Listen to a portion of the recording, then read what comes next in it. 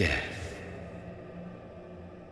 Since the apple was plucked from the sacred tree, mortality was believed to be God's punishment, a righteous snare to keep mankind from ascending to the stars.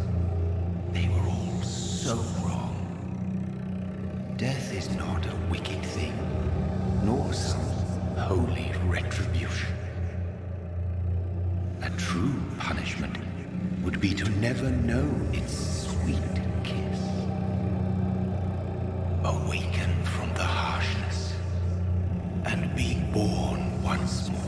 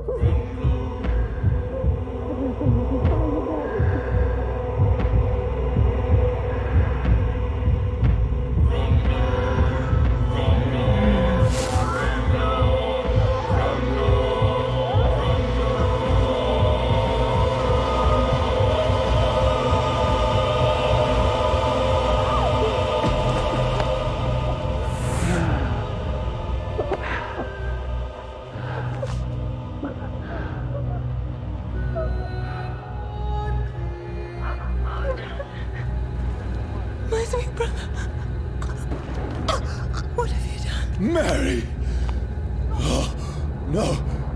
Mary!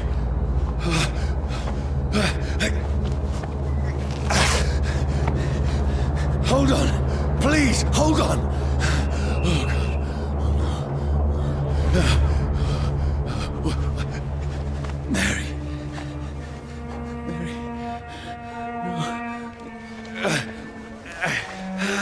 No. No.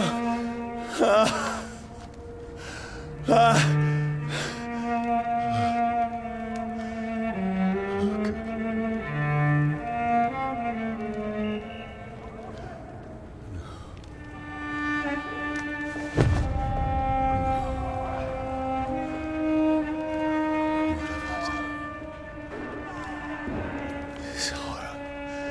It's a nightmare.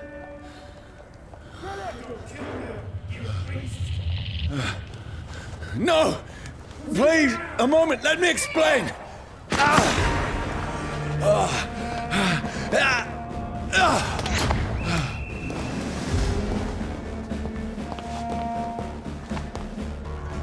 These patrols are after me. No, don't shoot!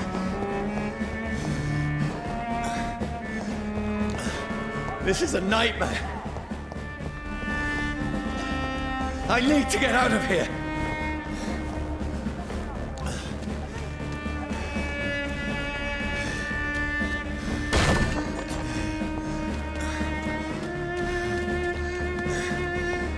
This can't be happening.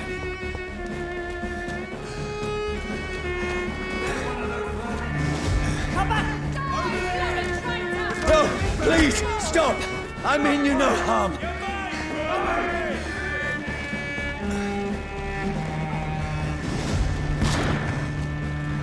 What's going on? Oh, Mary. What have I done? What's all this about? Now, I can defend myself.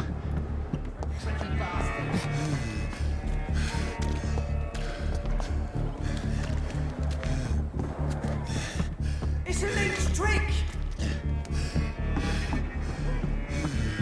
Has it fled?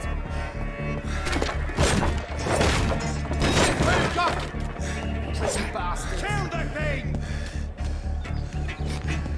Over there! Who are you? Don't get out for your dice! Stay back!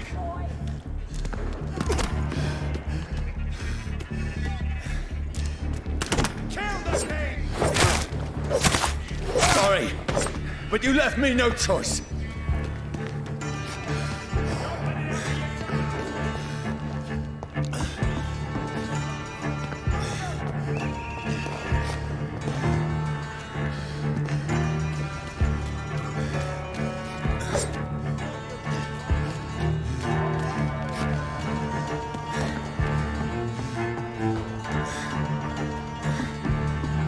Who are you?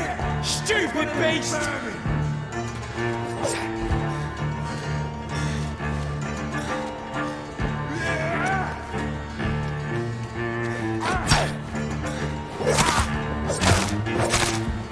Sorry.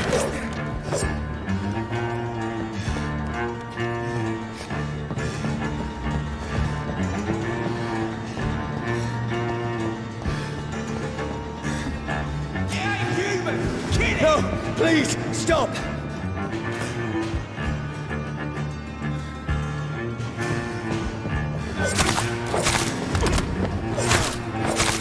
Who are you? Bloody leech! What do you want?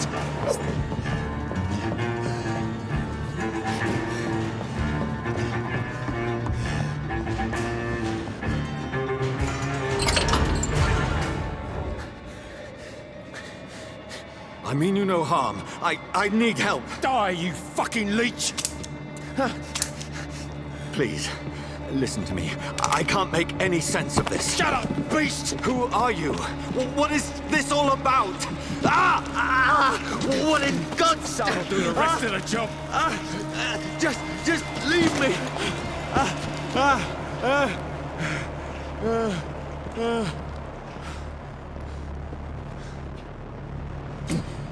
The sun. It feels like it's burning me to the bone.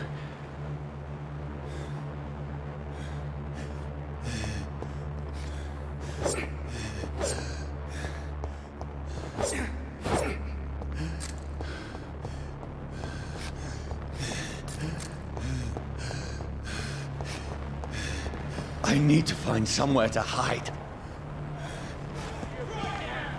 Let me go!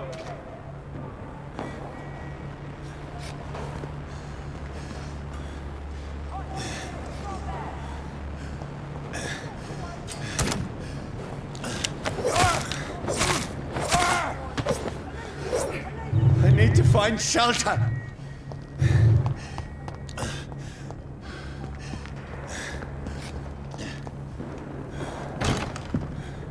Is anybody there? What is this place?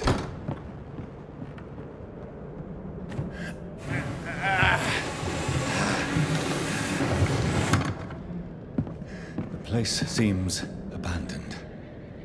I should be safe enough here.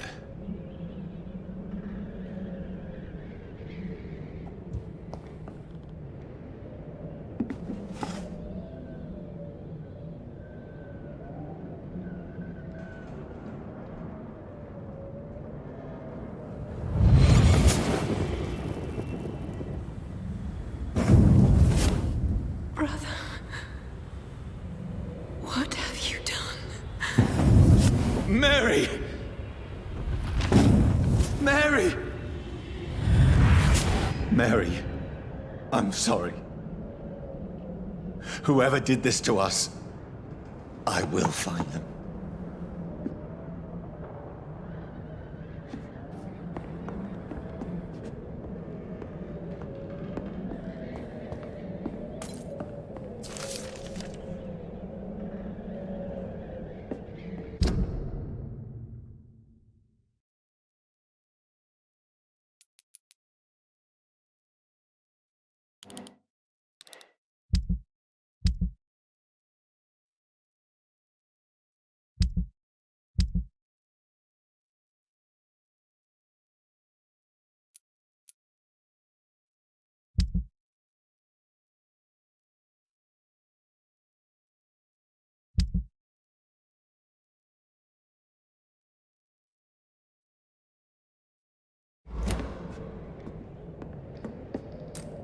I had better remain here until nightfall.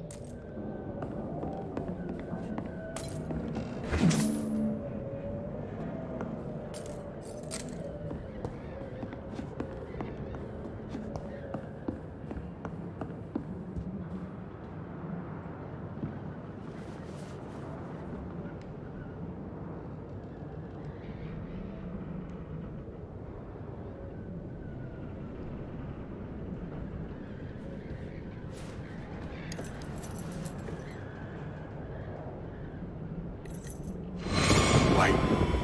This one's dressed up fancy. Let's run through his pockets. Picking the dead's pockets? Are you serious? I've still a rent to pay. He's got no more responsibilities. What's this?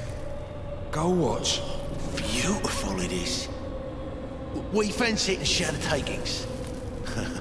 I suppose we are undertakers. Now, give him an Eve.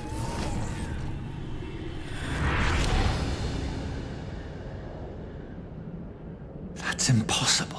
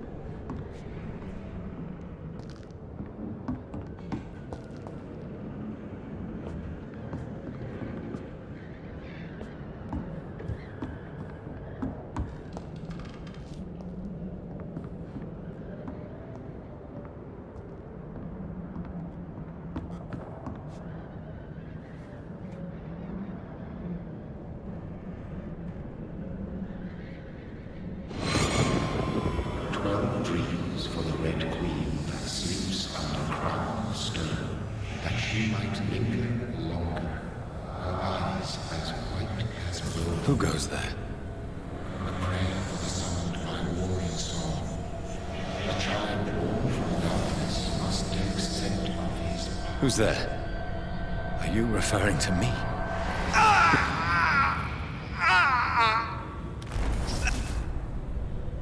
No! No! I still have so much to accomplish.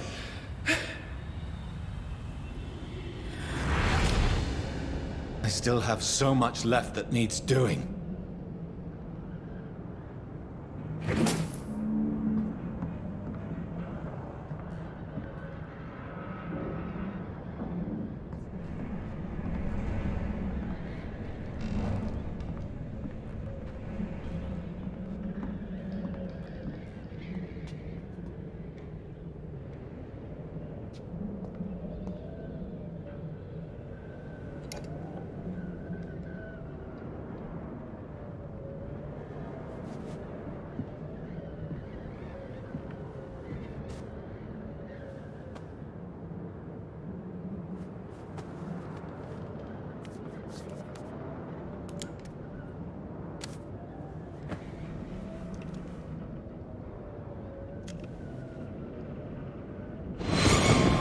Johnny, this one's lost.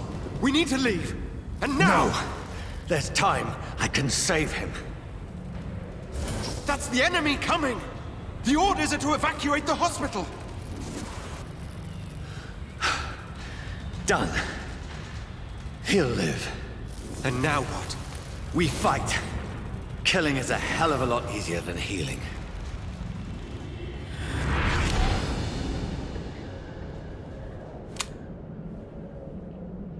No, it never got easy.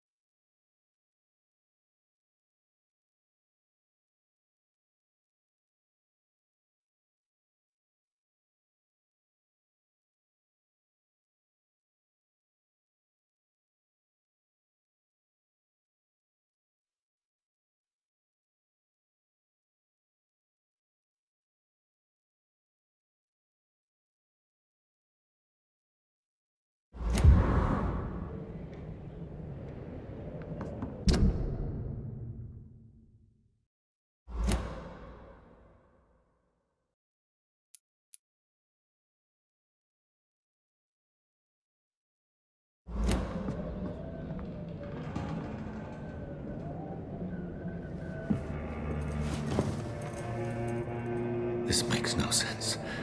None of it. No sense at all.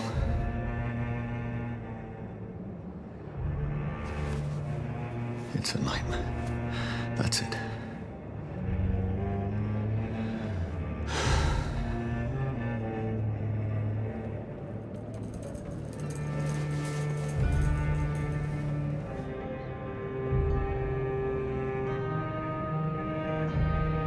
So be it.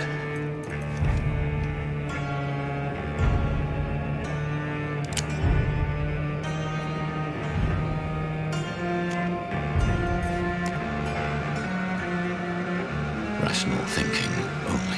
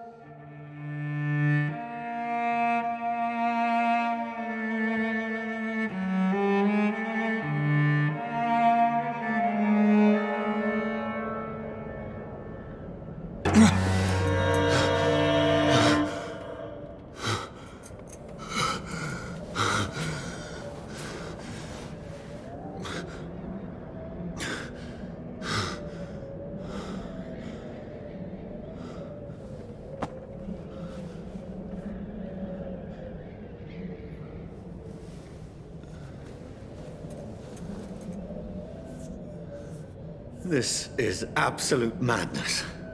I've lost touch with the real.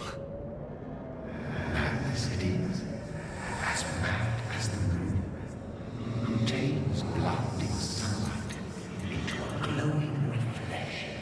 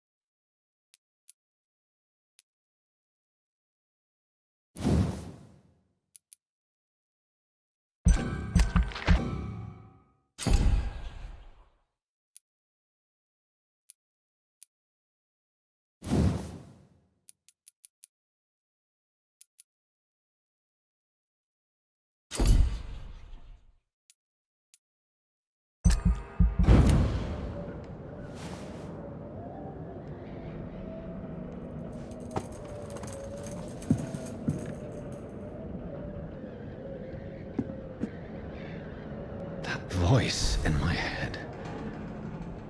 If I'm not mad, then it must belong to the one who made me what I am. I must find him to understand what I have become.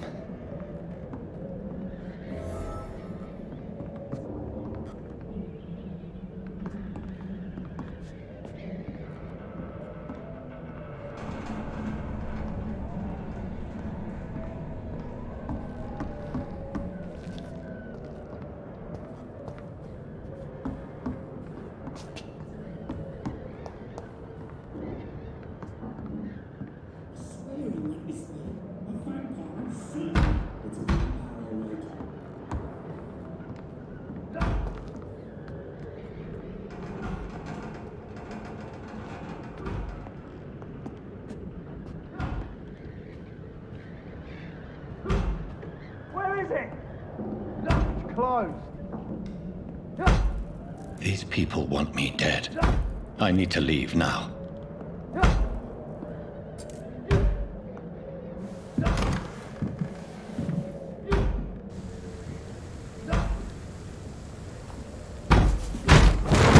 Here's the leech. Here!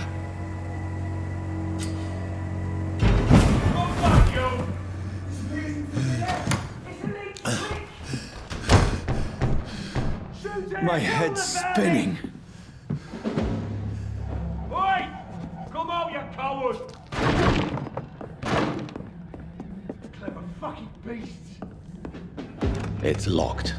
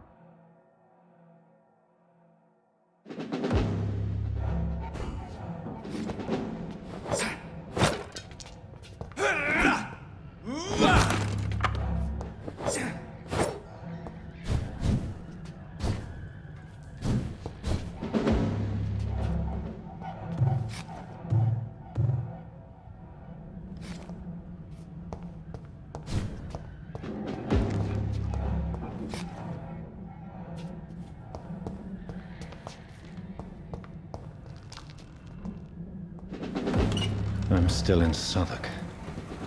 I must reach the West End. Go back home.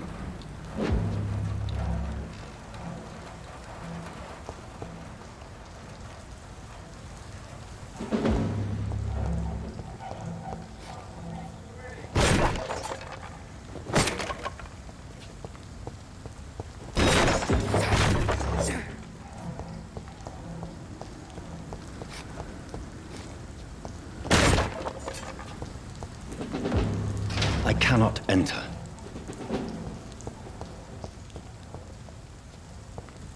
Over there!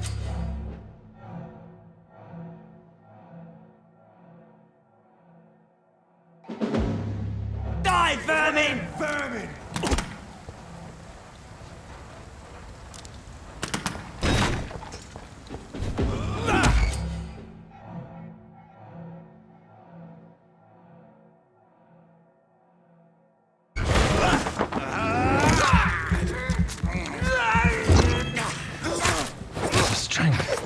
A strength I never knew I had.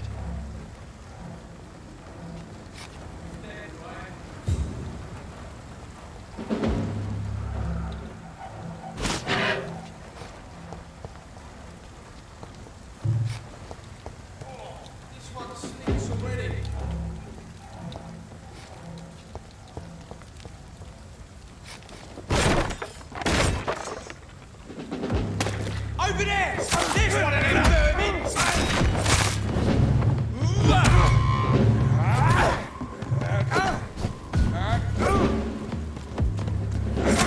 This shouldn't be possible.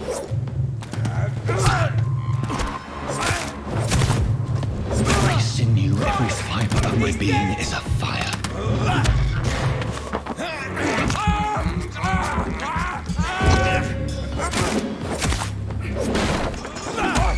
I feel like a child learning the limits of my body.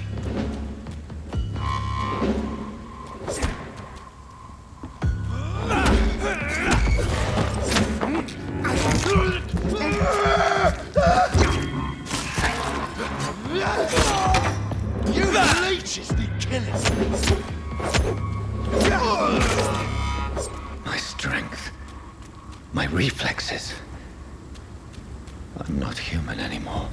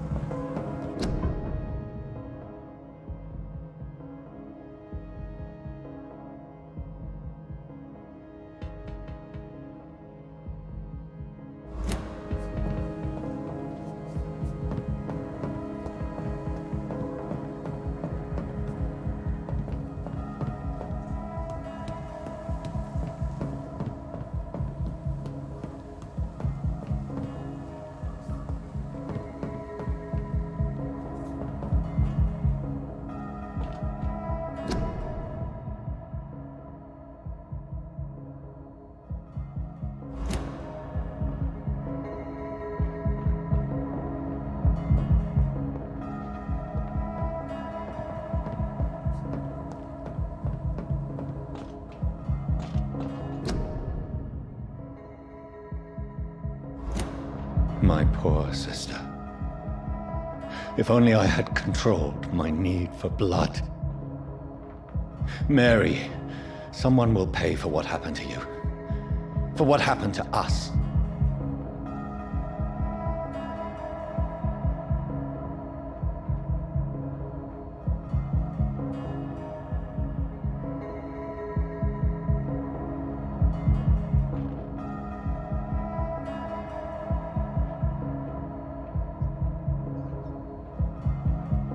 It's locked.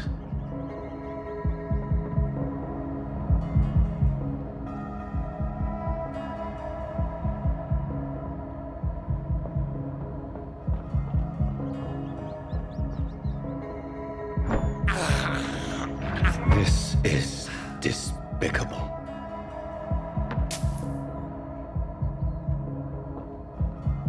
It's locked, all right.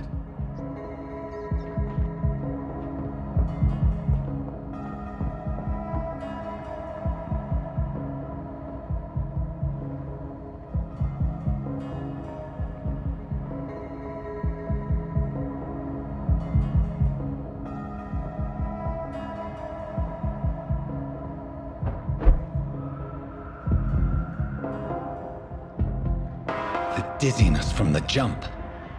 I can now control it.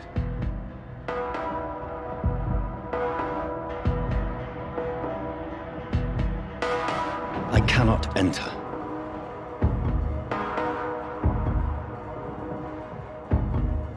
It's locked, all right.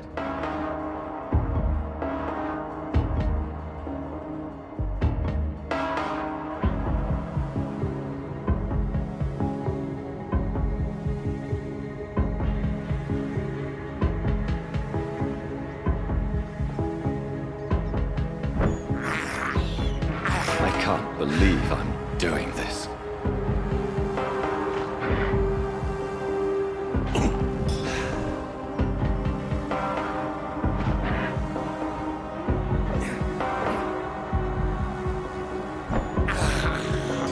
I have this thirst for blood.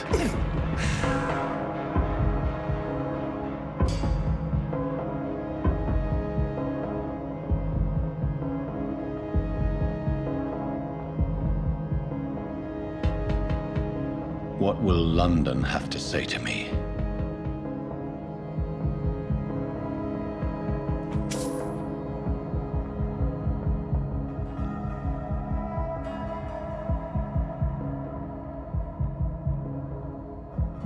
It's locked.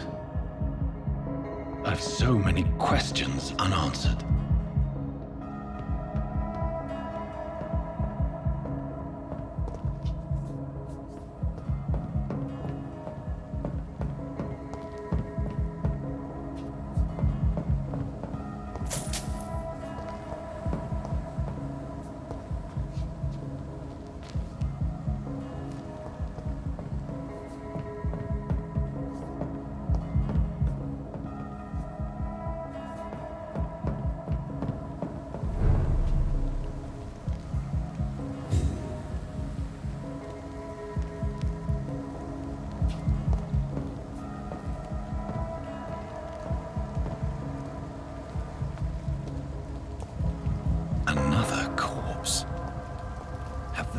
Streets of London become a mausoleum.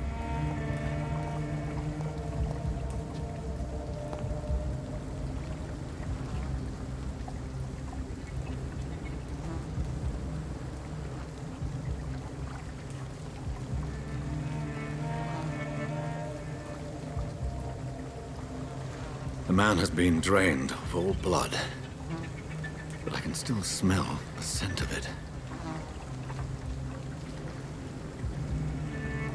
I follow the scent's trail. Perhaps it will lead me to my assailant.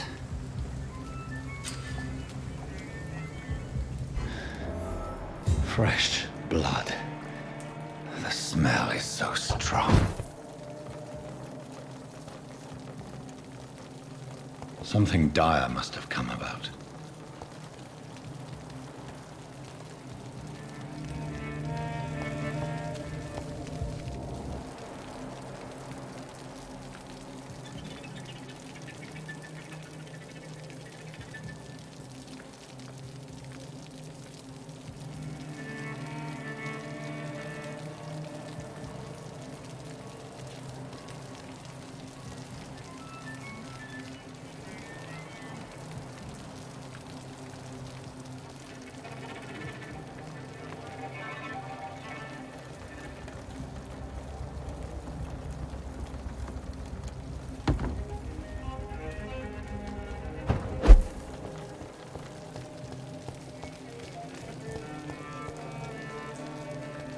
Where has everyone gone?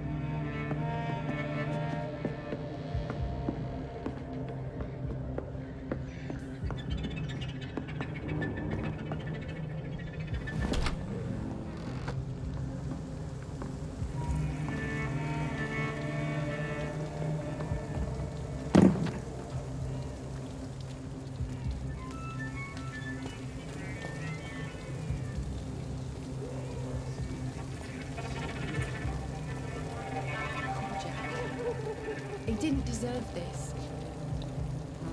At last, a little life. Not long ago, this Welcome, sir, to the Turquoise Turtle. Good evening, sir. I wondered if I could ask for your help. Wow, you look like you need a drink. Yes. I apologize for my outfit. It's been a long night. Been there, seen that. Don't worry, things can only get worse.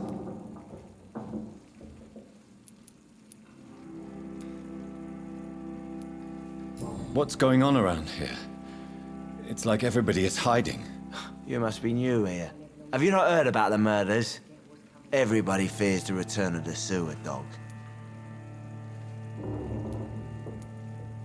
Who is this sewer dog? It's the local bogeyman.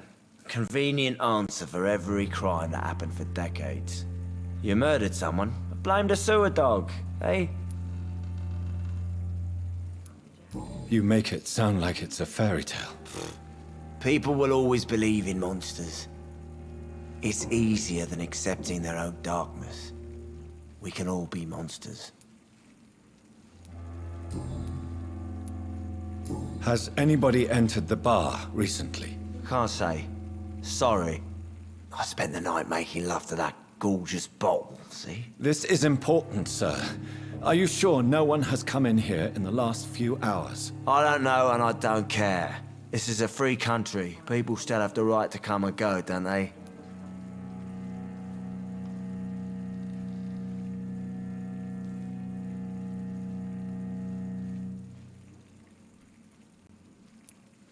I'll leave you to your bottle then.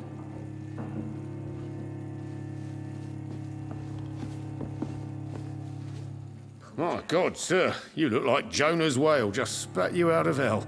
Can I get you a drink? No, thank you. I'm not thirsty. Well, grab a chair and get some rest. This is going to be another long night. Where am I? Where is this place? You're at my bar, sir, the Turquoise Turtle. The last ray of light in this dangerous part of town. So you're open all night? Yep. Figured people might need a place to rest in these dark times. Aren't you scared? Scared of what? All the bad shit happens out on the foggy streets. And I never go outside. Why is it going to be a long night? You must be new around here. Don't you know about the murders? Tell me more about these murders. Every morning for the last few weeks, bodies have been found. And those poor sods didn't die of flu. Do the police have any leads on a suspect? Even before the outbreak, coppers never came round here. We're on our own. People die in these parts all the time, and no one cares.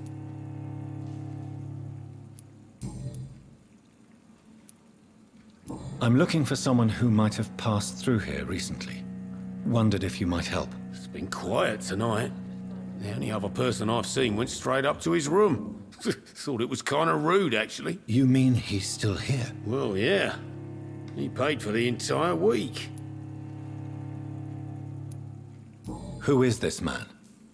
What does he look like? Well, like a gentleman, I guess. Well-dressed, quite polite. A professor or something fancy like that. Always writing, reading notes. How long has he been here? He rented the room a few days ago and didn't say when he'd leave. I need to meet this man. I have questions. Just climb the stairs and knock on the first door. I heard him open his window, so I guess he's still awake. And, Yes? no funny business, you hear me? This is a respectable establishment.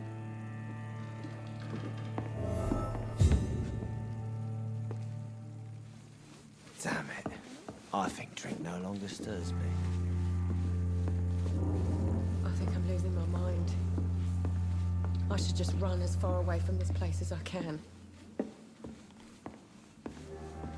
Not long ago, this sort of mess would have given me a laugh. Hello, sir. Are you all right? Is there any way I can help you? I don't know. Maybe you could just talk to me. Maybe you prefer to speak with Tom, then. He's more agreeable talking to strangers. What is this place? This is Tom's bar, a turquoise turtle. I'm the barmaid here, Sabrina, if you want to know.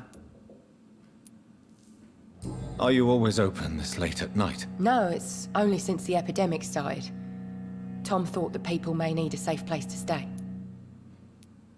You don't seem to have much business. Where is everybody? Well, most people are sleeping right now. And those that are awake tend to avoid going out. What with the murders and all. What's going on around here? Where is everyone? Too many dead, sir. First the epidemic, and now all these terrible murders. The murders. What can you say about them? Bodies found in the streets every morning. Drained of blood. It's just horrible. Some say the sewer dog is back. The sewer dog? What's that? No one knows. People have always disappeared around these parts. The ancients say it's the sewer dog coming out to feed. But now he's killing in the streets. What have you heard about the epidemic? There's a Spanish flu. Yeah, killed so many last summer. Thought we'd seen the last of it. Dozens dying every week. Are the authorities doing anything? Nothing. There are so many quarantine zones in London now. It's gotten really hard to travel across town. I just want to talk. I didn't mean to scare you. I'm not afraid, sir. It's just I've other customers to take care of. I only see one customer. Oh. Well, yeah, of course. I mean, I best check on them. I'll leave then. Thank you.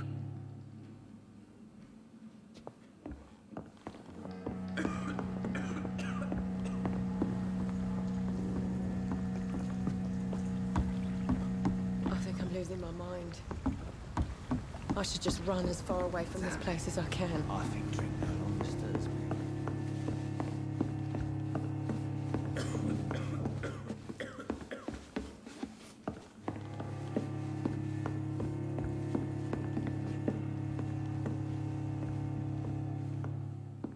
Not long Are they ago, stupid or this something? mess would have given I've me never a even been laugh. to India. This is no place for you. Prewen has several patrols roaming the area. They do not pursue me. But they're looking for vampires, and they're most efficient. They'll not relent until the killer has been identified. I have a common objective, but I require... I think someone is eavesdropping. Are you certain? You might as well come in, whoever you are. Slowly, vampire! Who are you? I mean you no harm. Saith the vampire. Present yourself! I need a word. With anyone.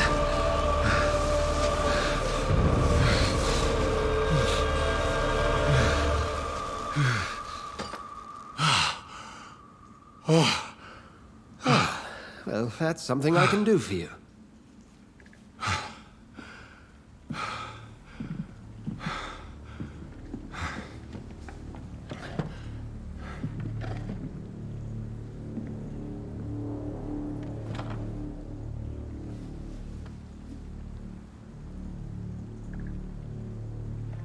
And who might you be?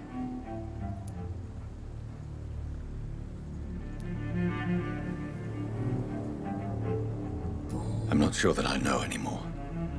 Might I at least learn the reason of your presence? That's none of your concern. Sir, you have entered my room in the middle of the night, pale as a corpse and shaking like a tree. So please, indulge me. Someone is molesting people. In fact, killing them. Biting them. The calling card of a vampire. Like you.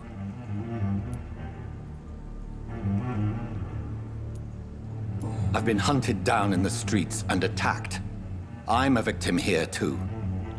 I believe you. Then if you are not a vampire, who or what are you?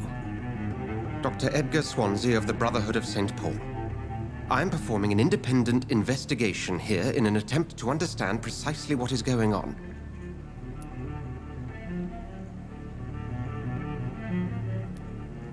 What have you uncovered concerning the murders? It started a few nights ago. Rumors of violent murders.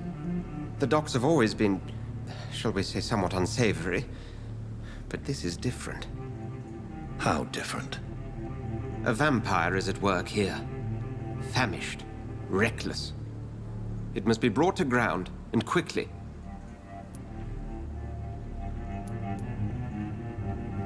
And what exactly is this Brotherhood? Sir, if the name is not familiar to you, then we shall discuss it another time. I heard another voice, that of a woman. Who were you talking to? Ridiculous. I've no idea what you're talking about. Something tells me not to trust you. Then the feeling is mutual. Then help me find the culprit. I may. If you'll first tell me why you opened this door. I followed a trail. The scent of blood from a recent victim. It led me here. You thought I was your aggressor? That explains a great deal. We're both chasing the same shadow.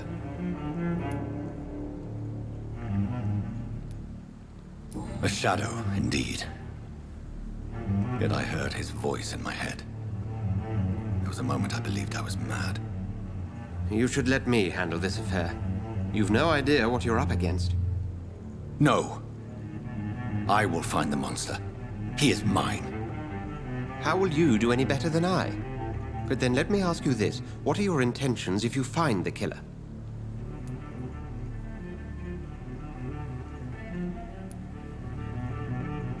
I will at last have the answers to my questions. Then I can only wish you good hunting. And pray we shall meet again.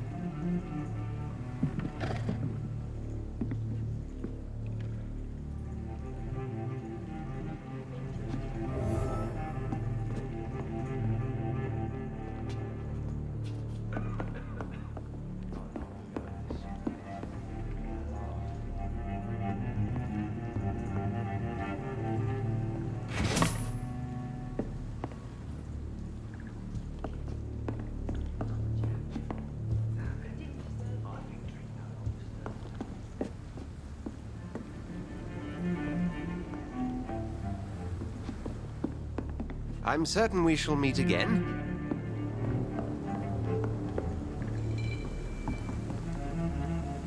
I hope I live long enough to see them wet boot boys get what's coming to them.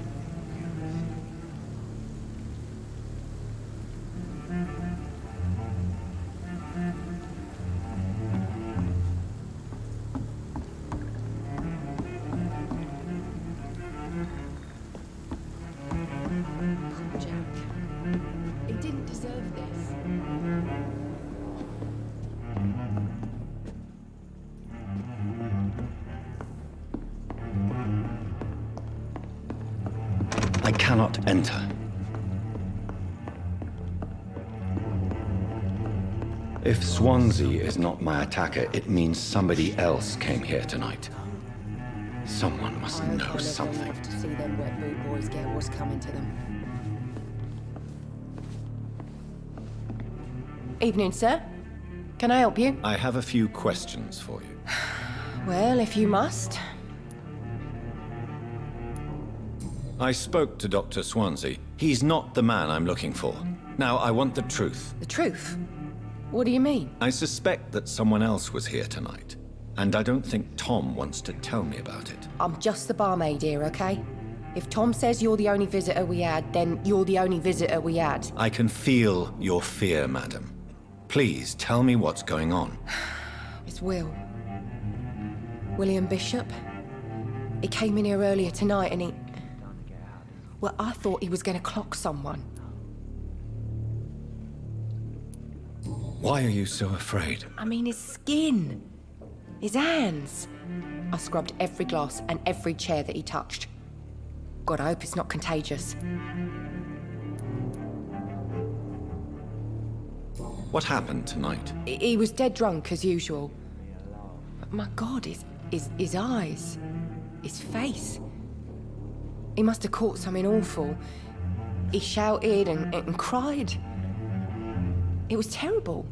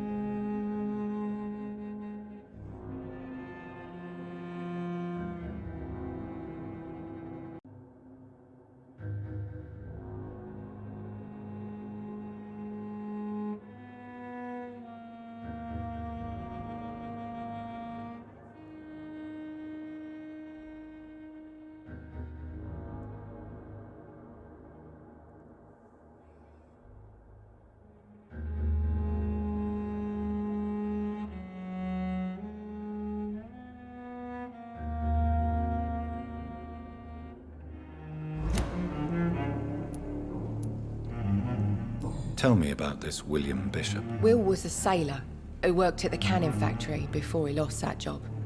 A nice bloke, really. He's never been violent. Until tonight. Why keep it a secret? Why not tell me about it? Tom's nothing if not loyal. After Will lost his job, he offered him one ear. They used to be good mates. But recently, well, Will started to get very aggressive. I see. Thank you for your candor. I'll be sure to talk to Tom.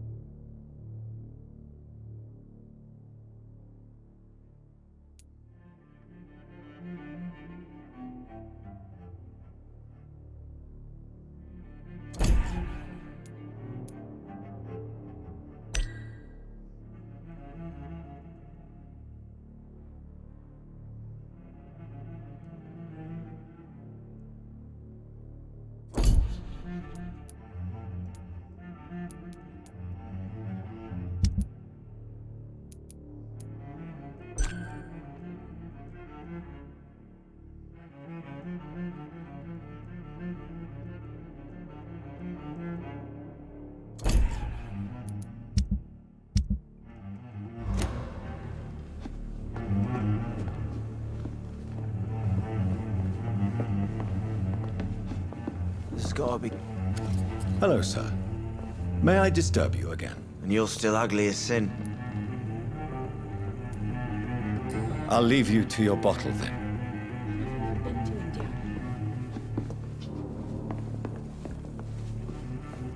Welcome back. Did you find what you were after? I can't say I have. Are you sure no one else came into your bar before I arrived? Hey, I told you, you were the only other stranger I've had.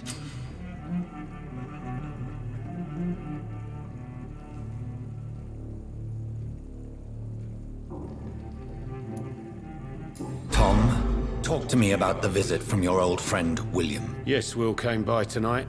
but he's not my friend anymore. Why lie to me if he is not your friend? I didn't lie. I said you were my only unannounced customer, and that's the truth. Who is he? William. Just an old sailor who loves his gin too much. He worked for years at the canning factory before it closed. Is he dangerous? Yeah. Like many drunks, he's all bark and no bite. He can barely stand up most of the time. How was he tonight? Was he different? Sicker than usual, perhaps. He whined and mumbled about how mean people were to him and how he'd like to talk to me outside, and then he left when I refused. I need to find him. It's a matter of urgency. Do you know where he is? You could try his boat. It's up by the North Pier. He sleeps there when he's too drunk to get home. Please describe him to me. What do you expect? He's a tall, sick bastard with a bad rash and torn old clothes. William used to be strong. Now he's a mess. Thank you, Tom. If you see him, tell him I don't want him back here unless he cleans up his act, okay?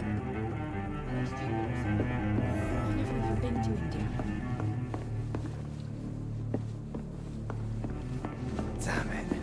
I think drink no longer stirs me.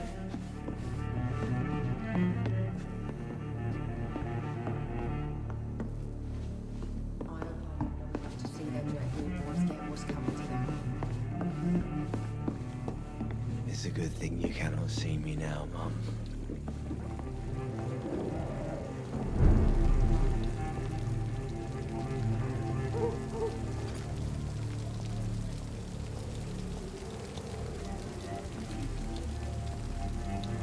I will get to the bottom of this intrigue. What's been done to me, to this city.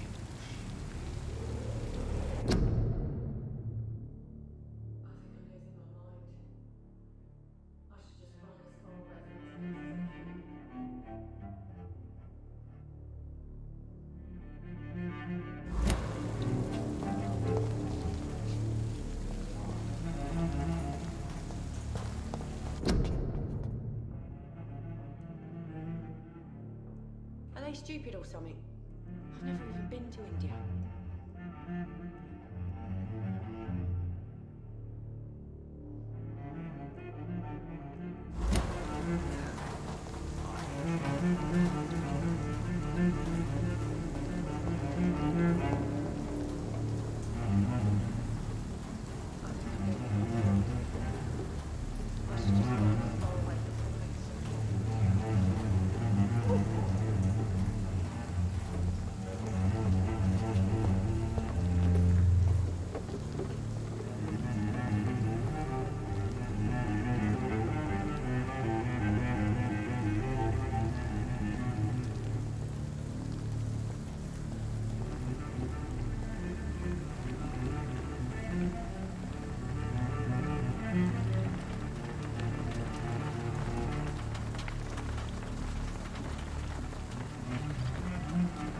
The body is still warm. This man has just been drained of blood. This man was armed. He tried to defend himself. What's this? Some sort of note.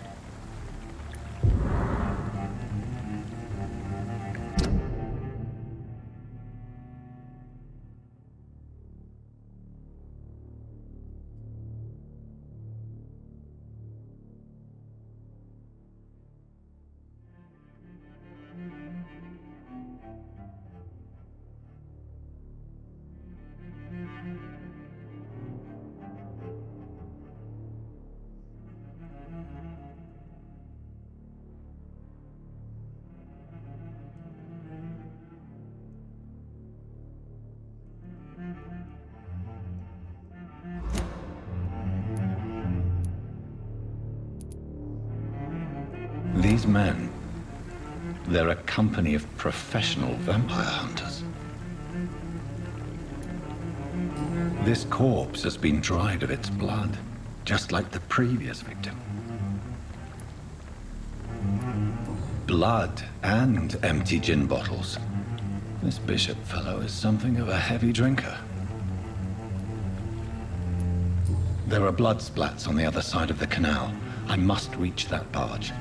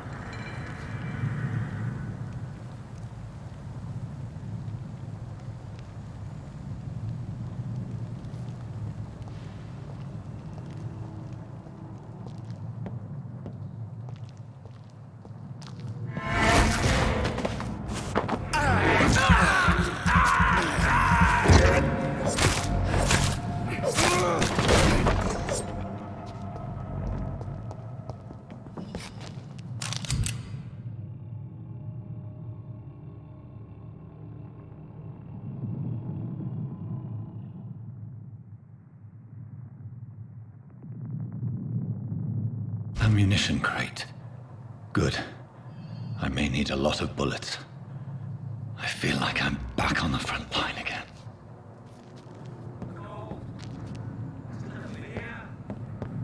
Shut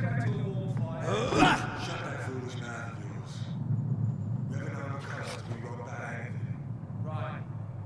No time I can remember. But I've only been part of the guard 3 weeks to the day. All the more reason to shut it, Mr. Billy. If the man says a bloodsucker's dug in here, you've got one job, and that's to find it. And find it fast. Fair enough, Tom. But why do they hide where it's so damn cold?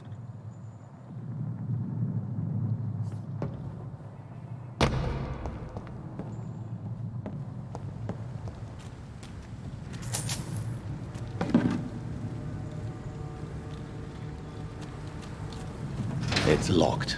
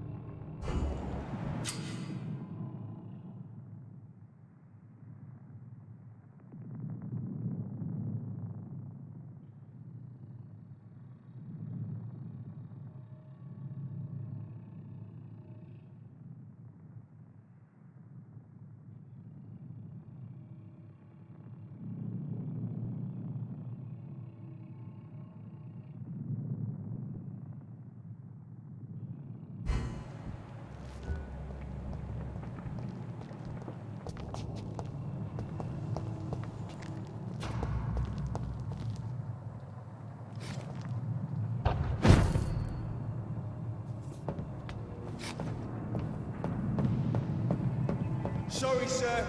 No admittance.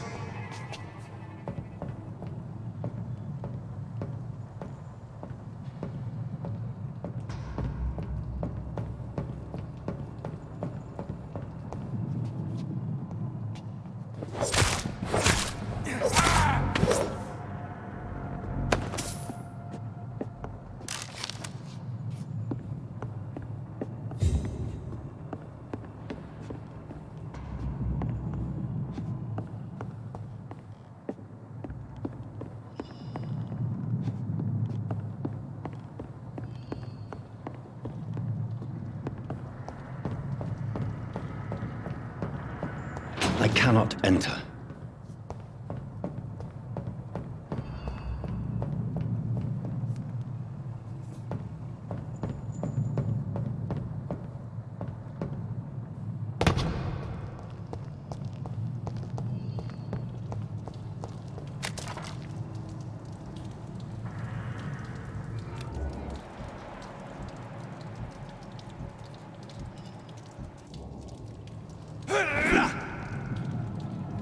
Burn it, boys!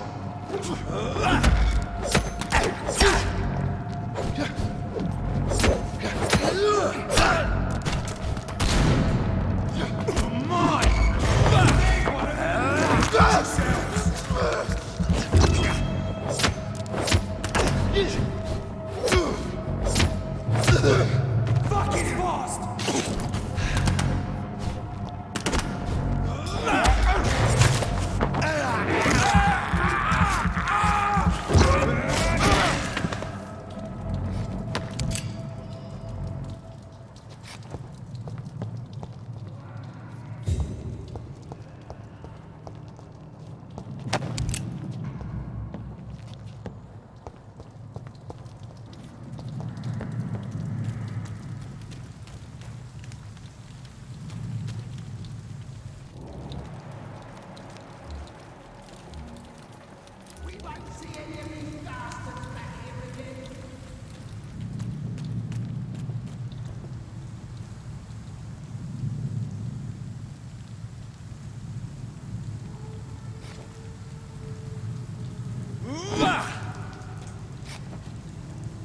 That's this nest of them cleaned out.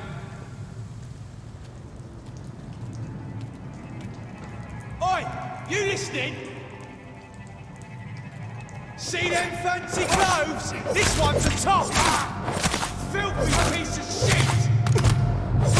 No!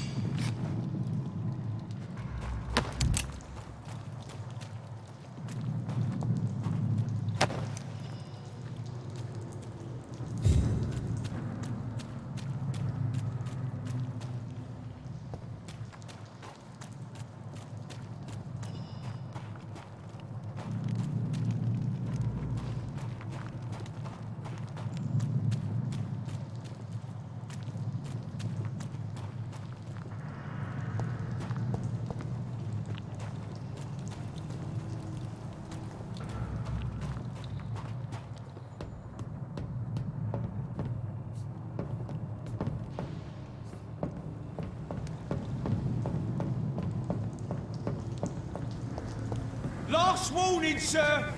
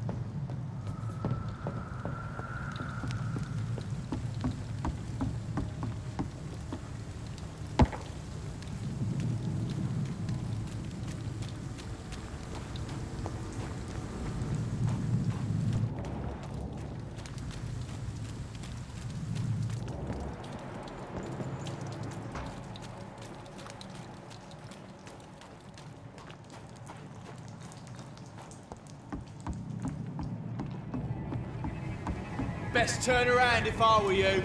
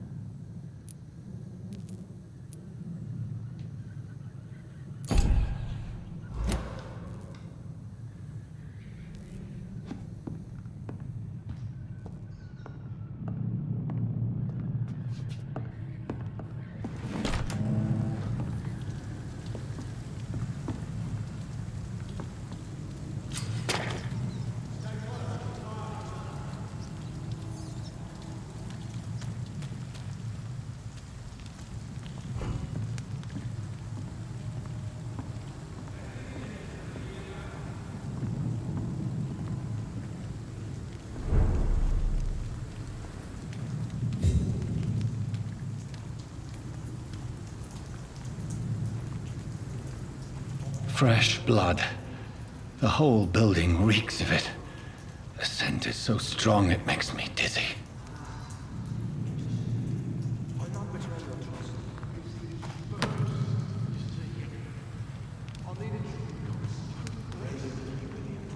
As one, we shall overcome this. We've done it before. No. I had a drink outside tonight already and it did not quench my thirst. I must have more. Oh, dear God, not again. William, please stop. Just to see what I promise. You are my dearest friend. You're my last and dearest friend.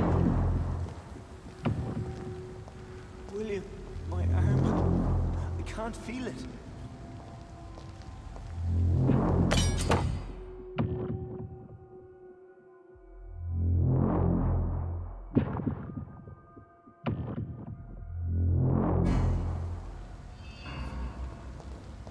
Please, let go of me.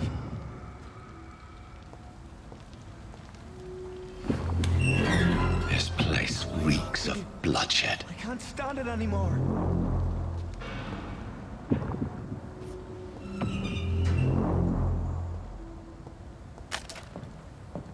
This creature is bedeviled.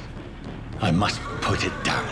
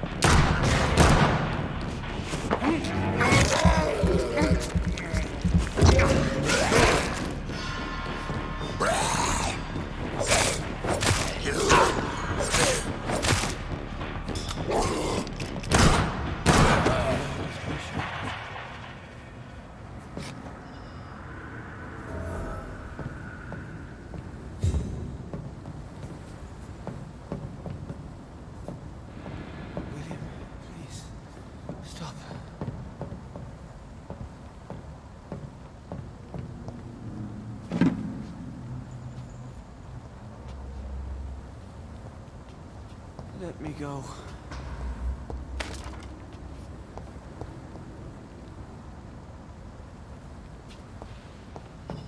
It's not too late. William was an honorable man. I could have saved him. Mr. Hampton, are you in there? I knew him well, another lost soul, a kindred spirit. Sir, listen to the sound of my voice. I'm a doctor. You're suffering from shock. I must return to my flock. They'll stray without me.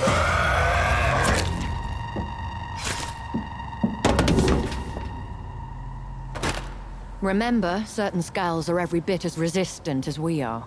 Who are you? What do you mean by skull? You truly are a newborn. I should have realized. Wait. You are the woman from the bar. Are you like me? Can you help me? I believe, sir, I already have.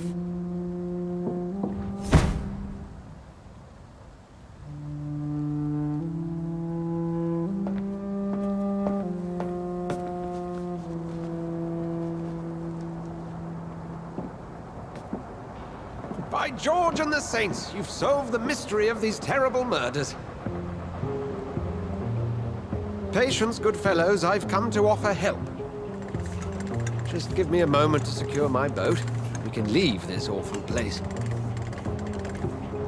William was not the evil man they claimed. He was just taken by the thirst. He needed this drink. This man requires medical attention.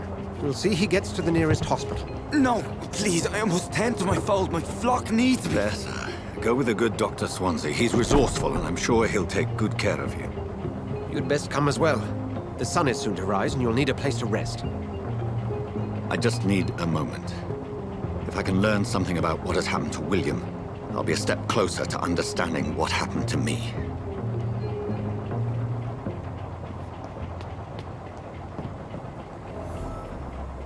This poor creature can't be my maker. Could it be some subspecies of vampire? I must find a place to analyze the blood.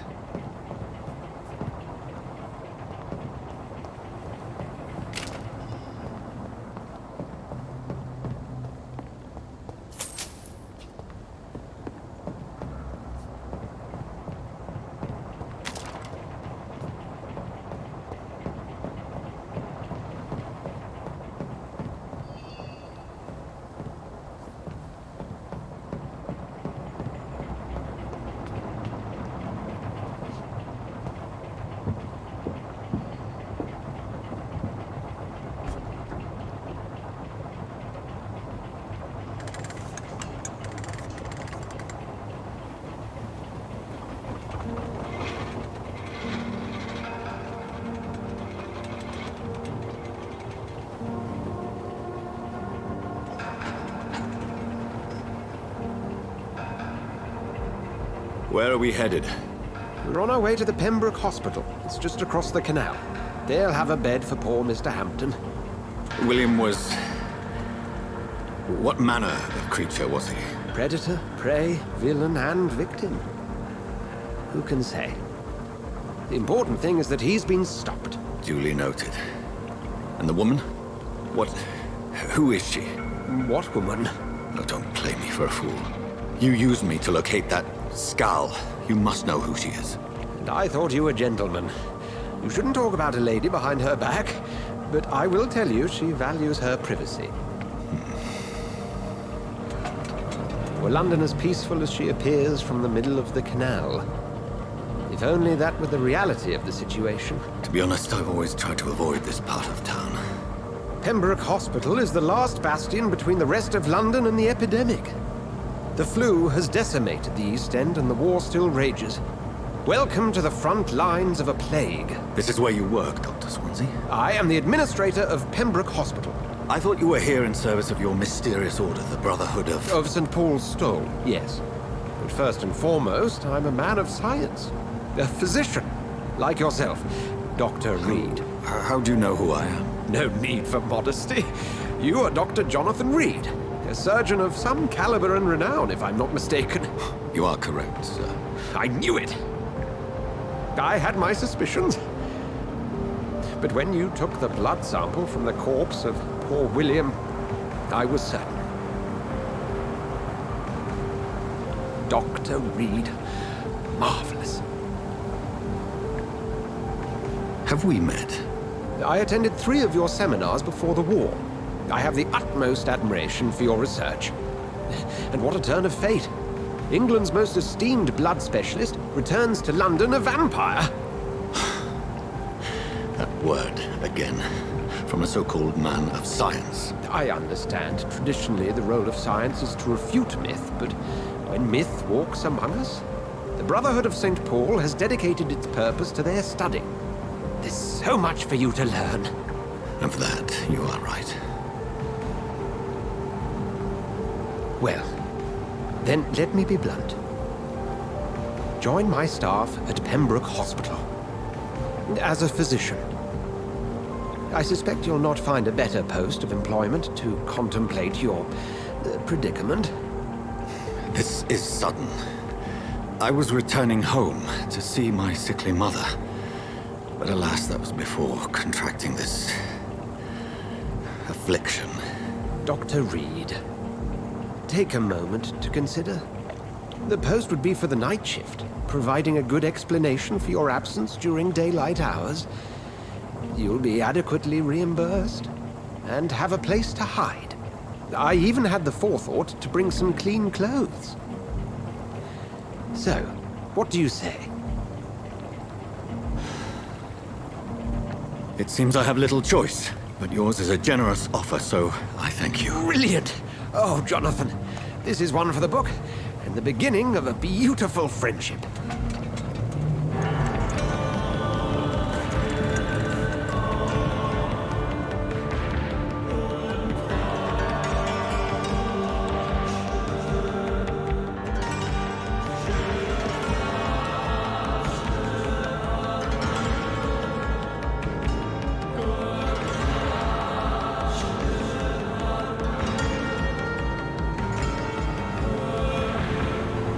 Dr. Swansea, thank goodness. I was beginning to be concerned. Worry no more, Nurse Crane, for I bring good news. Oh, Doctor, what a night. We lost 2 more patients. Nurse Scow said she couldn't take it anymore and resigned. Yes, well, I'll make a new rota in the morning. In the meantime, find a good bed for Mr. Hampton. Be sure to pay attention to his needs. Of course, Doctor. Oh, and Dorothy? Yes, Doctor? Dr. Reed here has just returned from the front. He served King and Country and will be joining us here at Pembroke. We're very lucky to have gained a surgeon of his talent, and one so experienced in blood transfusions. That is good news indeed, Doctor. Oh, yes.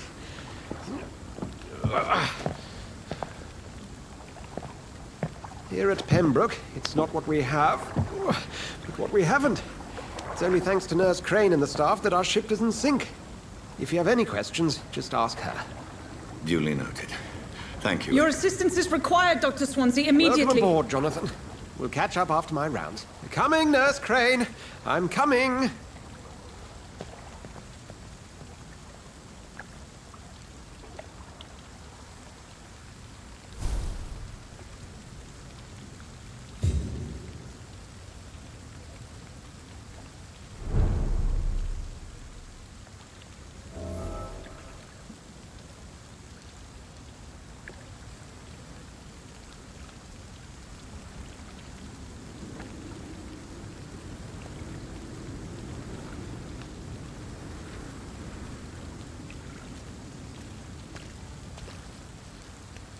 We'll have a word in my office later, Jonathan.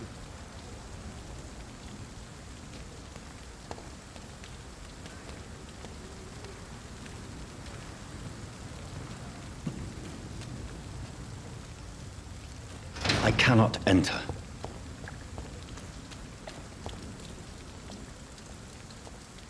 Come on, you bastard! You can do better than that!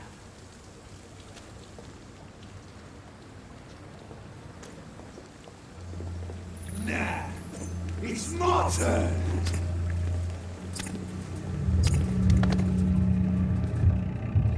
Rotten autocracy. Each heart contains the seed of life. Drink at this river. Try it all.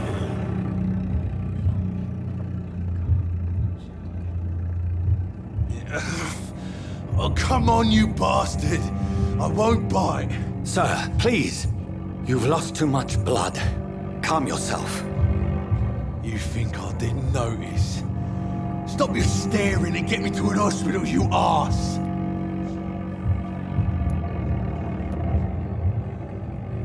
Insulting a good Samaritan. Not exactly the way to get rescued.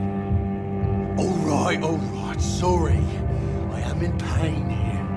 My guts are spilling out onto the street and you're yabbering on. Yes. That's a very nasty wound you've got there. Take my word, I am a doctor. Dr. Jonathan Reed. Name's Clay Cox. I'd appreciate you helping me to a better place, Doc. Follow me, Mr. Cox. Let me assist you to that better place.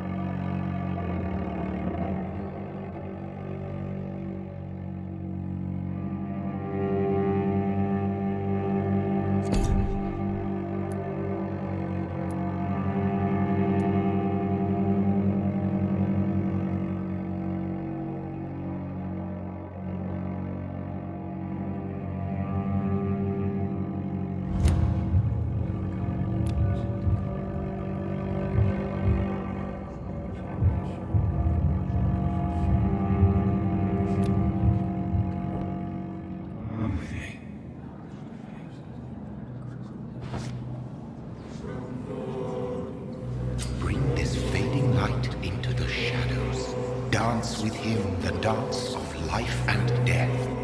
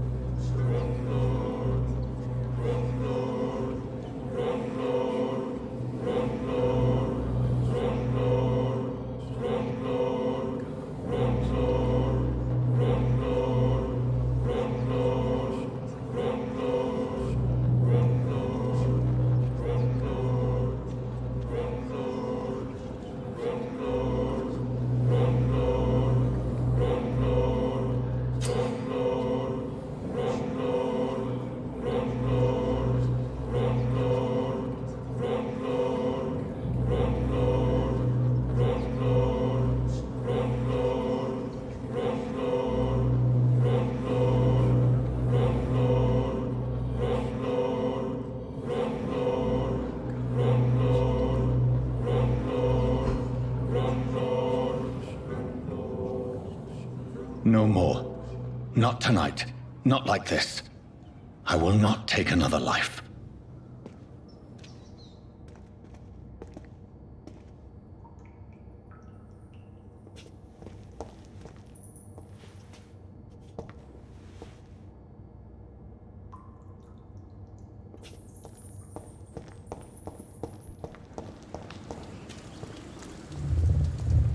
It is wise for the huntsman to sometimes let his prey go, but no famished hunter can run for long.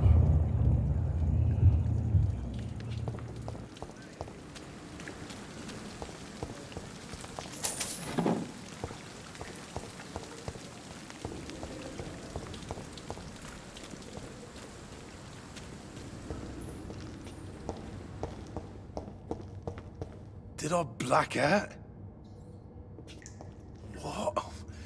What happened? Whoa, I feel giddy.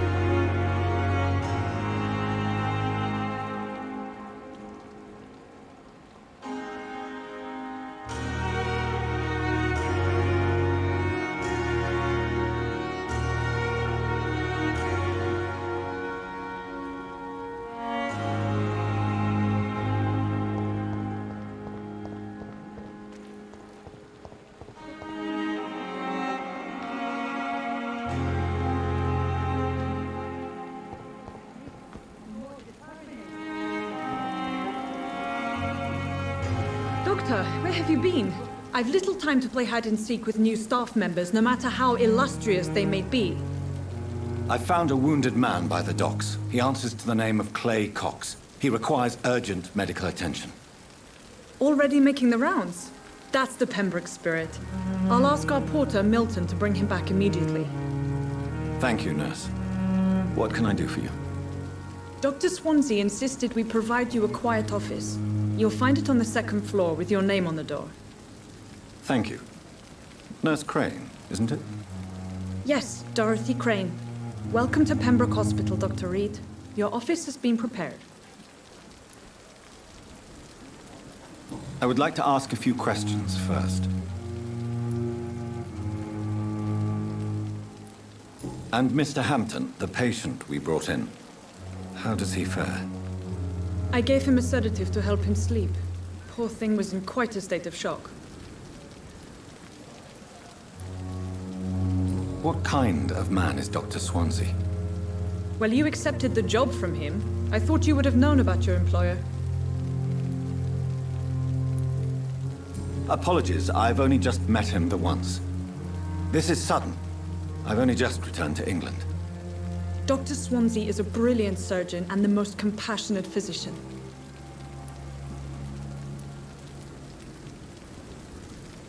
It's right to assume Dr. Swansea knows far more about me than I do about him. You'll get to know him soon enough, and better than me. The administrator has better things to do than mix with us.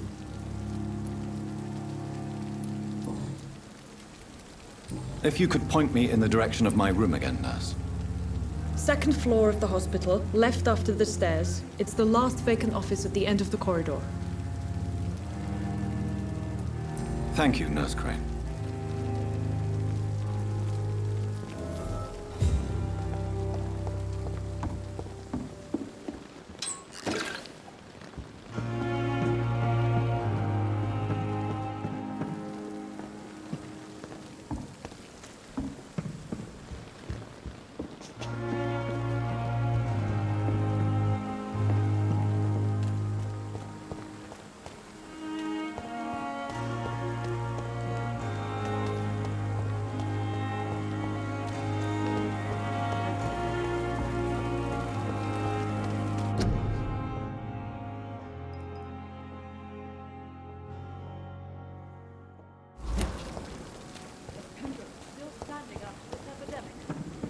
Reason to be proud.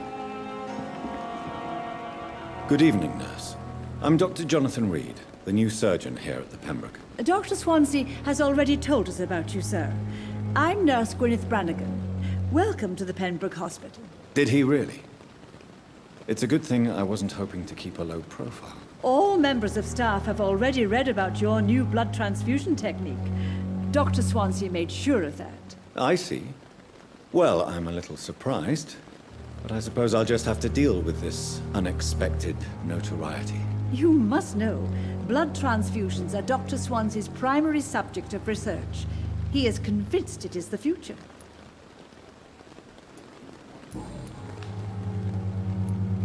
How are things here? Not good, to say the least. We're struggling against an invisible enemy, more lethal than any bullet from a gun. It's hard, Doctor. An invisible enemy? Quite a poetic term for a disease, especially from a nurse. Sorry, Doctor. These last few weeks have been exhausting. We could all do with a good night's sleep. Do you think this hospital can survive the epidemic? We are all volunteers here, and we're trying to hold fast, but how do we beat an invisible killer? Some nurses have already resigned. I'm not familiar with all the staff yet. Perhaps you could help me. Brilliant professionals, most of them. Dr. Swansea has a gift for recruiting talent. Most of them? Is there a problem I should know about, nurse? It would be inappropriate for me to speak ill of a colleague.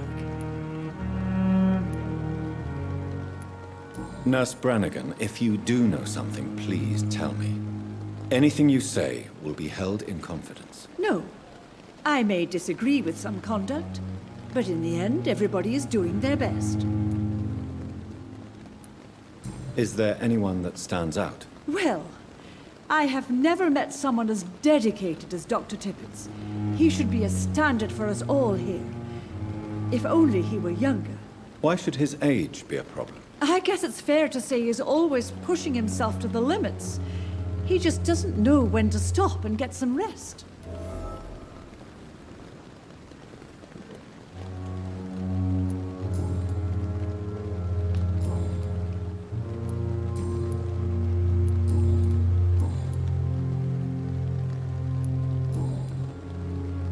Goodbye, nurse. Call me if you need assistance.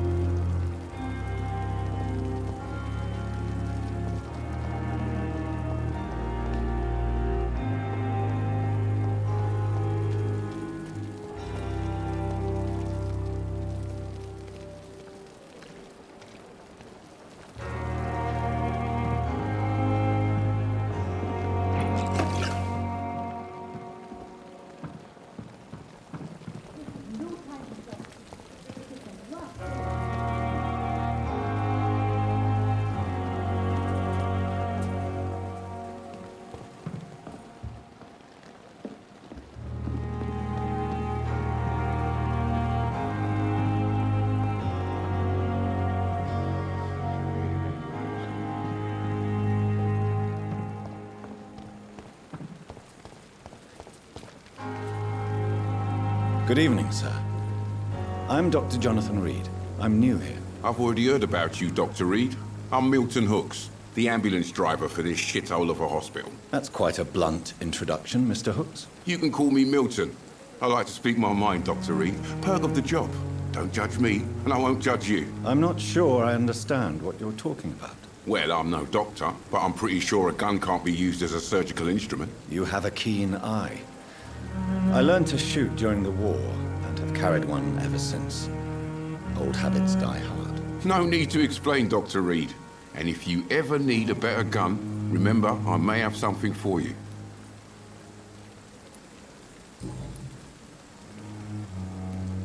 How is the situation around here? You want to hear the situation is all right? It's fucking awful.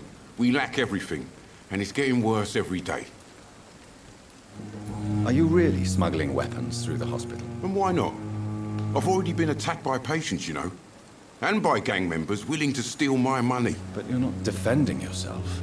You're selling guns to civilians. You keep people alive your own way, Doctor. I offer them another way to protect their health. So what do you do exactly in this hospital? Apart from smuggling guns, I mean. I've been an ambulance driver since... too long, I guess. I bring sick people here night and day. It's a dirty job, but I get it done. Most of the time. Since you're on the front line, how is the sanitary situation in this vicinity? It's a complete disaster. It's even getting dangerous to enter some streets or buildings. Even the locals attack you.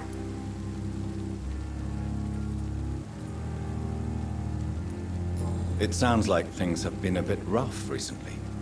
What's happened? Yesterday I got attacked by the patient I was bringing here.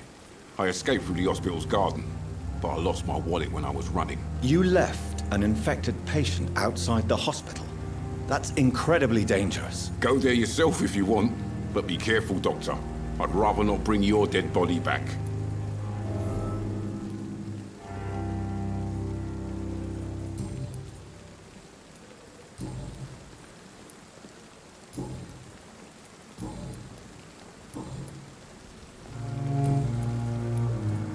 I'd like to see your goods. Wise choice, Dr. Reed. A reliable gun is what everybody needs these days.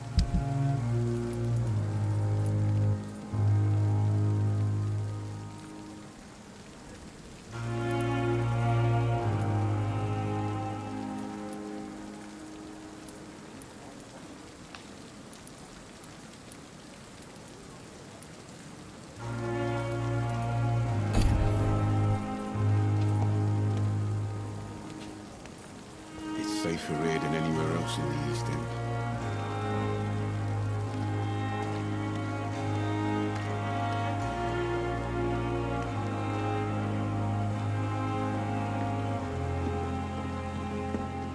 Good evening, sir. So it is true. The famous Dr. Reed has joined us. I can't think of any better news during these terrible times. Do we know each other? Actually, yes. We met once before, at the Rockefeller University in New York. Dr. Tippett, yes, I remember. I was assisting Professor Carell in his research about coronary bypasses. He had nothing but praise for you.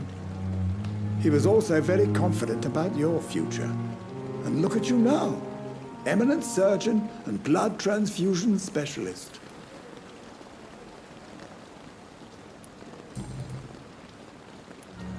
What is the Pembroke Hospital situation? And please, speak freely. This hospital is not exactly the best of London. I'm sure you are used to working in a better environment. It's more than enough. In any case, the personnel of a hospital are much more important to me than the building. Don't be misled by appearances, Dr. Reed. This hospital does not lack talented people. It just lacks hope. What can you tell me about the staff in the hospital? Some are really good, and others are not so good. But during this troubled period, there is no time for slander. I prefer to focus on the positive character traits. Tell me more about cherished people, then. Nurse Brannigan is a pearl. She is the most helpful and dedicated nurse I've ever worked with. A clever and cheerful woman. You really seem to admire her skills. I'll go even further. If she was a man, she would be a damn fine practitioner. Any opinion about the management? I don't always agree with Dr. Swansea's reserve, but I must admit he does all he can to keep this facility running during this crisis. Ah, yes, the burden of command. I was fed up with this concept while serving as a medical officer. Don't get me wrong. Swansea's a good administrator. I just wish he would get out of his office now and again.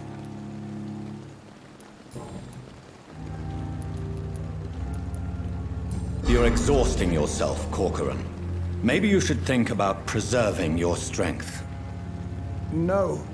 We must keep on healing all those poor souls.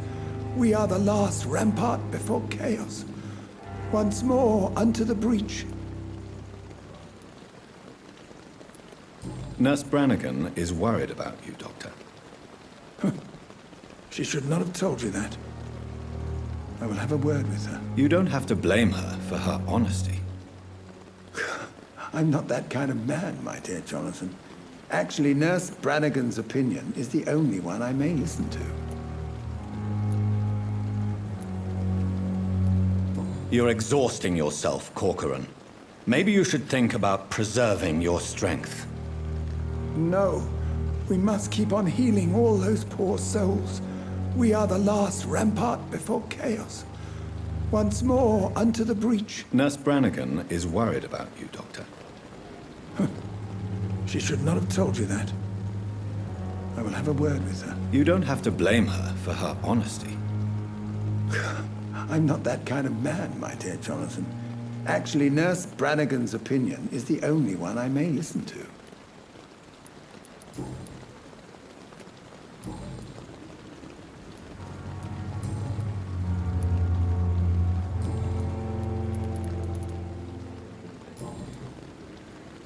Goodbye, Dr. Tippett.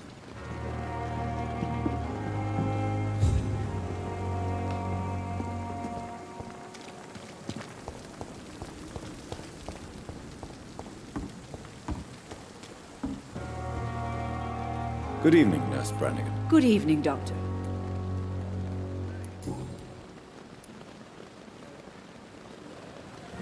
Why does Dr. Tippett claim you're the main reason he keeps working, despite his fatigue? If it wasn't for him, I probably would have left the Pembroke years ago. Dr. Tippett does not think of you as just a nurse anymore, does he? If you're suggesting he's not taking my gender into consideration when it comes to medical practice and knowledge, I really hope he doesn't.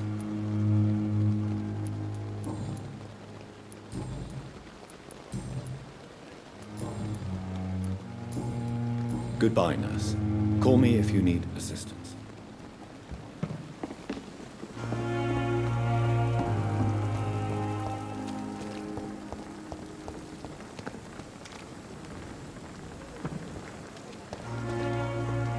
Good evening, Dr. Tippett. Dr. Reed, any good news to share?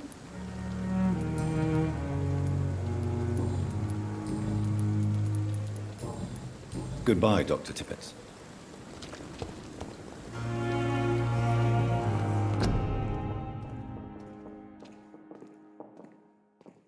This is no time for self-care.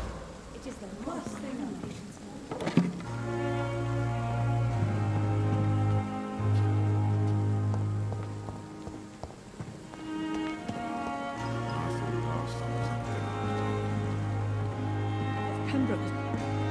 Good evening, Nurse Brannigan. Good evening, Doctor. Goodbye, nurse. Call me if you need assistance.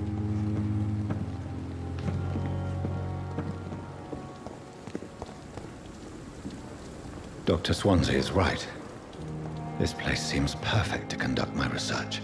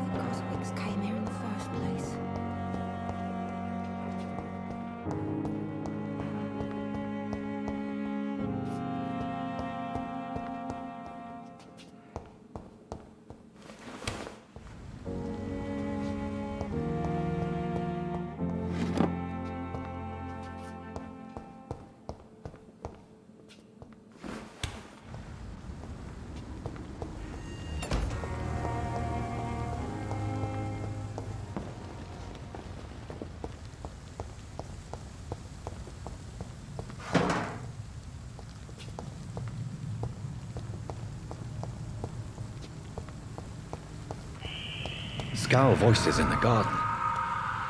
I should investigate. If they were to find somebody.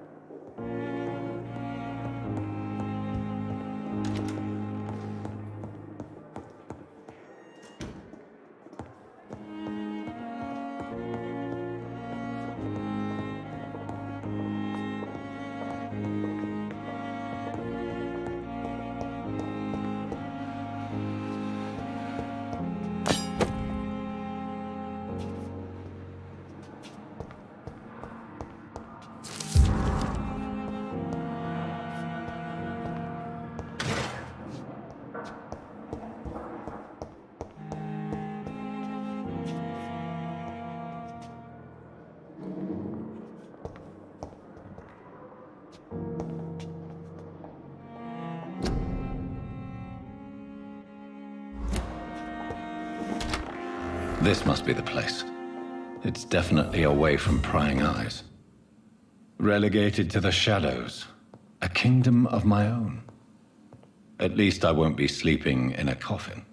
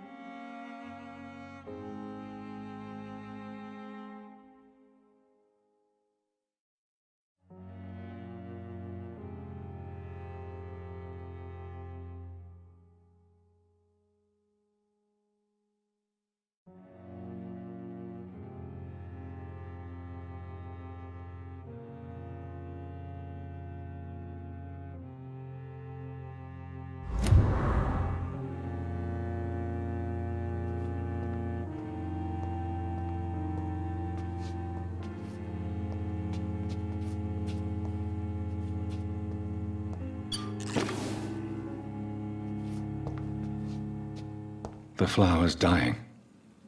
It needs water.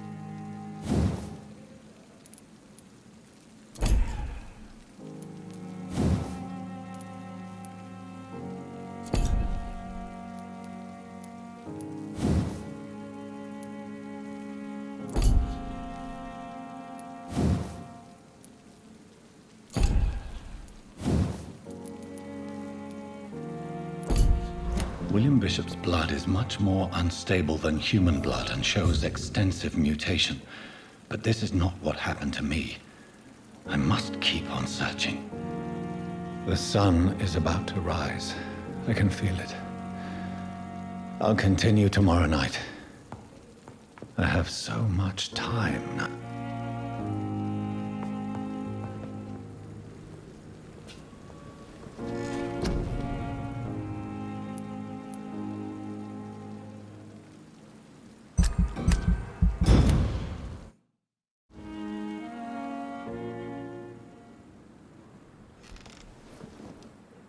If I'm to stay here until my research is complete, I'd better learn to hide my true nature from the mortals. But what about my thirst for blood?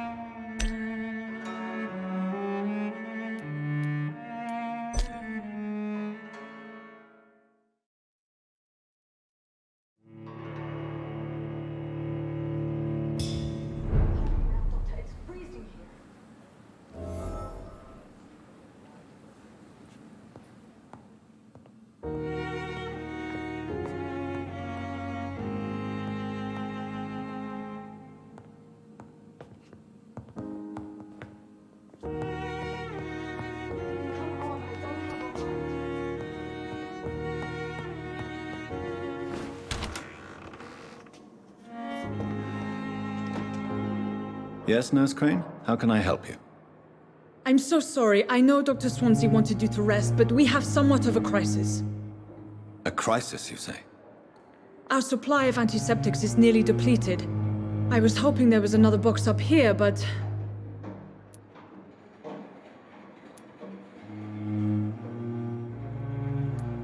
What type of hospital are you running? No antiseptics? You have been away too long, Doctor. With the war and now this epidemic, supplies have been running scarce for months now. I may have a solution. In France, during the war, drugs shortage was a daily problem, and we had to use our wits to overcome the shortages. However do you mean? If combined correctly, certain household chemical products can be used in a pinch instead. Now, where's the hospital storeroom? The storeroom? Fat chance. This is the Pembroke, and space is luxury we don't have. Everything used to be stored in the old morgue. Perhaps I should look there first. Where is this morgue? It's the large building behind the hospital. You'll need to go in the back door because it's been sealed off for sanitary reasons. Take this key. It opens a small back entrance at the end of a narrow street. The abandoned morgue behind the hospital. A small door at the end of a narrow street. On my way then. Thank you, nurse.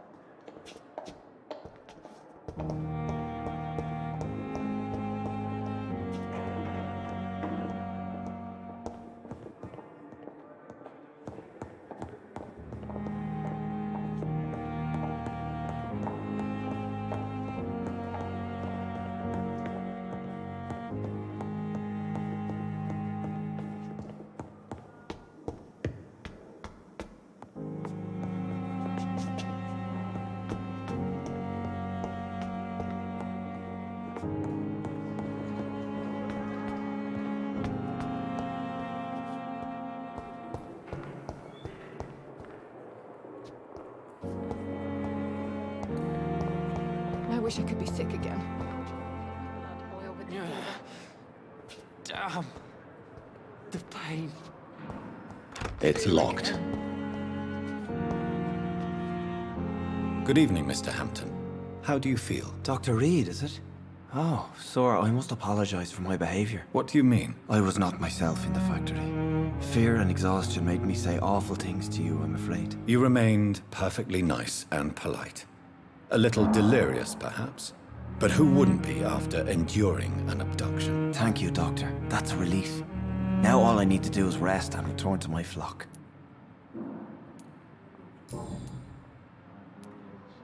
How did you end up in William Bishop's den? I had received alarming news about his recent behavior. I went to his place and he refused to let me go. Why did he abduct you? William was an alcoholic. His addiction suddenly changed to blood. I don't know why. Just like a patient I met here. This Miss Hawcroft.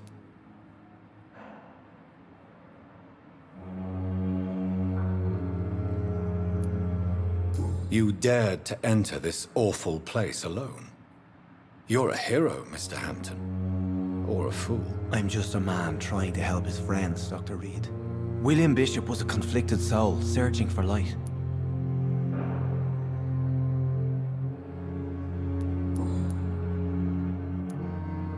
Do you know Tom Watts, the bartender from the Turtle? I met him before I found you in the canning factory. Tom? Yes, of course. Always the helping hand, good old Tom. Without men like him, corruption and despair would have wiped out the East End long ago.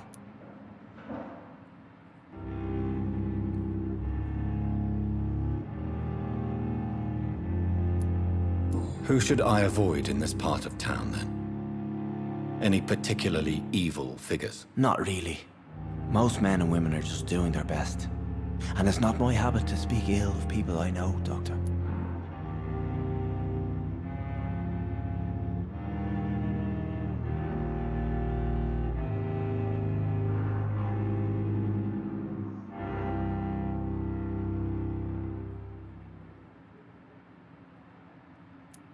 People are still in despair. How could it be otherwise? The authorities have left us all to rot in this contagious nightmare. No drugs, no advice, nothing. It's a damn shame.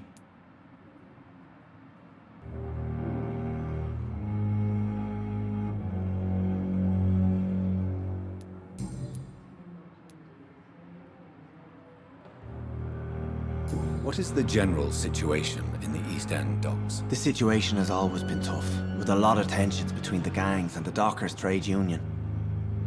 The wet boot boys are very nervous since they lost their leader.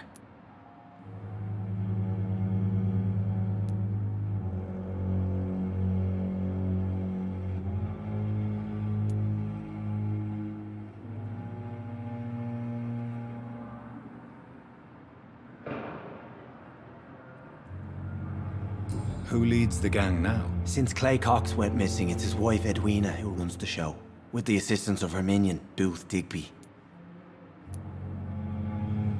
Has the gang been threatening you? Ah, no. I've had this nickname for so long, you know, the sad saint of the East End. No one dares to bug a saint, not even criminals.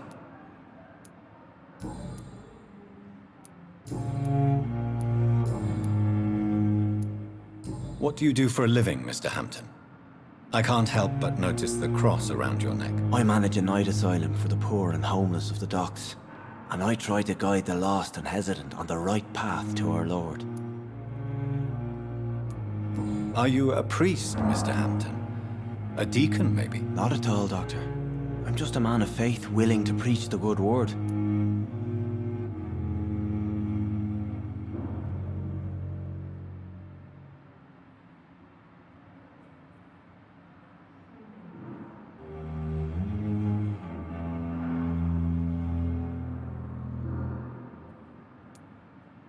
Why didn't you use your cross against William Bishop? To repel him somehow? That's a very strange question, Doctor. A cross is no magical token, if that's what you were trying to say. Not mine, anyway.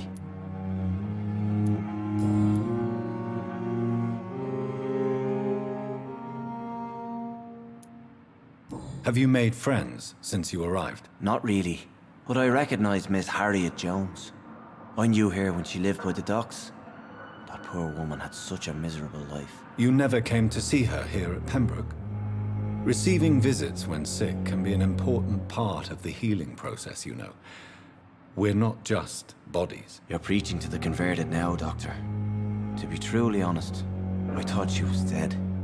She left the docks many months ago. How do you feel, Mr. Hampton? Medically speaking, I mean. I feel exhausted. Beyond exhaustion, actually. William drank so much of my blood in his madness. I feel empty. You're in good hands here. Dr. Swansea is well versed in blood transfusion, and I'm sure he'll take the best care of you. Thank you, sir. I believe all I need is rest, and then I can go back to the people who need me.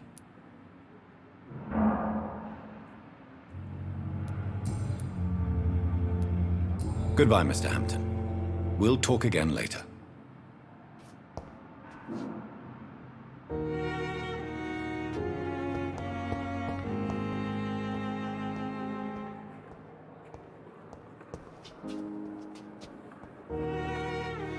Good evening, miss. I'm Dr. Reed, the new surgeon at the Pembroke Hospital. And who are you? Your name has no meaning to me, mortal. You're nothing but dust blown by the winds of eternity. I beg your pardon? What are you begging for, mortal? My clemency? Well, tonight maybe I'm inclined to mercy. You'll never forget the night you met Thelma Howcroft. You keep calling me mortal. Why is that? And if I'm mortal, what are you? Well, Dr. Reed, if you must know, I'm a vampire.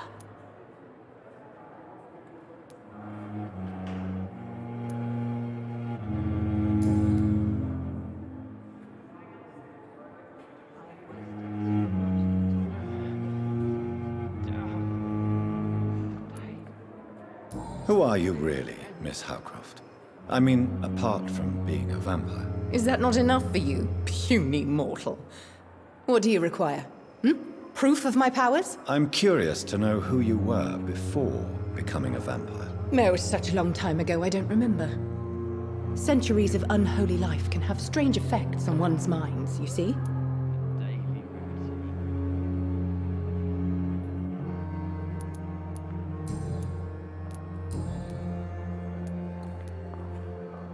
I'm assuming you must be a patient here.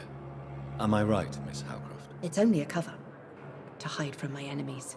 I can leave whenever I want. As a woman, a spirit, fog, or bat. The staff here are not your enemy.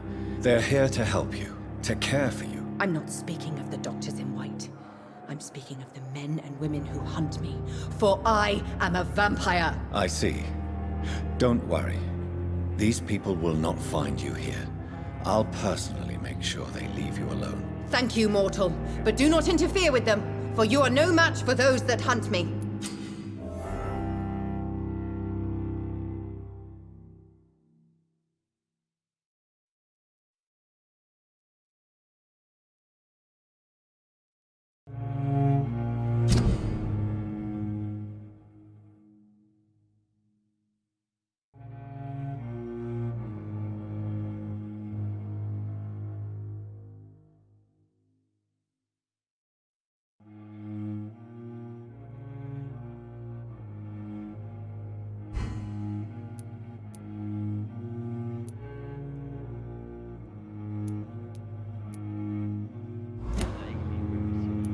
Who are these enemies you mentioned? Can you describe them? I cannot say for sure. But I sense their eyes on me from nearby. I feel them watching me every time I visit the garden near the morgue.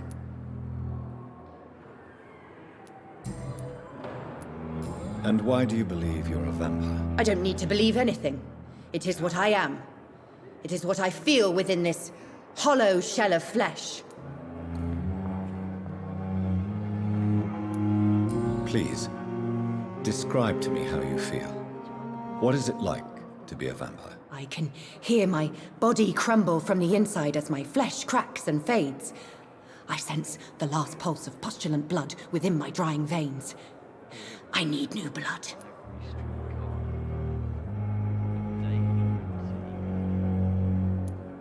I see.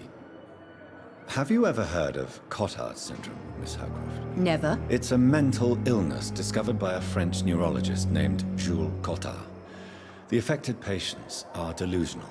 They believe that they are putrefying, that they are dead, a ghost or a ghoul, or in your case, a vampire. Delusional, you say? Oh, sad and petty mortal.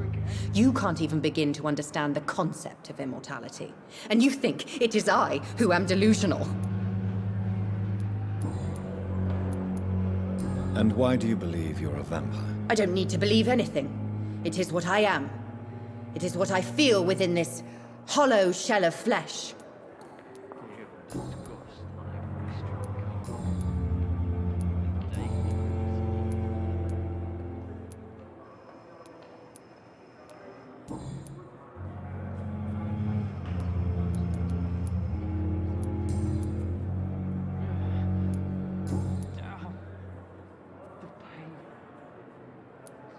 I'll leave you, Mistress of the Dark, to your nocturnal activities.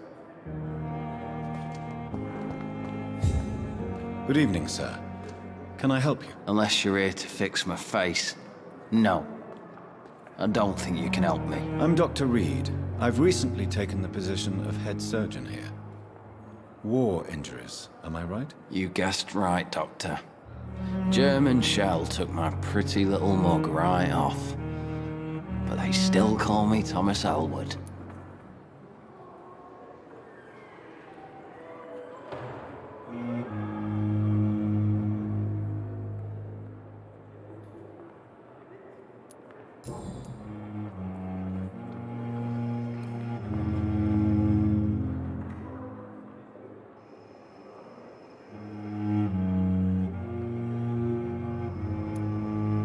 How is your stay with us, Mr. Elwood? Oh, it's bliss.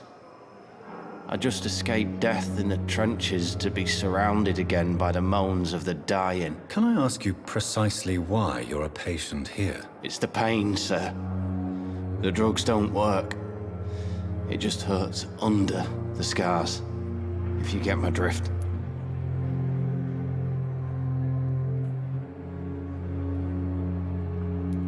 Can I do anything for your pain? Nurses gave me a bunch of pills. No effect. Told you. It's like the flames are under my skin, burning away. Who is treating you? Is someone in particular looking after your case? Nobody since the old and tired doctor spoke to me. Started to think I was forgotten about. Wouldn't blame you. You don't seem worried by that. My face hurts so much more when I smile or cry.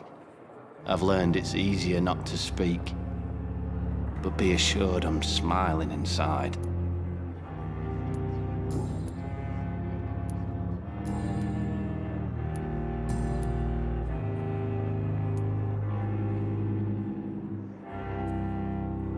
Where were you stationed, sir? Did you serve for long? I really don't want to talk about all this shit. No offense. I was pushing too much. I served in France myself. I just wanted to know what happened to you. You were an officer, weren't you? Then I doubt we fought the same war, sir. No offense. How close are you to Miss Hawcroft? Are you aware that she thinks she is a vampire? To wait for her next nibble is the best reason to stay here. Every time she approaches my bed, she treats me like something tasty. A normal person. Aren't you afraid? She may hurt you if the game goes too far. She's quite harmless, I can assure you. Her head's broken inside is all. While I'm busted on the outside. But she's still beautiful. Living proof that there's hope for me.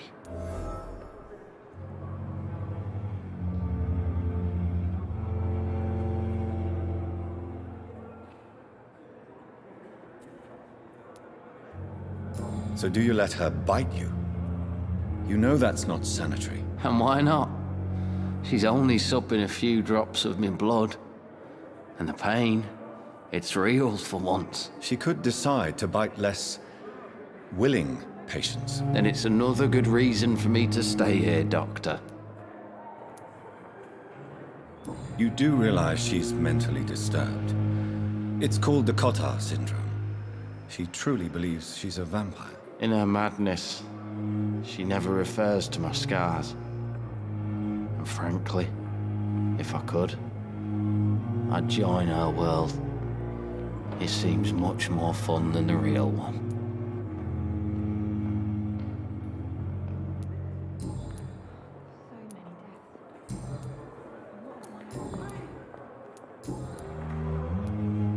Goodbye for now, Mr. Elwood.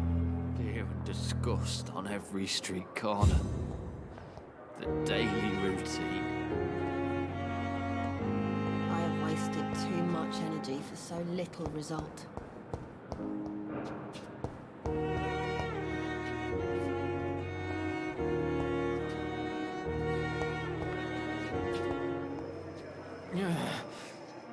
Damn. The pain. It's here again. Good evening, nurse. Good evening, Doctor. I don't think we've been introduced yet. My name is Pippa Hawkins. And I'm Dr. Jonathan Reed. Dr. Swansea has recently offered me a position in this hospital. Well, it's a euphemism that your help will be appreciated, Doctor.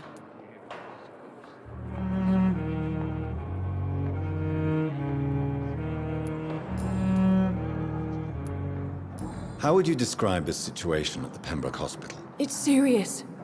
The flu is wreaking havoc amongst the staff and patients. We are running out of everything.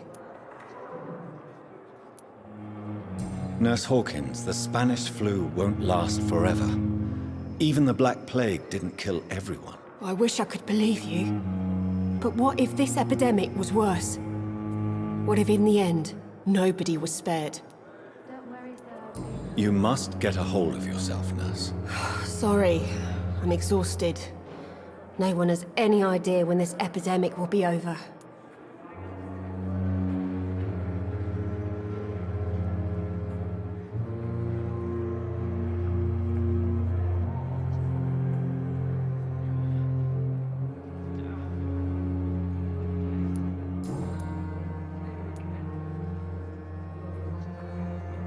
How is the Pembroke staff coping with the epidemic? Well, not well. Milton, the ambulance driver, is even more grumpy than usual, especially concerning doctors.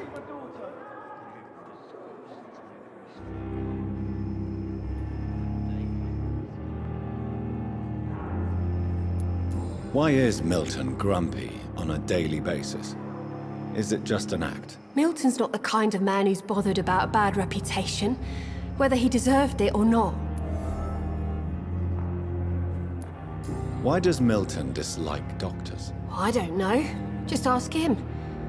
But be warned, Milton is not the chatty type.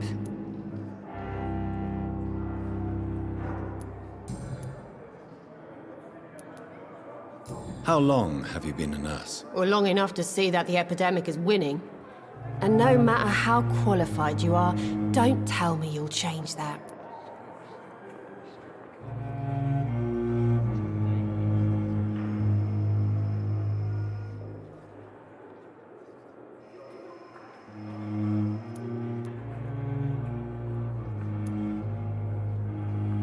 You'd be surprised what dedication can achieve, Nurse Hawkins.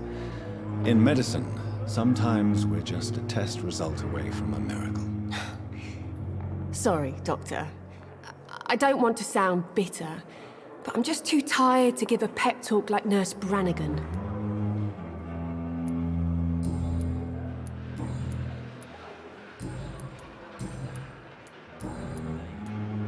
Goodbye, Nurse Hawkins.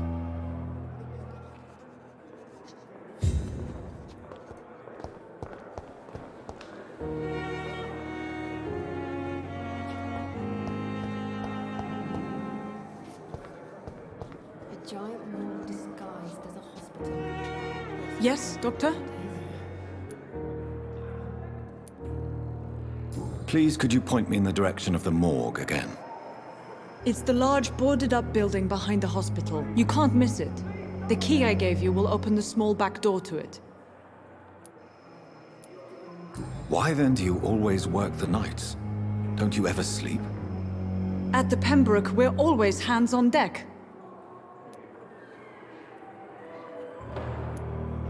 Lack of sleep and the medical profession always ends in disaster. I've witnessed many a colleague succumb to stimulants to fight exhaustion. Drugs were as deadly as bullets in the trenches. London's trenches start here at Pembroke Hospital. We are on the front line, make no mistake. Your dedication to the Pembroke does you credit, Nurse Crane, but when do you sleep? We staff get our sleep when we can, Doctor. Nursing is a vocation, not the labor of a journeyman.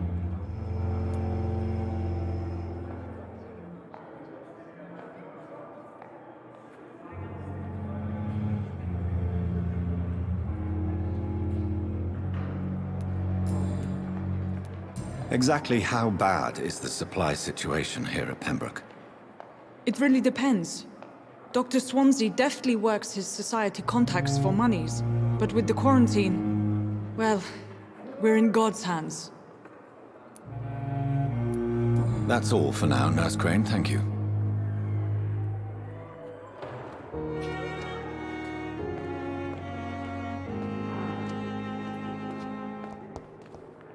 A giant morgue disguised as a hospital.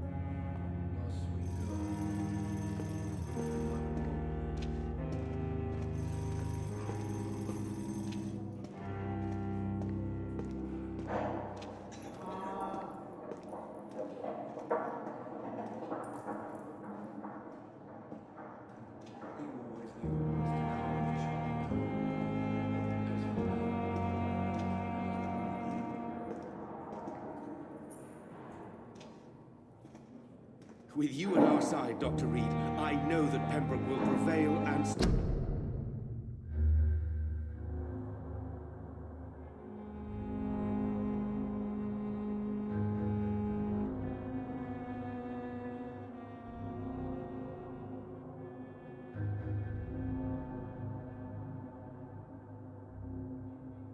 survive this epidemic.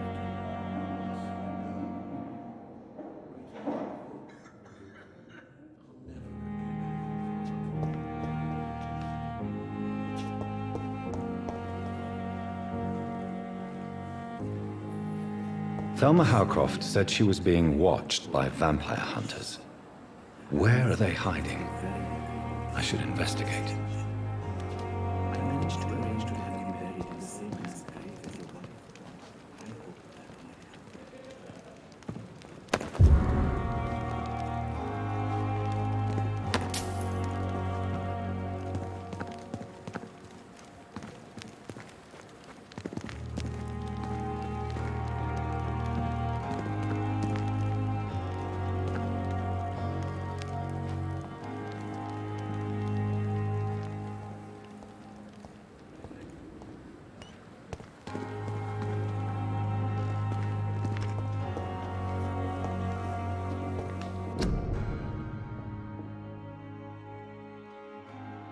Tomorrow, more bodies will arrive and then, sadly,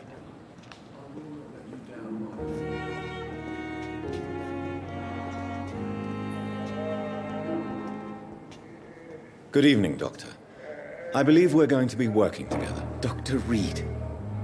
Dr. Swansea informed us of your arrival, but I could not dare to believe we'd have such good fortune. Such an honor, sir. Thank you. And you are? I am Thoreau Strickland, Dr. Thoreau Strickland. I'm a great admirer of your work, Dr. Reed. Please, could you tell me something about yourself? I'm a great admirer of your work concerning blood transfusion, Dr. Reed. I run my own experiments. I'm convinced it's the future.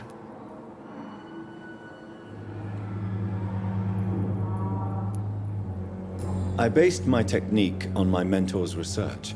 He helped me perfect my method. What is yours? I'd rather not talk about it. For now, it's just theories and first approach. My process is purely experimental and unsuccessful. As long as you're cautious and methodical, you may remain empty-handed, but you won't fail. You're not the first one to warn me, but I am convinced knowledge is the main weapon against the ravages of this epidemic.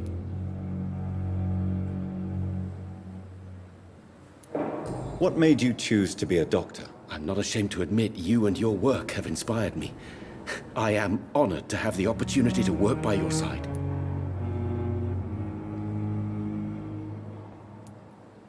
It's always a pleasure to share scientific and medical knowledge with someone eager to learn. I'll be glad to help you if I can. This epidemic may be the century's most terrible disaster, but I'm convinced that we, as doctors, are the only ones able to defeat it. What can you tell me about the Pembroke? Well, it has always been an honor to work with Dr. Swansea. But with your arrival, I can't think of a better opportunity to learn about blood transfusion.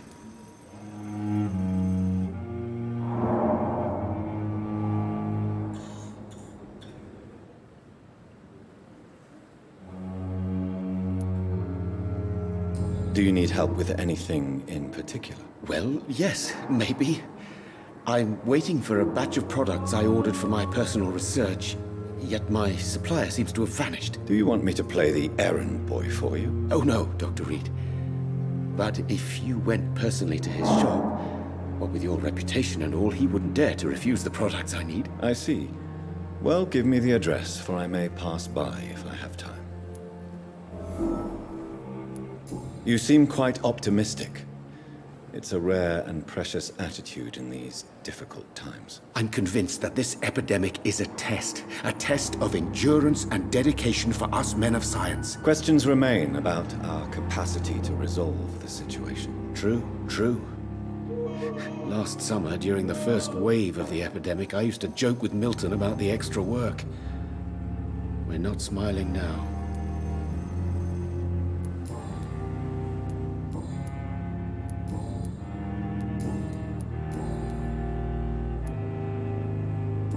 me more about your willingness to experiment with new medical techniques. Harvey Fiddick is a patient suffering from a severe injury that could cripple him if not treated correctly.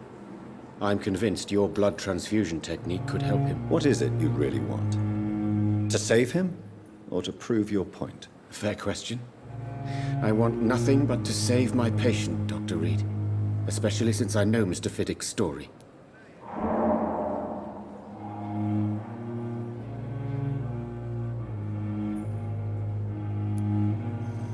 Tell me Mr. Fiddick's story. Our first diagnosis was compromised because Mr. Fiddick lied to us about the real origin of his injury. He first claimed it was an accident. But why would he hide such crucial information from us? Because he is a proud father, ashamed of putting his children at risk because of his own negligence.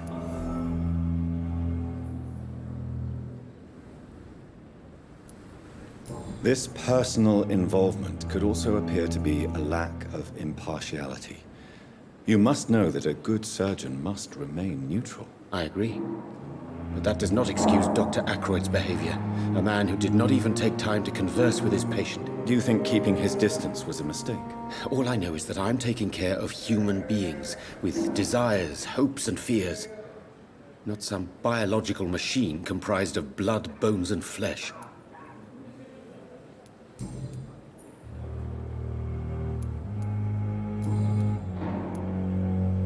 Goodbye, Dr. Strickland.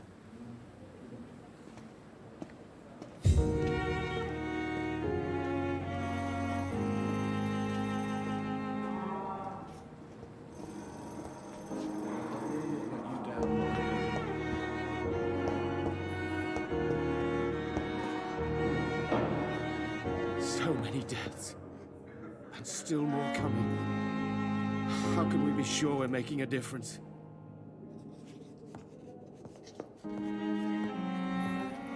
Nice, sweet girl. Read to me like a book.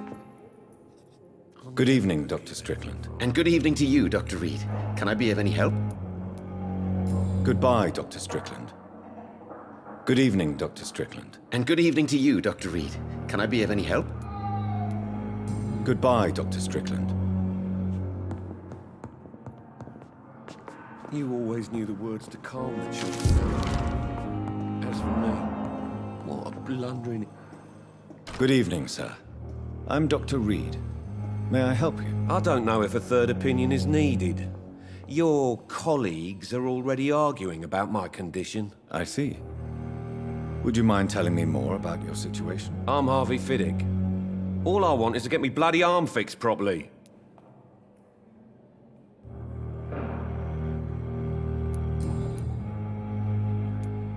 Tell me about your injury, Harvey. Why do you feel so guilty about it? My wife died because of me. And now I may lose everything because I've been careless enough to hurt myself. What an arsehole.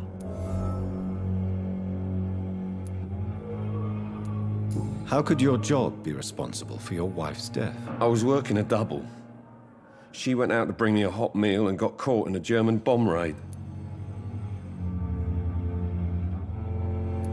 You can't hold yourself responsible for your injury, Mr. Fiddick. Unless you tried to hurt yourself. Of course I didn't hurt myself. But I can't work until my arm is fixed. My children need to eat, Doctor.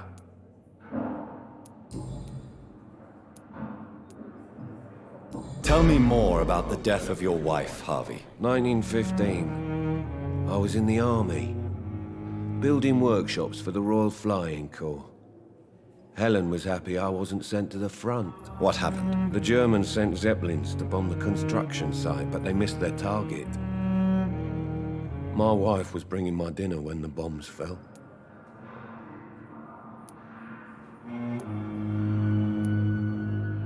How are your children after losing their mother? They were smaller then. The only good thing about this is my Helen didn't bring them with her that night. I'm sorry for your loss. So many died during the bombings. I served in France and witnessed the carnage there. I would like to say that she didn't suffer. Truth is, I have no idea. I just know that I'm all that me kids have. Poor little bleeders.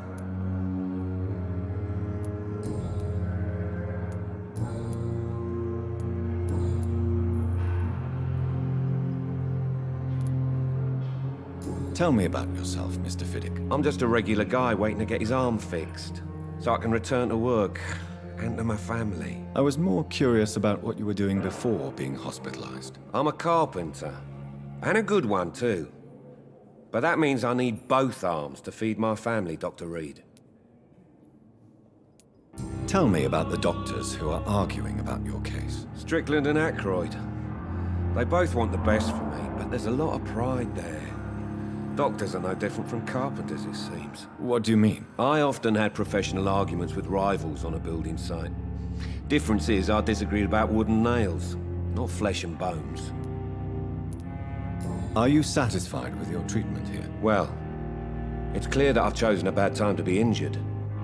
Forgive my bluntness, but you seem overwhelmed by cases of the flu. I won't lie to you about it. I'm afraid we are. Are you sure you don't want to operate yourself, Dr. Reed? I have the feeling you're very capable, and your colleagues seem to think so too. In other circumstances, you would be right. But for now, I don't think I can take on the responsibility. My apologies. Goodbye for now, Mr. Fiddick. I'll see you later. You always knew the words to calm the children, Helen. As for me, what a blundering idiot.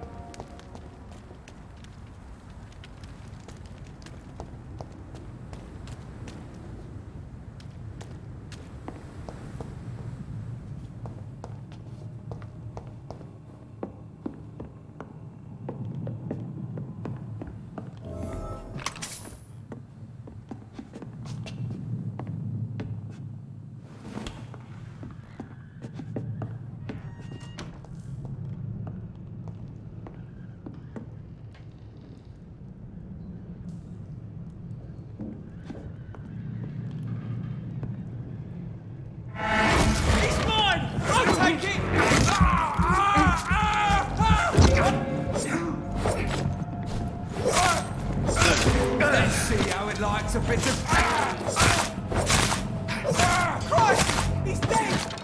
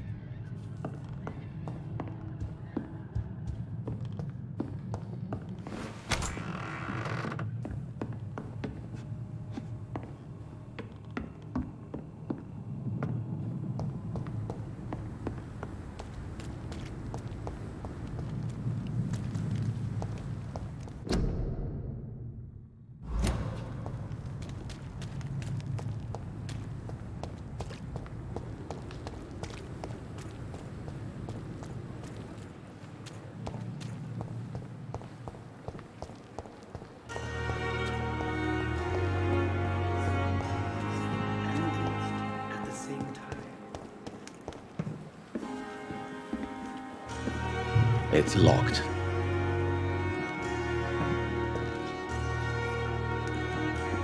Good evening. I'm Dr. Reed. Always a pleasure to meet a colleague, sir. Especially when he was supposedly dead. A colleague? Are you a doctor too? Not anymore, sir. I used to be Dr. Rakesh Chadana. Now, I'm just Mr. Chadana, pawnbroker and humble guardian of this morgue. What do you mean, you used to be a doctor? Was your license revoked? No, sir. It is just that I like to be precise. I run a little pawn shop while taking care of the dead. But I used to be a real doctor.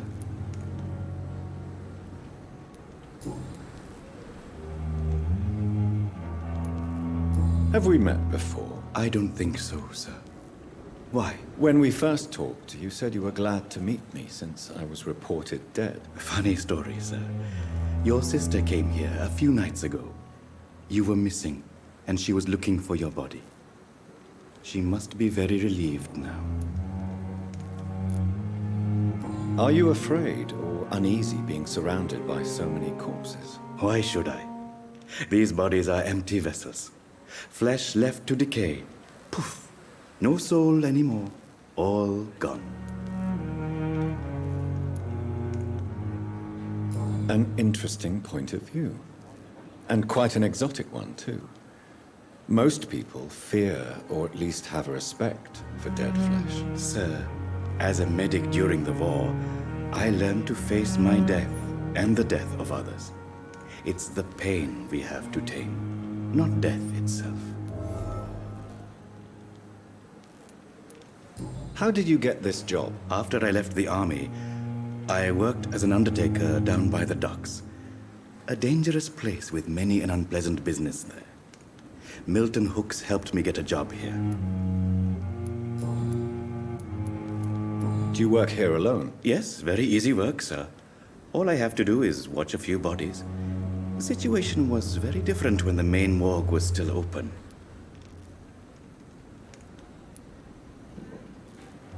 Why do you have to watch these bodies? Because these poor fellows have no names.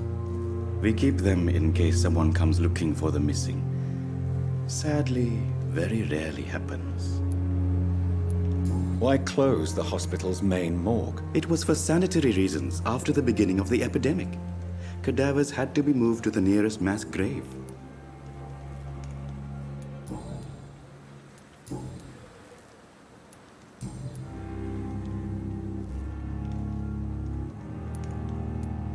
A pawnbroker? I expect you get all types of people here. Yes, sir. All kind of people. For I sell all kind of goods.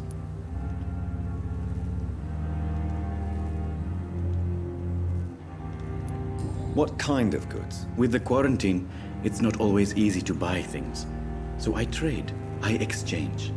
Some people sell, some others buy. I like to help. Who comes here to trade with you? It's very unhygienic, even unsafe. Diseases can spread. For the customers, for the hospital. I'm very cautious, sir. I've been a doctor, remember? And all my clients are good people. In fact, I think I only know good people. Since you're not afraid of dying, do you believe in life after death, Rakesh? No. I believe we must do all the good we can while alive. For our time is short, and the obstacles are endless. Do you think you would enjoy immortality as a concept? I don't think so. Don't mistake me. I love life, and I'd like to live a long life. But everything has to decay, sir. Even goodwill.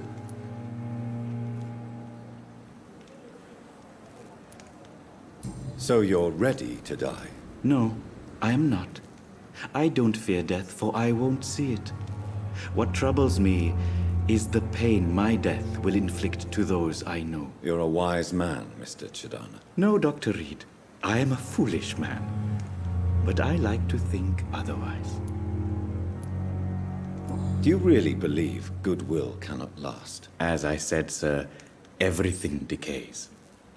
If I was to never die, goodness, I would be bored, or worse. And I like to be helpful, sir. Quite depressing, wouldn't you say? Yes, but the good news is, we'll all die before losing our humanity, sir.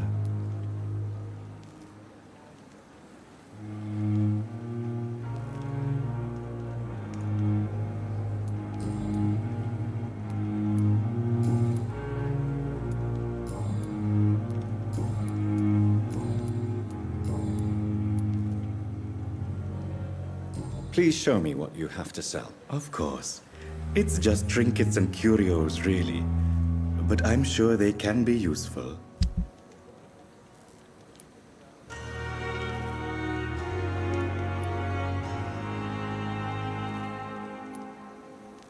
It never ceases to amaze me how you, the dead, seem peaceful and lost at the same time.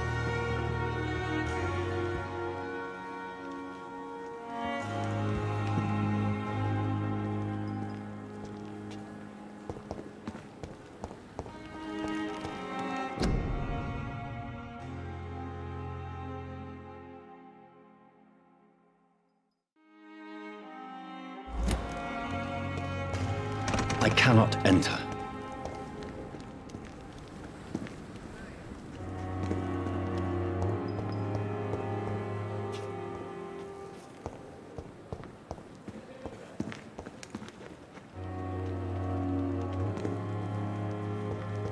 It's locked.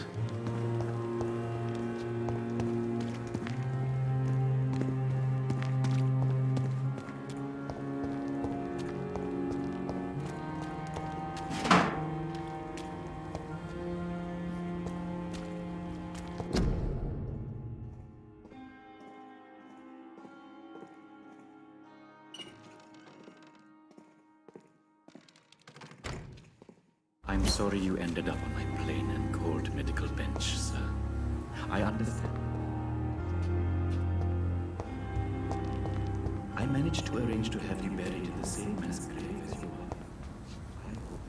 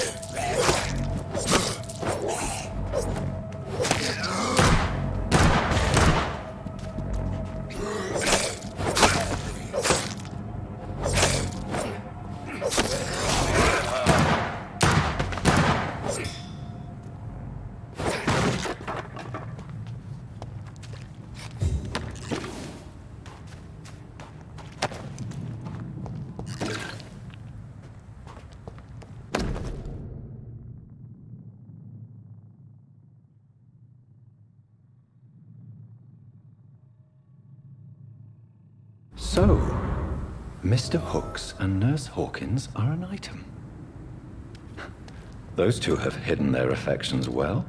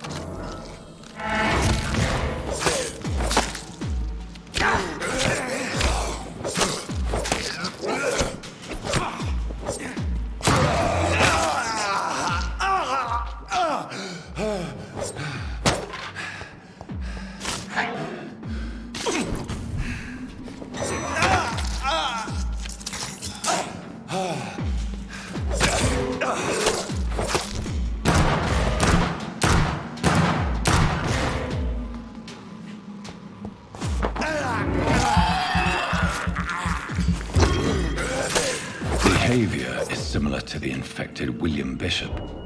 Must be the same strain. The sickness moves faster than influenza.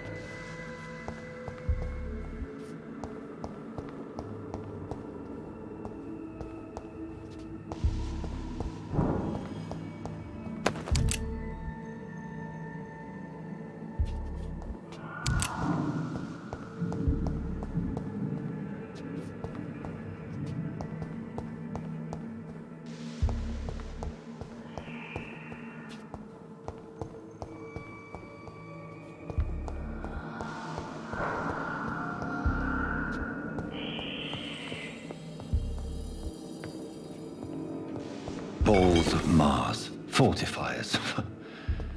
As popular as they are ineffective. But they do contain iron tartrate, and that might prove itself useful.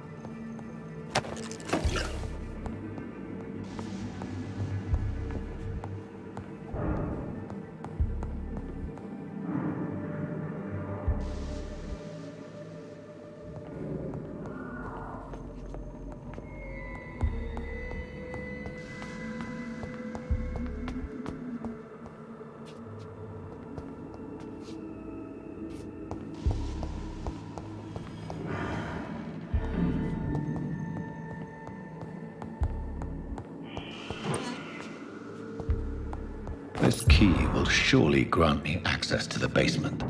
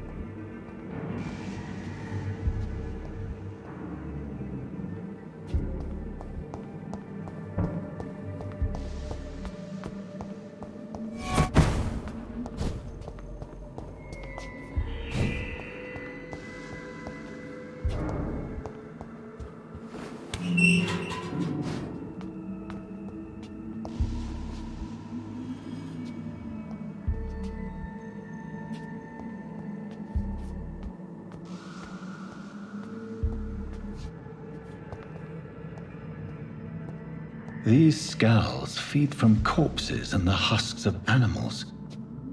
They're not after blood.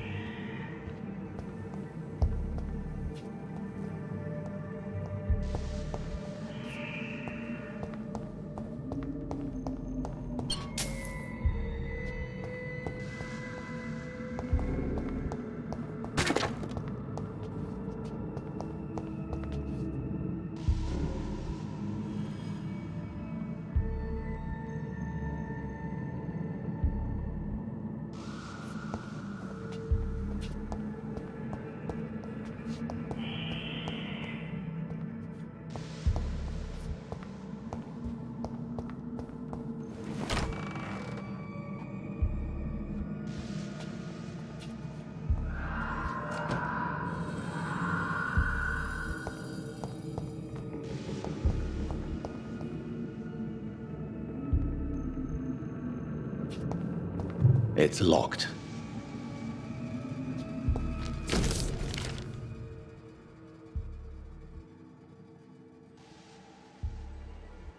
Mr. Connor's injuries don't match the report. I'd better look into this. It's locked, all right. Traces of a pinkish foam at the corner of the lips. Some sort of drug overdose, perhaps? The chest was originally opened to perform the operation. The sutures are clean, but the chest has been reopened. A puncture over the left lung, possibly a chest tube insertion. Not the cleanest work, but I think it was successful.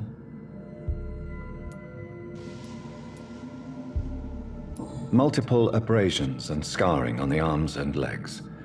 Old and distinctive injuries of a sailor or a fisherman.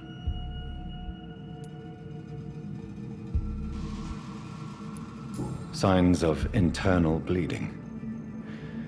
So, Dr. Tippett's anesthetics were incorrectly dosed, causing the patient's death. And then he tried to operate on him again. Tippett has made an egregious error. It's time we talked.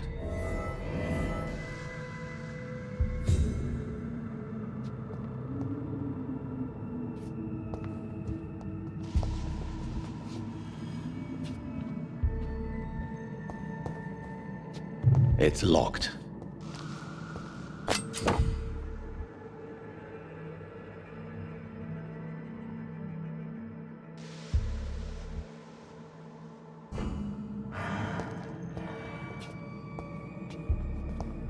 It's locked.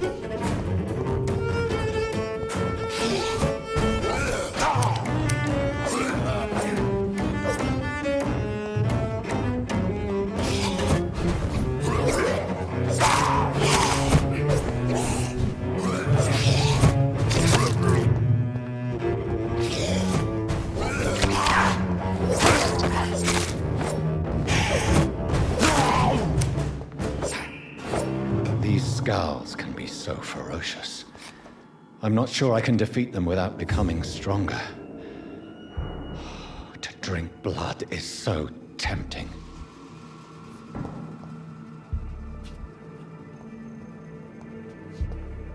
Sodium hypochlorite. Dangerous to administer, but efficient in the proper dosage.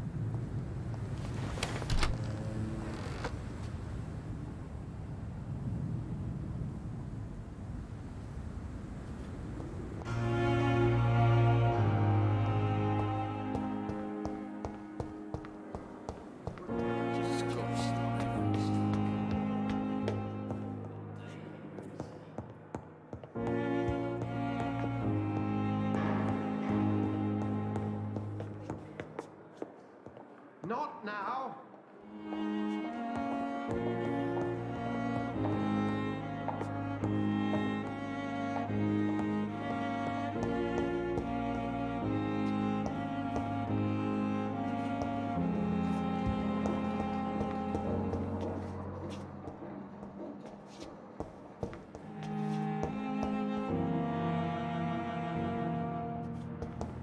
It's locked.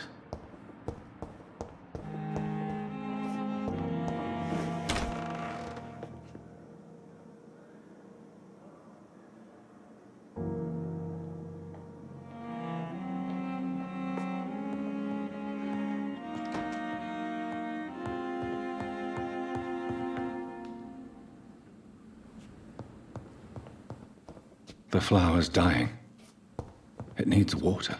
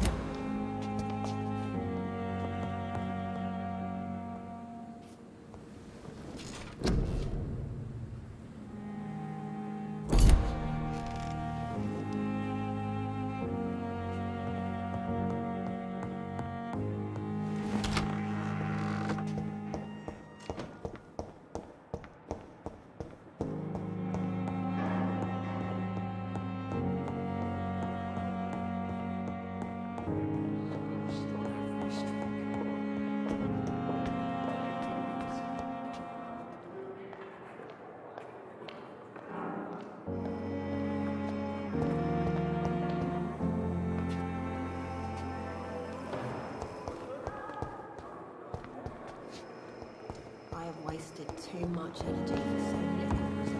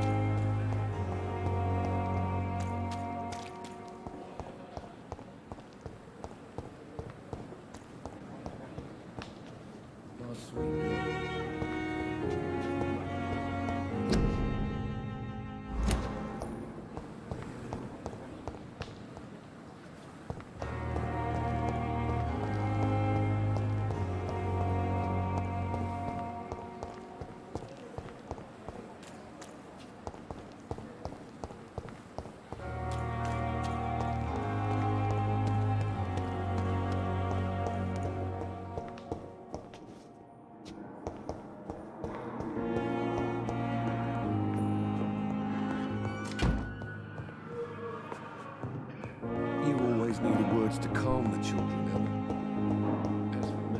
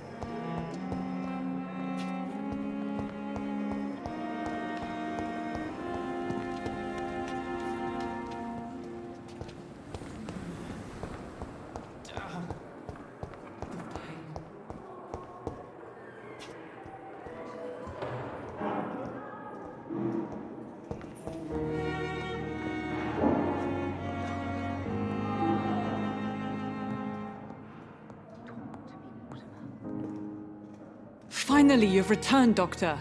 Did you find anything of value? Yes, nurse. You've worked your first miracle, Doctor. Now, this patient here needs immediate treatment. Duty calls. When the storm has passed, I'll show you how to mix the remedy yourself with the same basic ingredients. Many thanks, Doctor. When you've finished, you ought to report to Dr. Swansea in his office. He's been looking for you. Seemed pressing.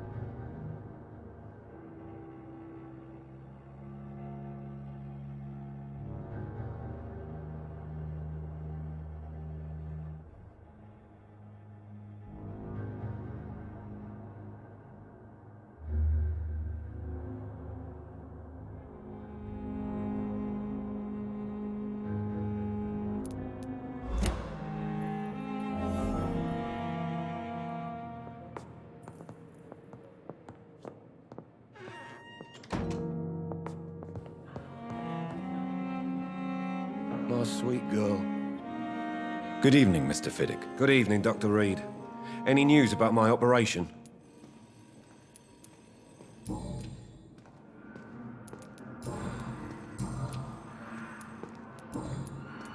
Goodbye for now, Mr. Fiddick. I'll see you later.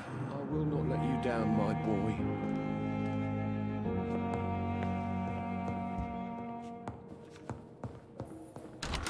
I'm so tired. Will this shift never end? Good evening. I'm Dr. Reed. Can I help at all? No. Really? Why are you here, then? I don't want to talk. My throat hurts too much. I suppose that this pain is the reason you're here. Is someone taking care of you? Yes. And no. Could you at least tell me your name, sir? Mortimer. Mortimer Goswick.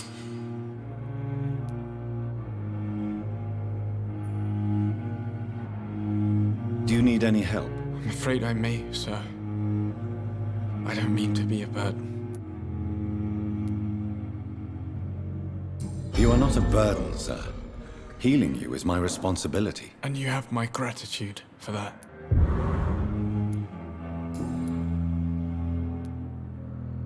How painful is your throat, Mr. Goswick? So painful I'd rather not talk at all, Doctor.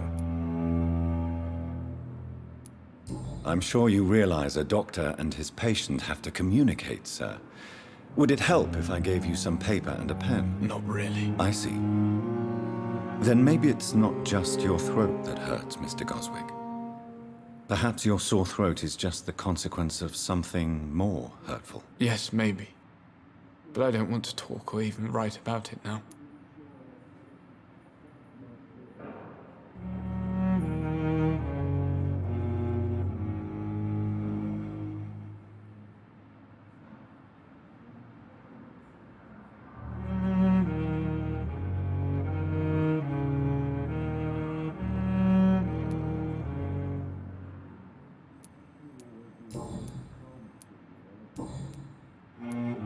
Tell me about yourself, Mr. Goswick. I don't want to talk, Doctor.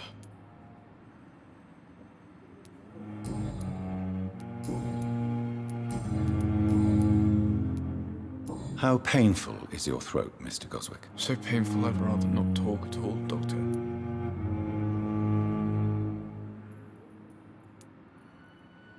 I'll let you get some rest, then.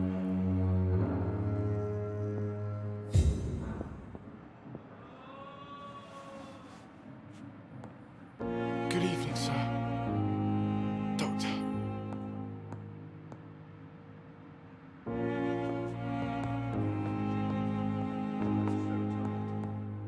Will this shift never end? Good evening, madam. Can I help you? It's my son who needs you, sir. I'm Dr. Jonathan Reed. How can I help your son? I'm Beatrice Goswick, mother of Mortimer Goswick. Could you check on him, please, Dr. Reed? I've heard much of your talents as a physician. What can you tell me about yourself, Mrs. Goswick? Not much to say. Just take care of my Mortimer and I'll cover all the expenses. That's all that matters.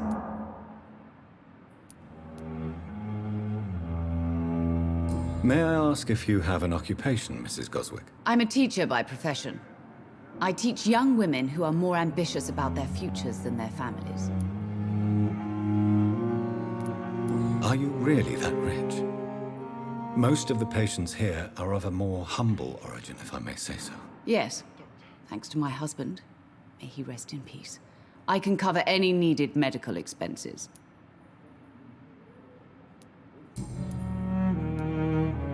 What do you think of your reception here?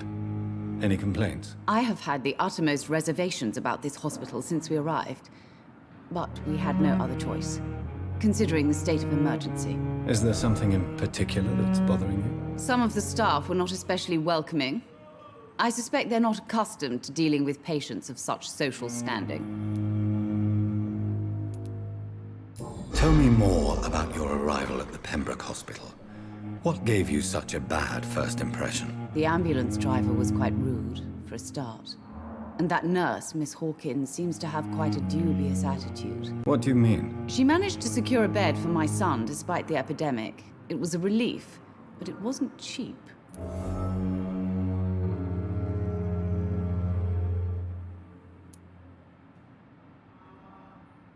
She charged you for a bed? Yes, and I paid without question, considering the urgency of the situation. I share your concern, Mrs. Goswick. Be sure that I'll talk to the people involved. I don't expect compensation, Dr. Reed. But I'm aware such behavior would not be tolerated in other hospitals.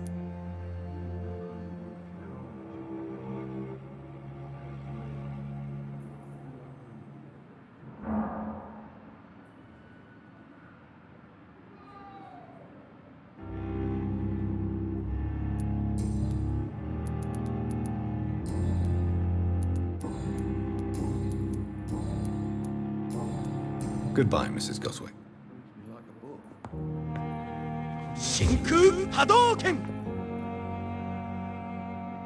Good evening, sir. Doctor. I will not let you down, my boy.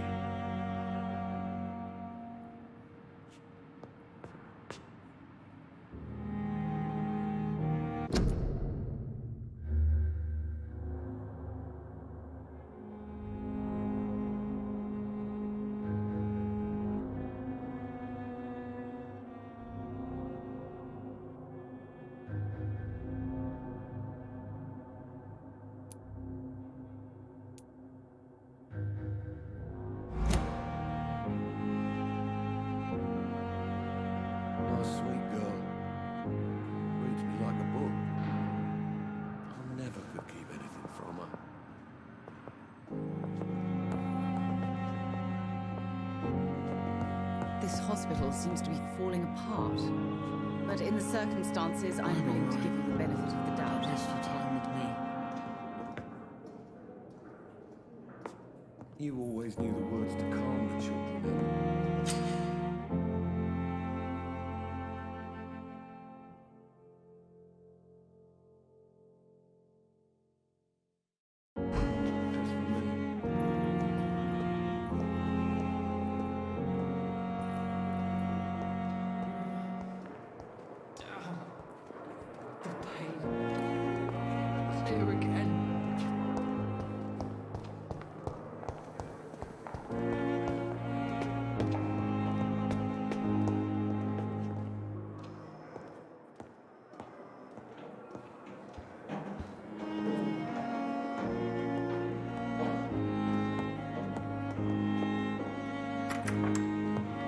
Please, Jonathan, come in.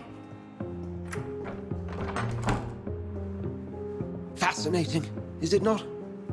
In the last decade, so many mysteries have been brought to light with our microscopes. The human body, biology's penultimate frontier. The more we explore its boundaries, the less we're able to trace a clear line between life and death. You, my friend, have a foot in both countries. The view must be vertiginous. It's at least as vertiginous as chatting about vampires with you, I would say.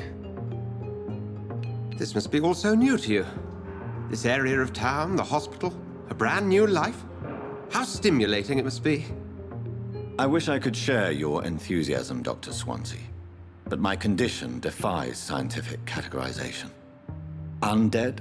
Unalive? Immortality defies logic. I cannot express my thrill at this serendipitous turn of events. The world's most eminent specialist in blood transfusions, a vampire. One might say a gift from heaven.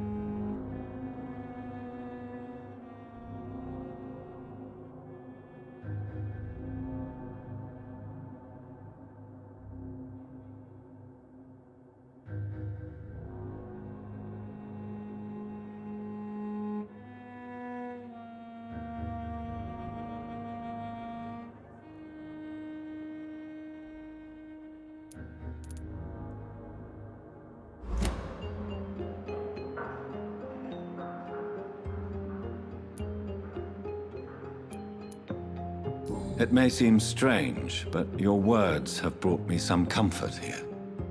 Forgive me.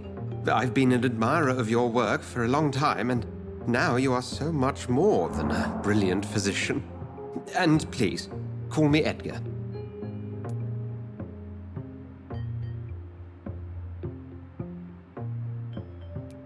There is no need to apologize, Edgar. You offered me sanctuary when I had none. Very well. I have a task for you, Jonathan. Something that will require all your newfound skills. Please, go on. The Pembroke only survives through the generosity of our benefactors. Unfortunately, our main donor has found herself in a bit of a bind. Now, if you could help her out... A spokesman or politician is what you need. That's not my calling. And until I come to understand what has happened to me, I require discretion. Discretion is in order, Jonathan. Lady Ashbury has recently received rather indelicate correspondence that, if revealed, would jeopardize her position. And you would like me to eradicate this threat? By the stole, of course not. I would just like you to pay her a visit. Her ladyship is certainly near the tents outside, tending the sick. You can't miss her. Look for someone impossibly delicate. Accepted. I'll see what kind of trouble Lady Ashbury is in.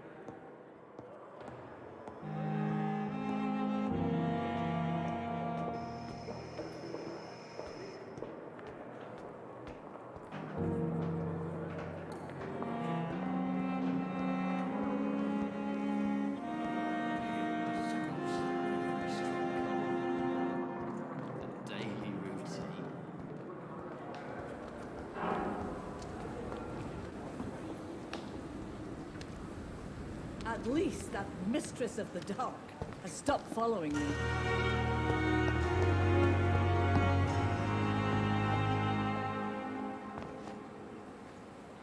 Good evening, Milton. Good evening, Doctor. Still trying to save lives?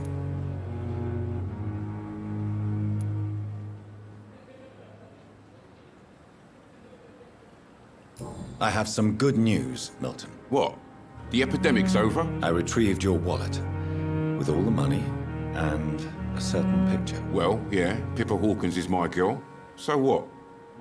Is it the difference of skin colour that bothers you? Not at all, Milton. Good. Please, take this money anyway, to remind you to keep your mouth shut. Not everybody is as broad-minded as you, Dr. Reed.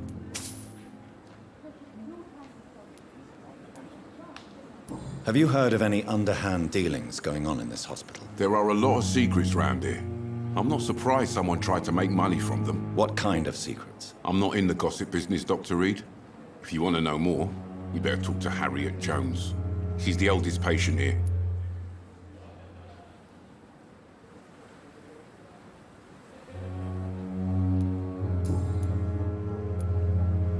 What's going on between you and Nurse Hawkins? Pippa's tired.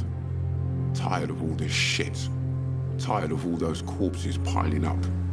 She's as depressed as I am.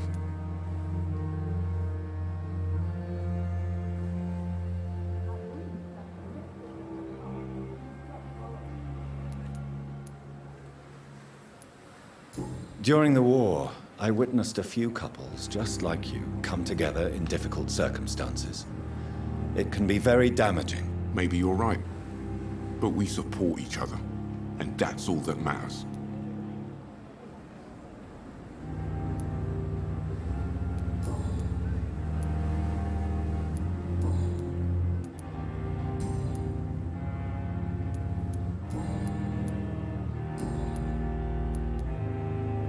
Why do you have such a mediocre reputation among your colleagues, Milton? Fuck them.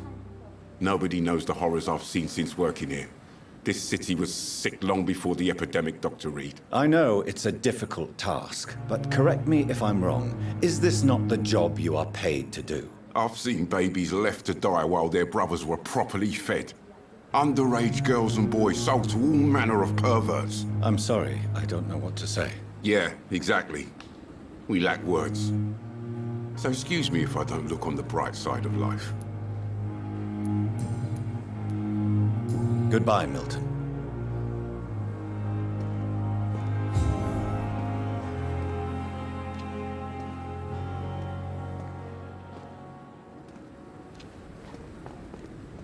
Perhaps I should have considered the offer from that Cadigan fellow.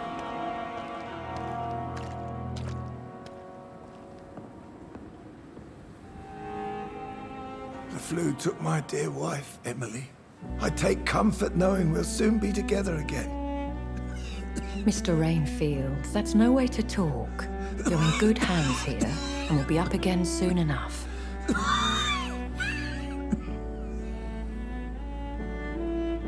Now do me a kindness and get some sleep.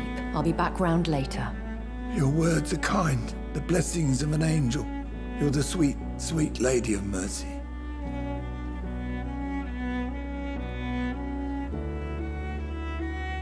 Good evening, Dr. Reed. It's a pleasure to see you again. You seem surprised.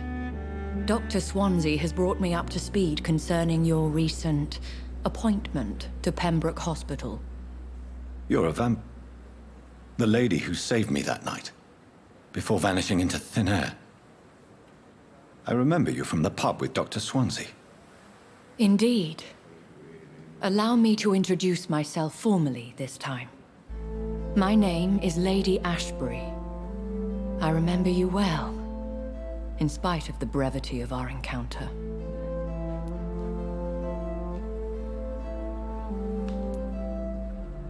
Apologies. You've taken me by surprise.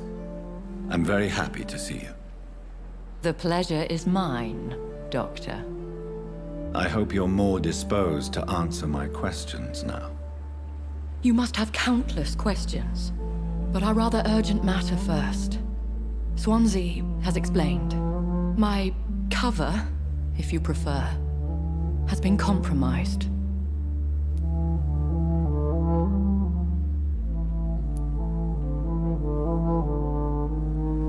Have any of the patients given you trouble? These poor souls have so little left to live for. I do my best to ease their pain. The world would be a better place if it were cared for by women like you. You make me blush. I am simply a necessary evil.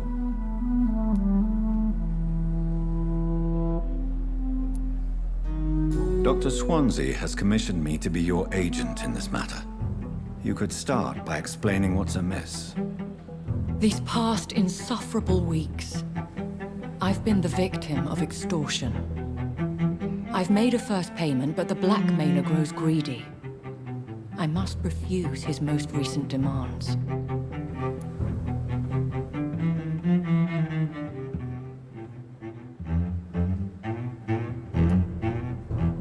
Who would be so foolish as to threaten you?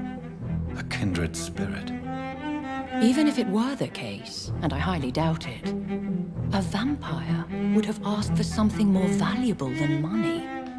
My suspicions lean toward a patient, or their family.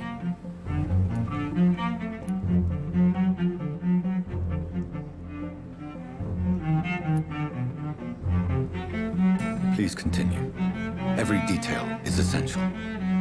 I'm your man. My embarrassment in this matter is eclipsed only by my shame at having put the hospital at risk. The threat from our anonymous scoundrel is clear. A list of dates.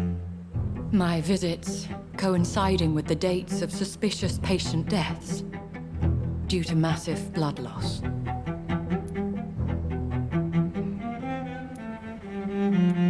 I'll take care of it. Do you know where I should start? If that was the case, I'd settle the matter myself. You could talk to our local gossip, Harriet Jones. Not a pin drops here without her hearing about it. I'll meet that woman now. My life, as others know, is in your hands, Dr. Reed. I'm sure of your discretion, but I do fear your powers of persuasion will be put to the test. When this is resolved, I'll be your obligé. I'll answer all questions in regards of your condition.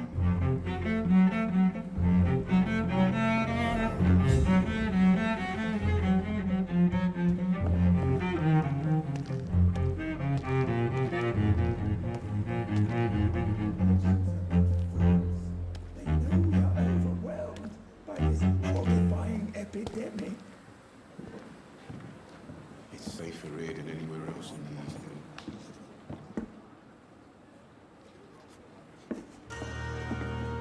Good evening, Dr. Tippett. Dr. Reed, any good news to share?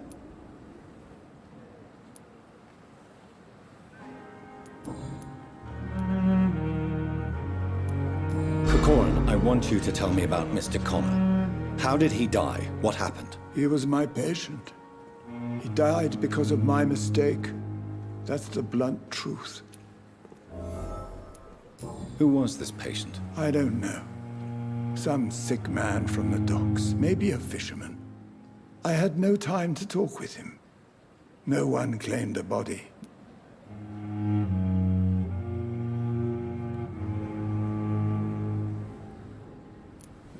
What was the nature of the mistake? It was a twofold error. My diagnosis was wrong, and the administered dosage was too strong. Why not stop practicing? Are you mad? I killed that man, I admit it, and it won't happen again. I have saved so many lives since then.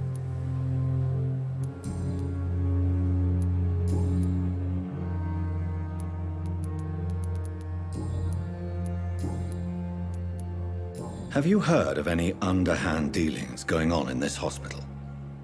I have no time for such triviality, my dear colleague. We're here to save lives. Goodbye, Dr. Tippett.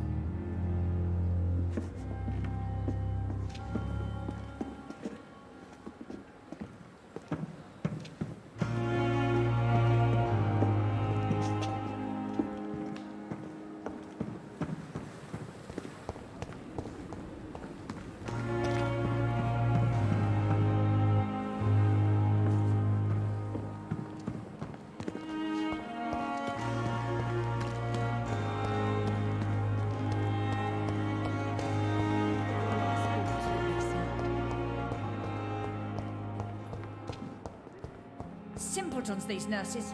Bred with no respect.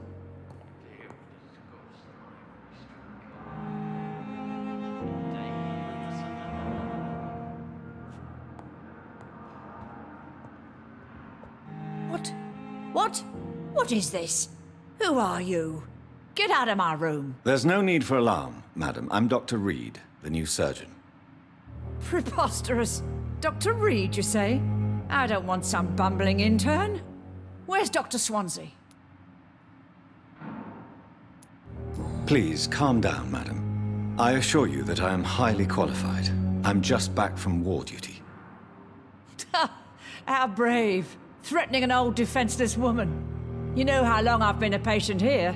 You've picked the wrong fight. I'm Harriet Jones. Harriet Jones? Indeed. I've been meaning to have a chat with you. You know what goes on here better than any other patient, I gather. Oh, better than any patient, nurse or doctor. I've seen so many vile undertakings. I heard there have been some despicable goings-on. Was there a case of blackmail? Blackmail? Wait. You're investigating something. This isn't a social call. One of those incompetent cunts slit a poor sod's vein.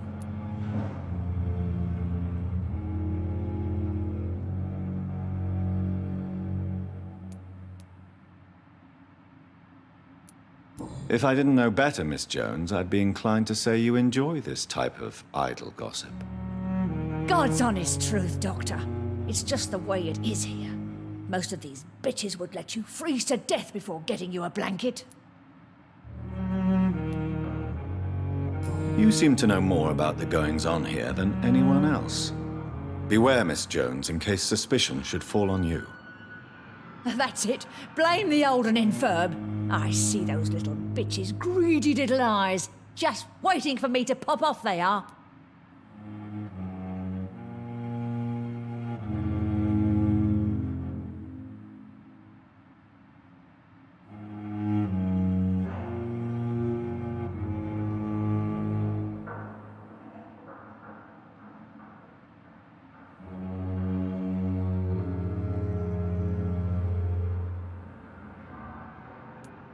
I assure you, madam, this is not an investigation into a possible medical error. Debauchery, then? Nurses Crane, Hawkins, Brannigans, whores, all of them. They can't keep their legs shut. I've seen them scratching slutty sores. Really? Well, if you have irrefutable proof, I'll not have the staff behaving in such a manner here. This is your business, Doctor, not mine. But I swear one of the nurses is cavorting with some man on hospital hours. Thank you for your time, Miss Jones. You've given me something to go on. See you on the next round.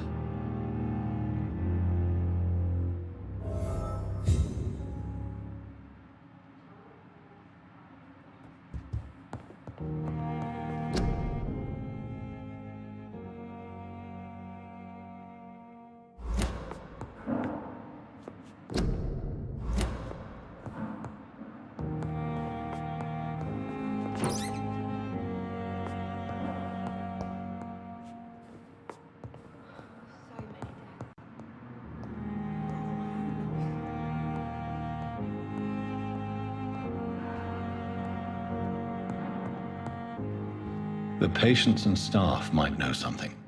I'll start my investigation with them. Fear and disgust on every street The giant morgue disguised as a hospital. daily routine. That's Pembroke nowadays.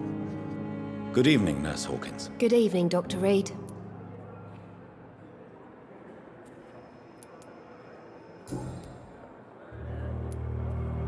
Pepper, I know you're very close to Milton Hooks. Yes? Milton Hooks is my man. If you want to report me for that, just feel free, Doctor. I have no intention of reporting you, Nurse Hawkins, but are you aware of the risks? The rules say I won't be allowed to work as a nurse anymore. But here at the Pembroke, we break rules all the time. Is he worth the risk? Hey, I'm no perfect woman, and Milton is not the finest bloke, but we do our best to get by. That's all any of us can hope for nowadays.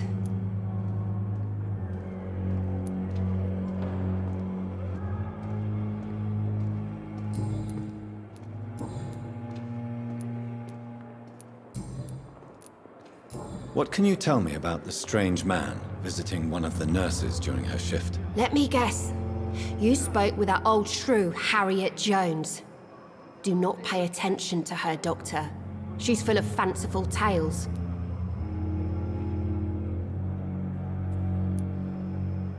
She could have been telling the truth about the mysterious man. That old witch will end up in hell soon enough. Who cares if the nurse finds some happiness where she can? No matter how you feel about her, Miss Jones deserves our help. Who says I don't care for her? Hate is what keeps that old crone alive.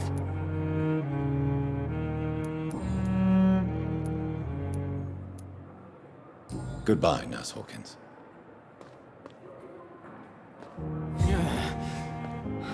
So many deaths. The pain. And what of my own life? It's here again.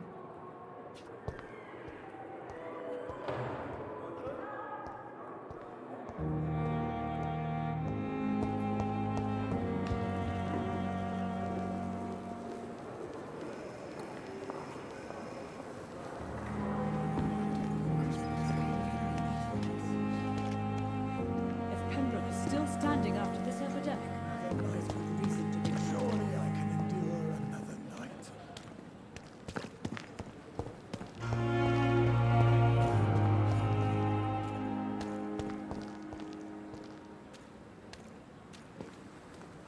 Good evening, Mr. Cox. Dr. Reed.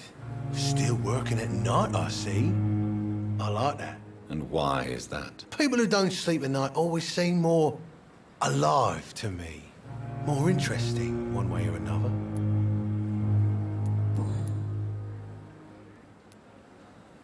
Do you ever think about that poor fellow I saw you push in the water? The wound he gave me will make sure I don't forget him. Still fucking hurts. Boss had cut me good.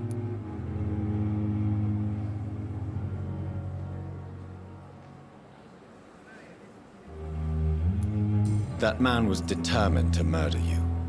You almost died. What a surprise. The first time I met him, he nearly shit himself. Fucking coward. I guess revenge gives you balls.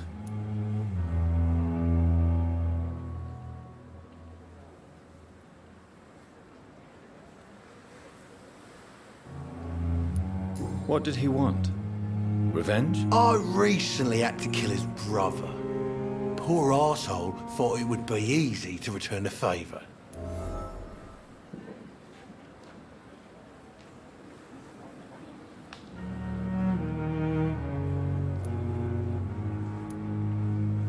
Only the strongest survive, then? Survival at all costs. Is that all you think about? I'm the toughest bastard you'll ever meet, Dr. Reed. And I don't give a fuck what you think of me. How is your hospitalization going, Mr. Cox? This is a shitty place with shitty staff. But as long as I'm treated all right, I'll be fine. What's wrong with the Pembroke staff? That bastard you sent to bring me here, Milton, I thought he was going to break all my bones before I reached my bed. I see. Any other smart comments? The nurses aren't too ugly. Especially that foxy one, Nurse Crane. Pretty brunette, tough attitude, oh, I like that.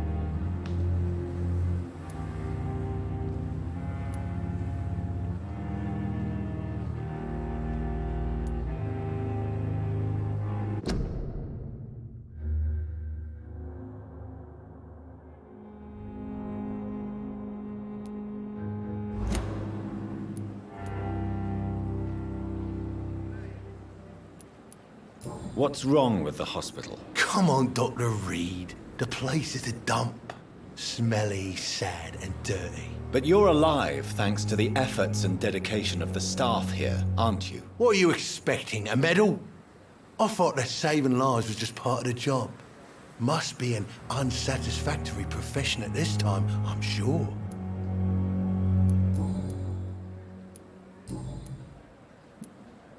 Have you heard of any underhand dealings going on in the hospital? Blackmail? That's not my style. Too risky.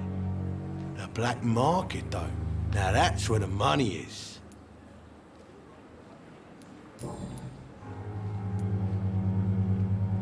How long do you think you can escape the law, Clay? I know this city like the back of my hand, Doc.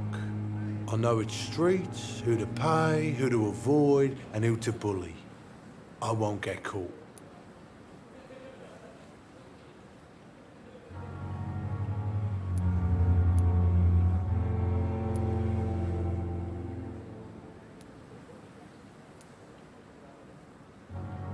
The police may be slow, but they will find you eventually. Well, how come you didn't turn me in then?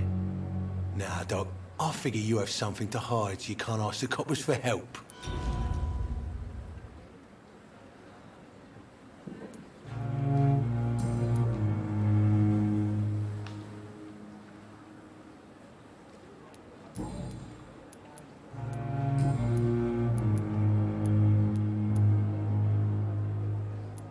I'll leave you for now, Mr. Cox.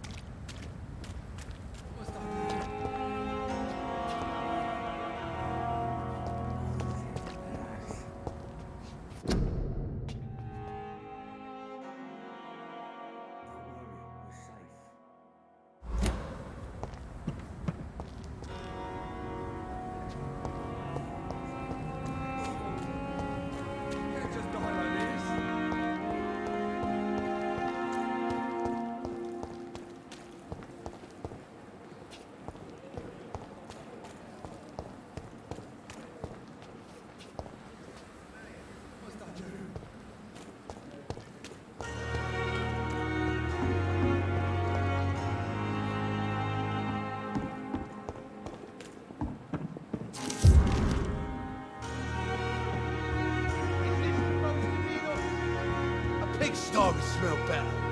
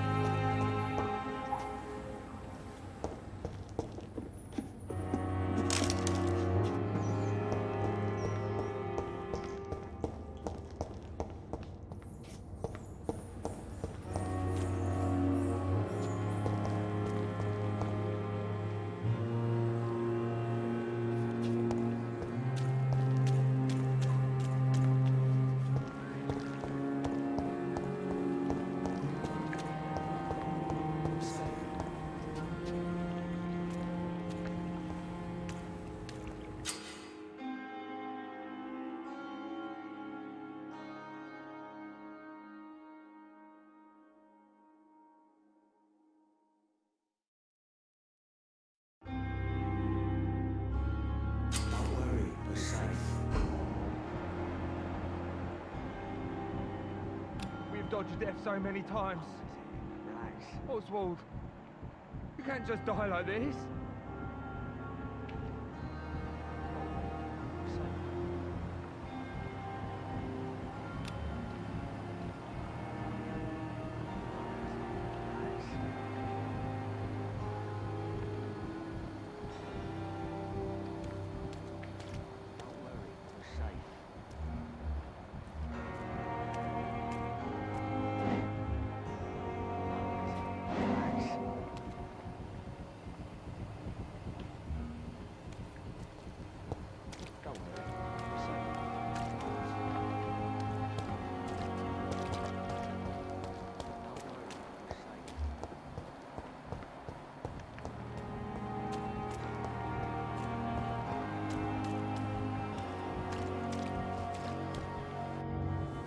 Please, sir. I need help bad. What's going on? I'm Blight, sir. Newton Blight. I've lost my mate. Can't find him anywhere. I'm Dr. Jonathan Reed from the Pembroke Hospital. Please, calm down and give me more details. Oswald and myself were both infantry, sir. We were en route for the hospital, but we had a disagreement. And Oswald ran off towards the canal. How long have you been searching for him? I can't go there. Too many rats by the water. Fucking rats. Can't stand them since the war, sir. Can't stand them at all. Don't be ashamed, Mr. Blight. Many soldiers who survived the trenches suffer from musophobia. I'll see what I can do for your friend. What can you tell me about yourself? I'm Oswald's best friend. We served in the same regiment, sir. We've taken care of each other since we came back from the front. This is a dangerous part of town. What are you doing here? We were looking for the Pembroke Hospital. We both need help. Treatment, I mean. To get some sleep. Just need to feel better, sir. What can you tell me about your friend? His name is Oswald Thatcher. We survived the war together. Oswald is nervous and quite fragile since we came back from the war. Where was your friend the last time you saw him? He went down by the canal. He didn't want to go to the hospital. I think he went to the sewers on purpose. So I couldn't go after him.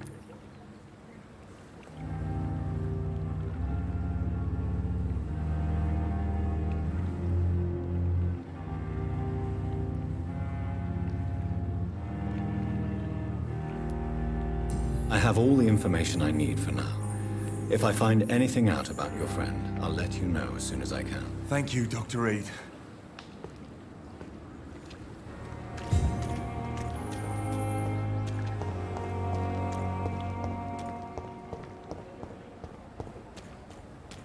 Don't worry, we're safe.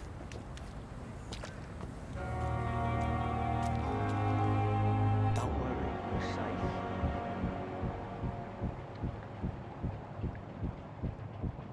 Don't worry, we're safe. No, is it? Relax.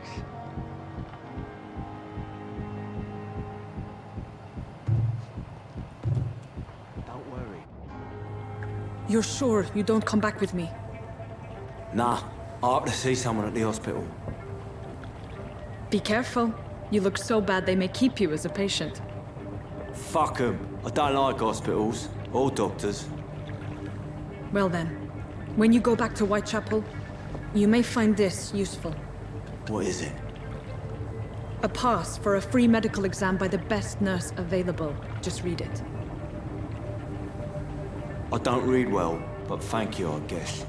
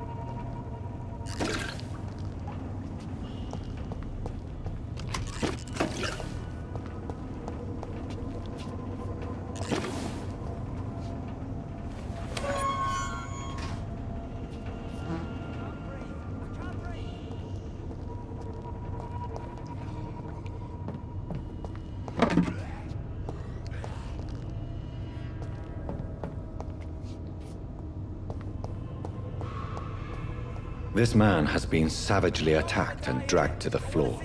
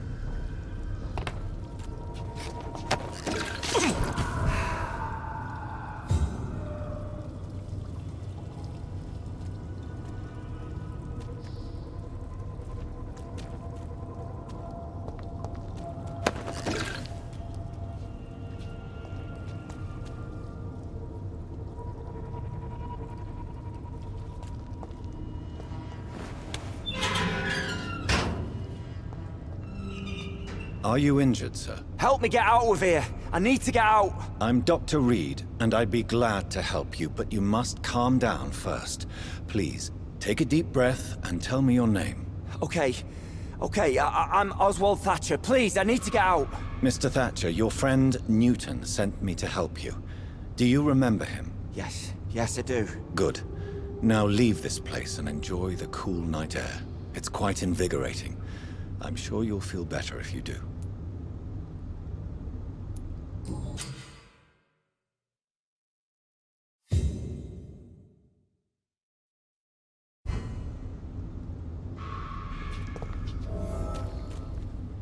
Are you sure you're all right, sir? Yes, I'll be. As soon as I can see the sky again.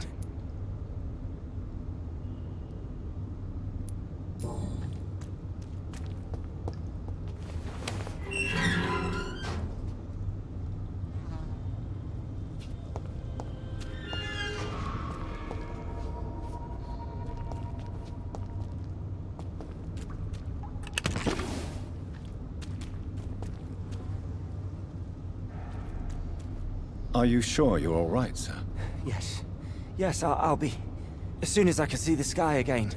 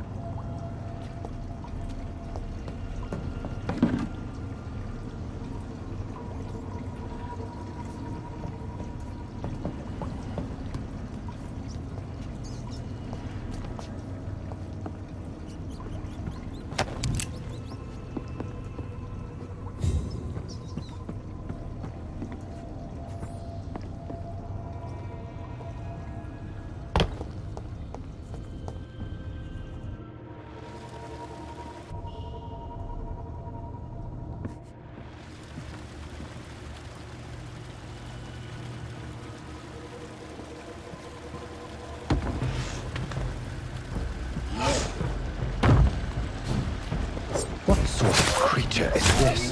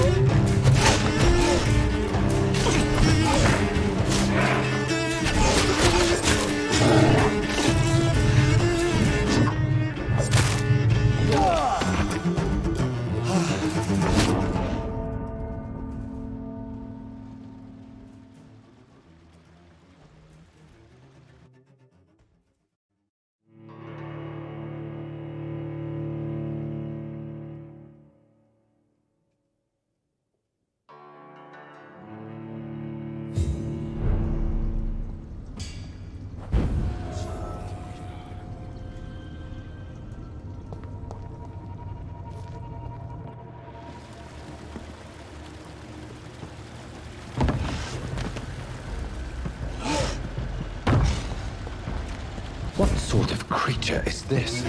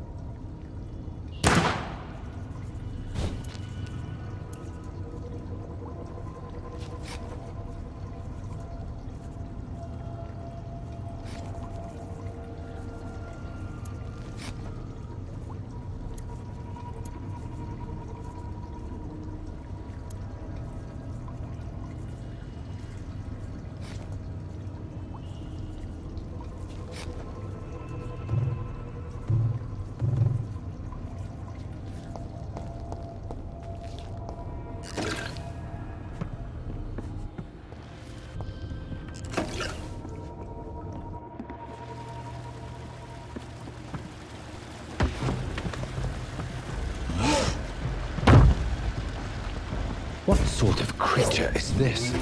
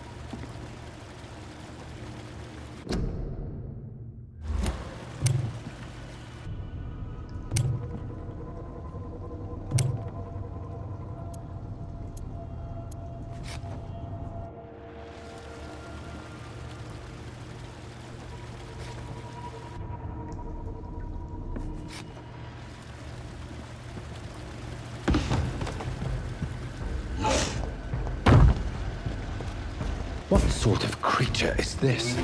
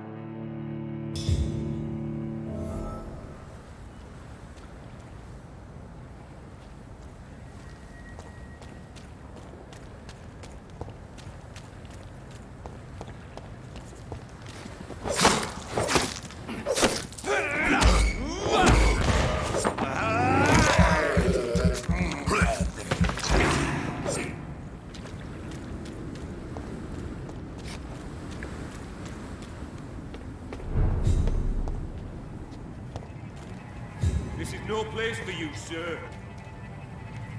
I said go back home.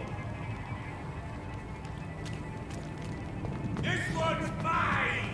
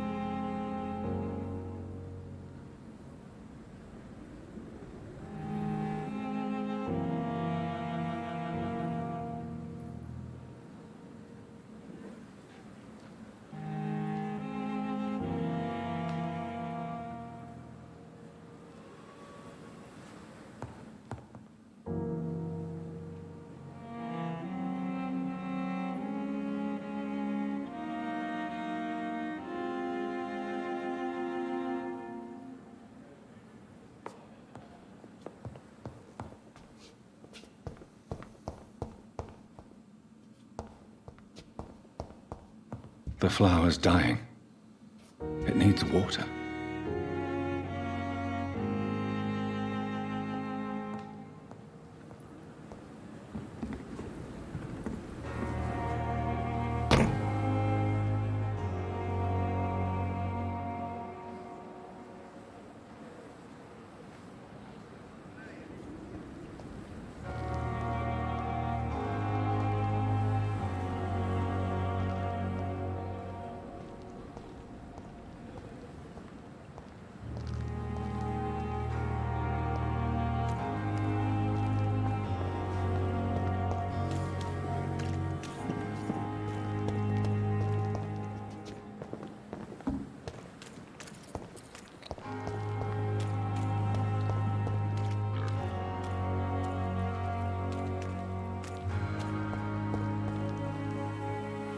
Hello again, Mr. Blight.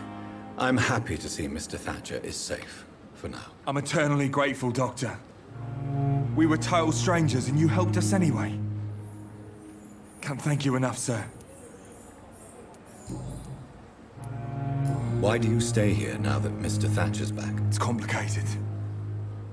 Since the war, Oswald's been really nervous with the idea of entering any hospital. And me, I've got my own issues. Can you speak about them? Rats, sir. Even seeing one, they turn me. Just want to run. It's that fear that stopped me from going after Oswald when he left.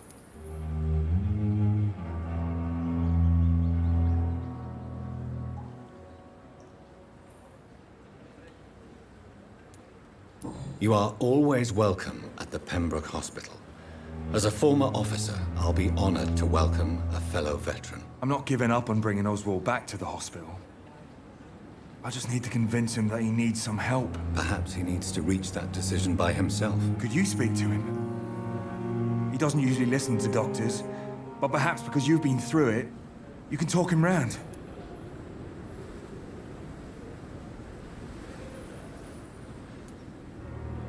What can you tell me about the war, Mr. Blight? If you want to speak about it, of course. War was... well, you know, sir. The stench of death everywhere. Your mates lying bleeding in the mud. Just praying to make it through and get home. Bloody nightmare.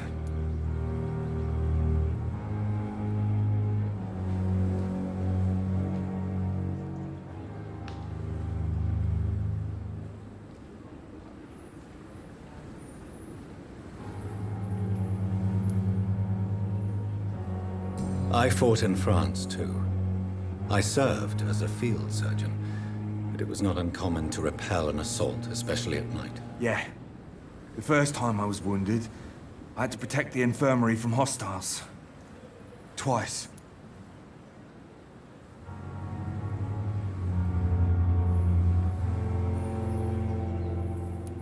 Did you know Oswald Thatcher before the war? No. We met in the battlefield. I think we're in the same boat to France. We've stuck together ever since.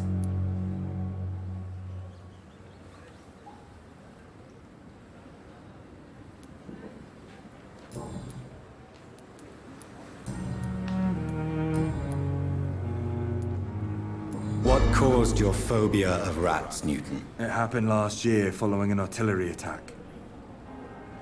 I was trapped for 2 days in a hole under 2 dead soldiers. And there were rats. Go on. It started eating me as soon as I dozed. Gnawing at my ears, my fingers, lips. I couldn't move. Couldn't call for help. I see. No, you don't. You have no idea what it is to wake up buried under bodies. Fucking vermin eating your flesh. Oswald. He found me and saved me. Goodbye, Mr. Blight. Take care of yourself.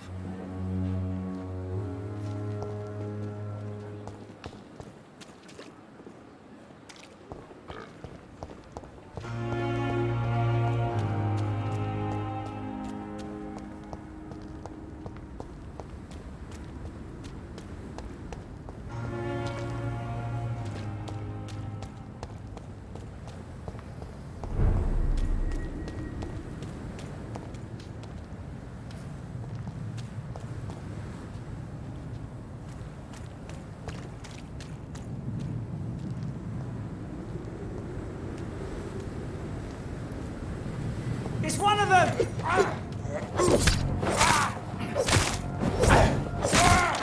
Fuck, it's fast! Let's see how it likes.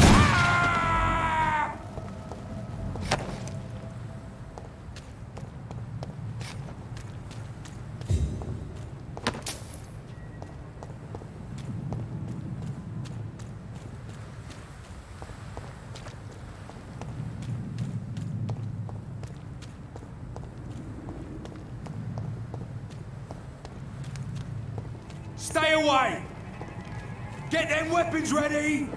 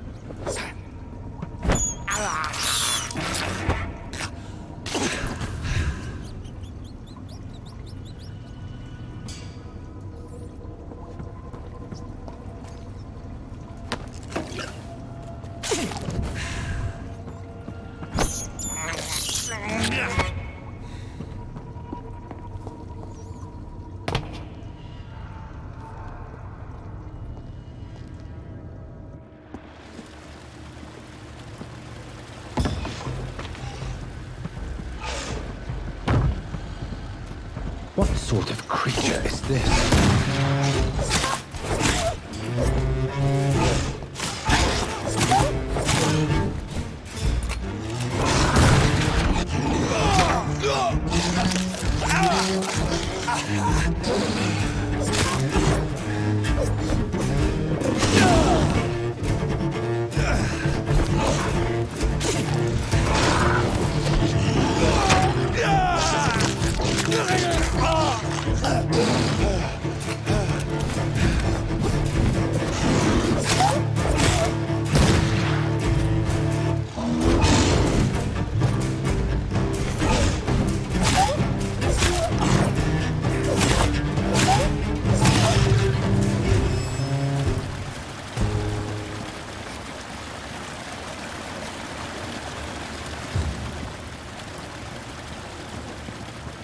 Here's what's left of him.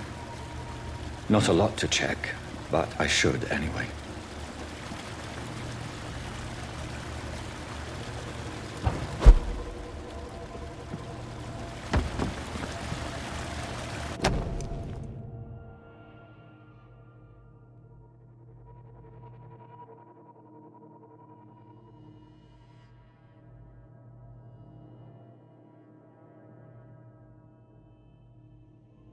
Some voucher for a free checkup in Whitechapel.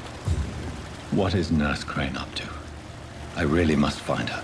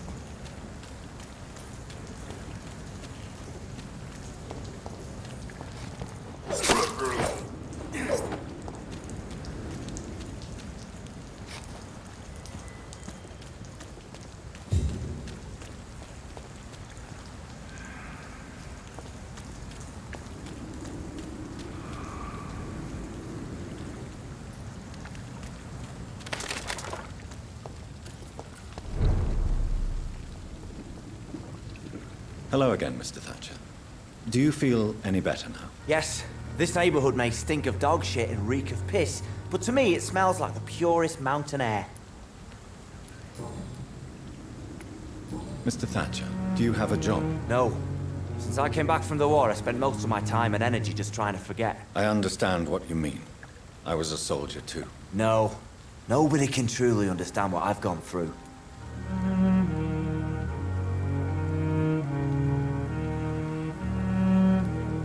Why were you locked in that sewer? What happened? I went by the canal after an argument with a friend. Got chased by these fucking wankers and had to barricade myself in, despite my claustrophobia.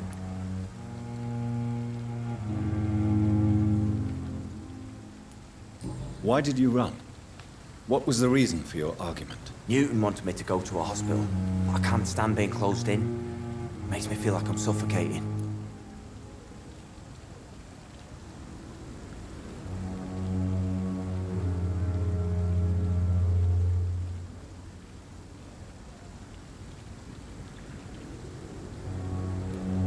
Tell me about your claustrophobia. Has anyone given you an official diagnosis? That's what the bloody doctor said. But I don't want to go to a hospital to get checked again. I'll deal with it my own way.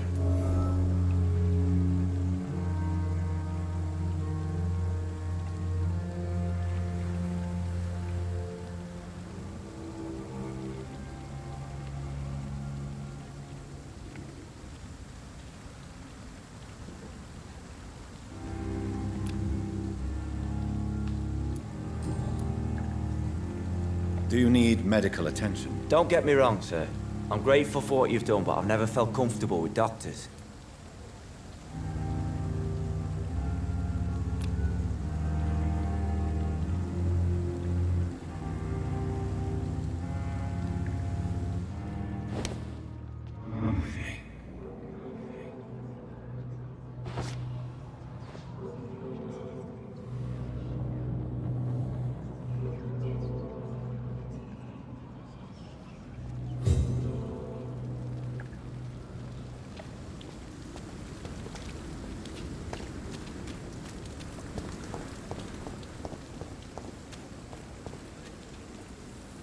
Hello again, Mr. Blight. Good evening, Dr. Reed. You doing your rounds as usual?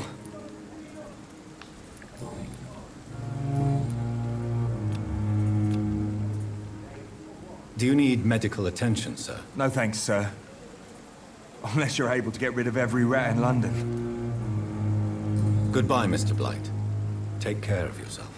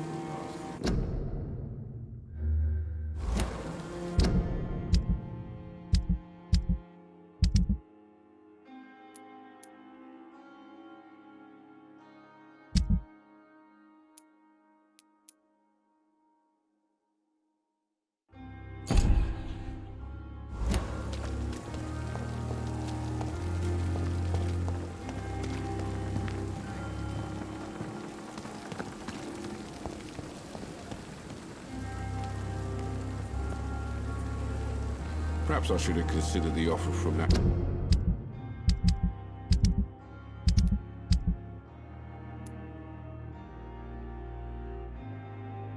Cadigan fellow. Good evening, Milton. Good evening, Doctor. Still trying to save lives?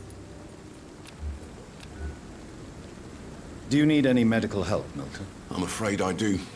Like everyone in this hospital. It's a sad state of affairs when even the hospital workers are worried about disease. Our job brings us into contact with all kinds of infections, Milton. There's no shame in being ill while you're in a hospital. That's easy for you to say, Doctor. I get the feeling you don't fall sick often. But thanks, anyway.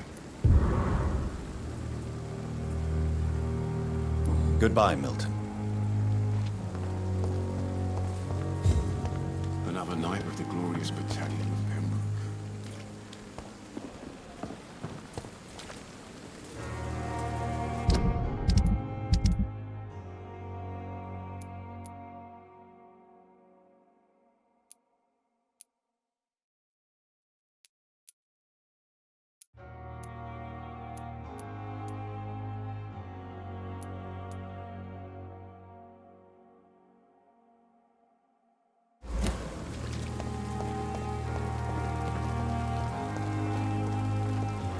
Good evening, Nurse Brannigan. Good evening, Doctor.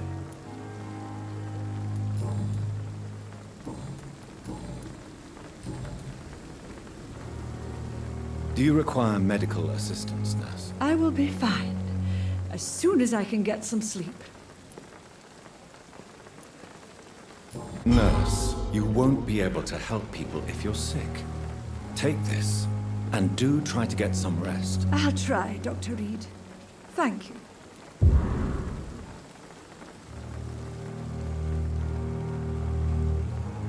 Goodbye, nurse. Call me if you need assistance.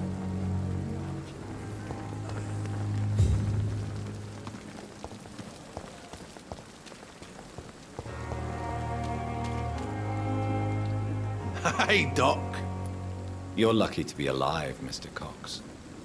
I hope you're starting to take better care of yourself. This place is full of sickness and decay. How could I get better in such a dump? Consider yourself lucky that I'm treating all of my patients equally. But don't push your luck. Don't play the innocent with me. I'm sure you have good reasons to act this way. And also weaknesses that can be exploited. I'll leave you for now, Mr. Cox.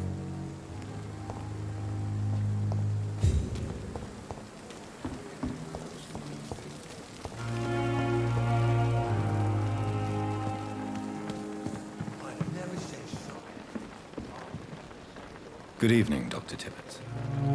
Dr. Reed, any good news to share? Do you need any medical assistance yourself, Doctor? Come on, don't be ridiculous, dear colleague.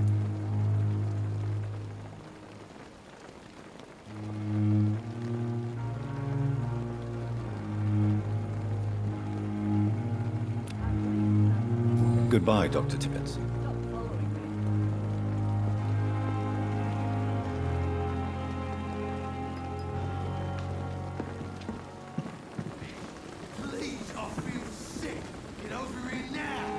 Pembroke is still standing up. Good evening, Nurse Brannigan. Good evening, Doctor. Do you require medical assistance, Nurse? Thank you for your concern, but I'm fine. Goodbye, Nurse. Call me if you need assistance.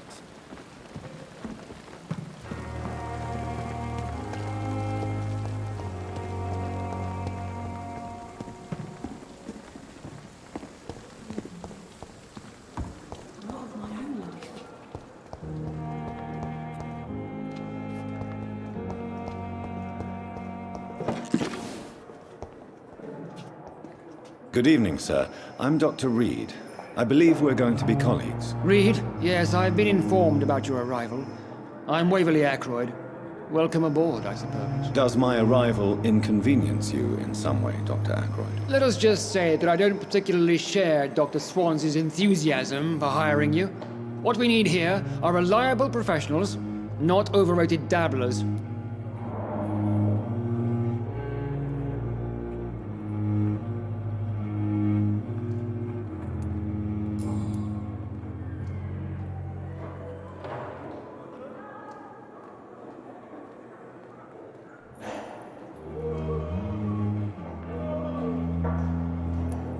Tell me, Waverly, what do you think of Dr. Strickland's enthusiasm for his experimental research? Strickland is playing with his patients' lives for pride and glory. Now that, sir, is unethical. Are you thinking about something in particular? Harvey Fiddick needs delicate surgery. I believe we should stick to the usual procedure, but my young colleague obviously disagrees.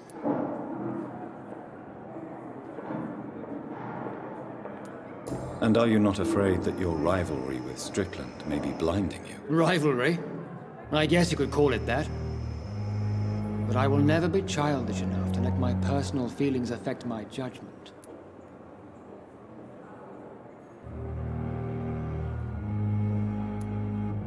Why do you wish to lead this surgery? I strongly believe that Mr. Fiddick should not be butchered to test an unproven procedure. I really hope you're right about this, Dr. Ackroyd. I'm trusting your judgment on this. I'm not the kind of man who runs away from his responsibilities, Dr. Reed. There is no need for you to be looking over my shoulder. Since your tenure in this hospital is longer than mine, perhaps you can tell me more about this place. Let's just say I'm tired of the carelessness around me. I have always respected the skills of Dr. Swansea, but over time, his enthusiasm has become displaced.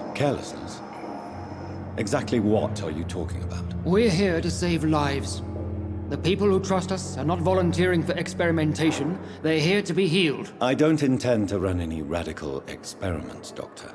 Even if I, as any good practitioner should, express an interest in pushing the boundaries of medical research. Modern medical methods were created through audacity and ego. But there are rules in our line of work, and they're here to protect our patients. If you have a problem with me, Dr. Ackroyd, please feel free to tell me. Dr. Swansea has imposed your presence on this hospital without asking anyone's advice. The benefit of his position. But I don't agree with it. I know we've never met before, but I believe this hospital could use all the help it can get. You will agree with that, I'm sure. Oh, but I have heard about you, Dr. Reed. Of course, you can't say the same about me, since I have not wasted my time courting the press.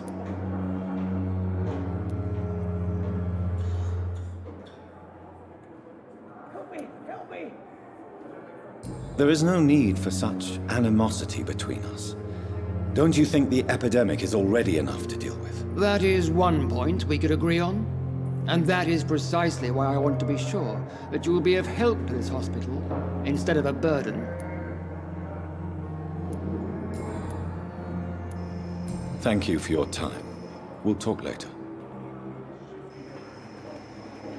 I'm quite busy right now, Dr. Reed. Do you need my assistance? Don't be ridiculous. I'm capable of dealing with this myself. I've just not taken the time to do so. Then you are lucky that I have taken the time to do so.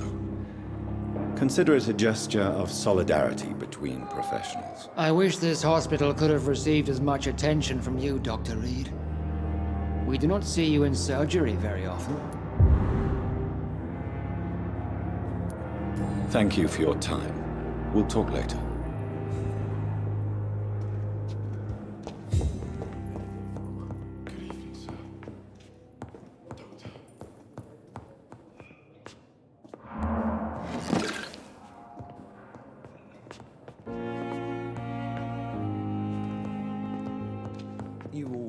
Good evening, Dr. Strickland. And good evening to you, Dr. Reed. Can I be of any help? Do you need my medical attention, dear colleague? You don't have to worry about me, Dr. Reed. I am here to assist you, not to be a burden. Goodbye, Dr. Strickland.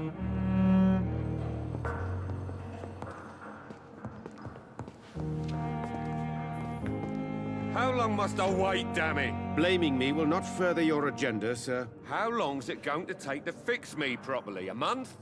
A year? You have the right to disapprove of our methods, and you will kindly apologize when you're feeling better.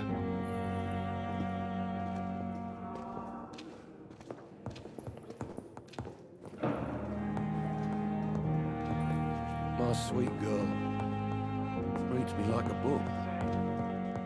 I cannot enter.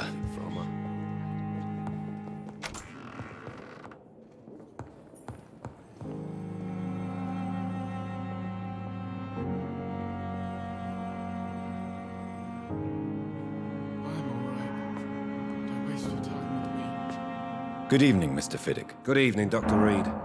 Any news about my operation? Is there anything else that's bothering you? Can I help in any way? Really? Why has no one else asked me that since I got here? I thought I was in a hospital. Unfortunately, you are not the only person who needs help. And complaining about it won't do you any good. Well, perhaps you're right, Dr. Reed. I'm sure if me missus was still alive, she wouldn't be happy with me going on like this. Goodbye for now, Mr. Fiddick. I'll see you later. My sweet girl reads me like a book.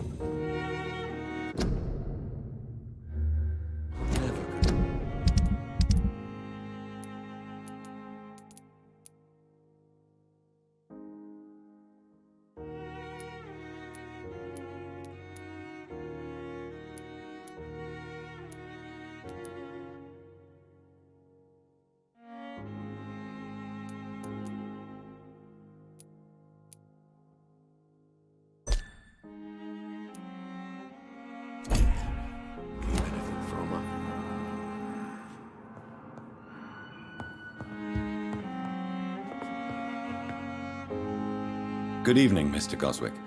How are you? I'm okay. Do you need any help? Thank you, Dr. Reed, but you've done enough already. The rest is up to me now. I have to go now, sir. But don't hesitate to contact me if you need any help. Good evening, sir. Doctor. Good evening, Doctor. How is my son doing? Do you require medical attention as well, Mrs. Goswick? Do you know you're the only one who's asked me this? No. I don't feel well, actually. Despite what you think about this place, I can tell you with absolute certainty, taking this will help you recover. Well, at least your reputation seems well deserved. Unfortunately, I can't say the same for this hospital. Goodbye, Mrs. Goswick.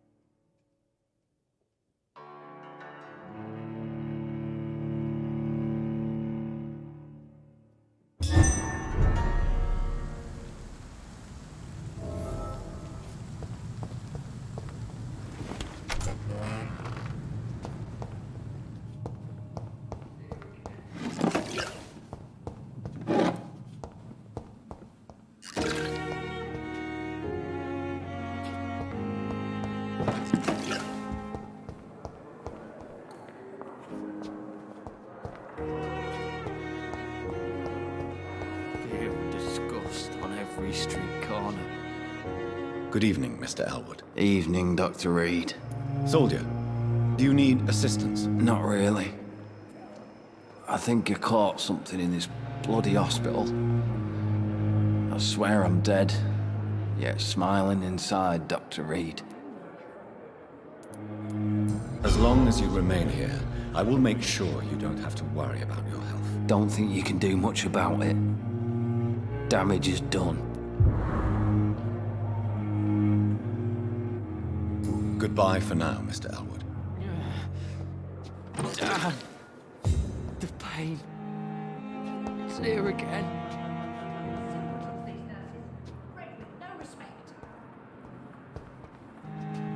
Hello again, Dr. Reed. I feel better already. Can I go soon?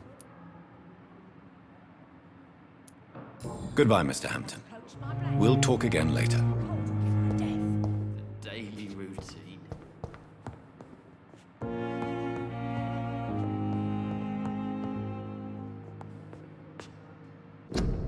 Liars and thieves, every last one of them!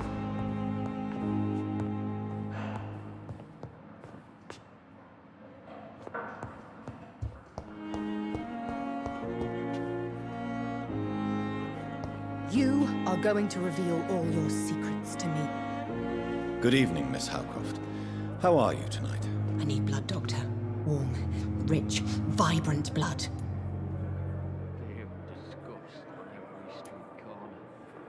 I have made inquiries about the men who were tracking you, Miss Howcroft. I did not expect a mortal to have this sort of courage. Speak, Doctor. Why are they hunting me down? It was a misunderstanding. These hunters were in fact looking for a very different creature, but they mistakenly put their sights on you. I knew it.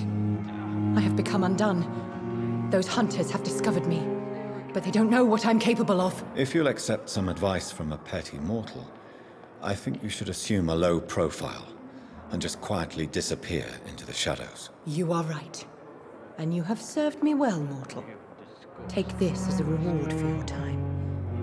Perhaps I will allow you to drink deep of my blood. One day. Thank you. I'll keep that proposition in mind.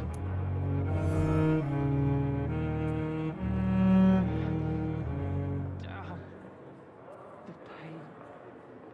It's here again.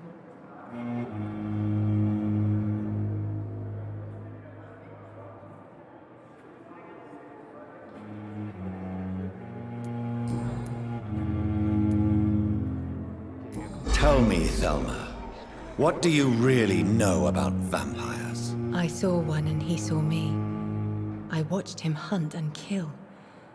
I saw his terrible wounds heal as his victim died. And then I knew I was saved. You mean you actually saw a vampire? Here in London? Yes. And it has been the answer to my pain. I must drink and kill to regenerate my decaying body. I am a vampire too.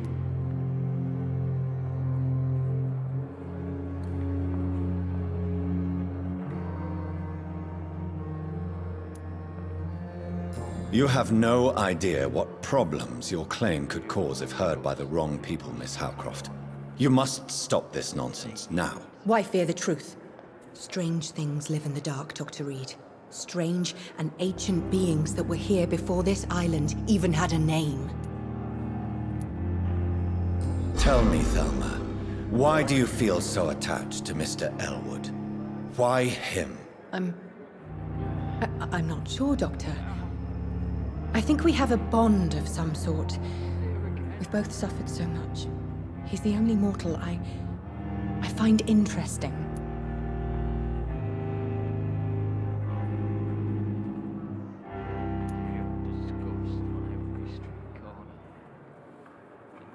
Do you plan to make him a vampire too? Of course not. How could I inflict my curse on anybody else? I'm not that cruel, Doctor. Would you say you and Mr. Elwood are romantically involved? No. No, Thomas is a delicate soul. Even though he disguises it. But I am not the woman he needs. No, for I am a vampire, Doctor.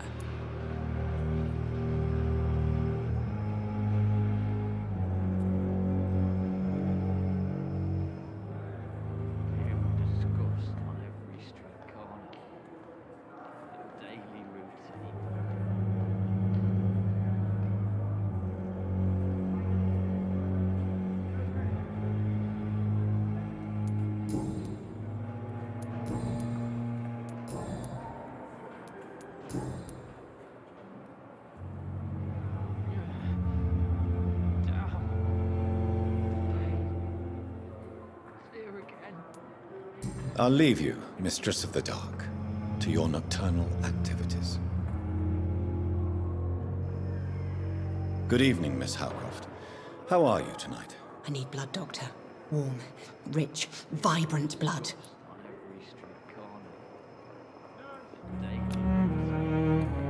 I'll leave you, Mistress of the Dark, to your nocturnal activities.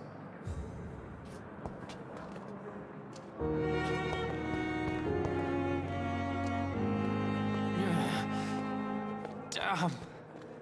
The pain. It's here again.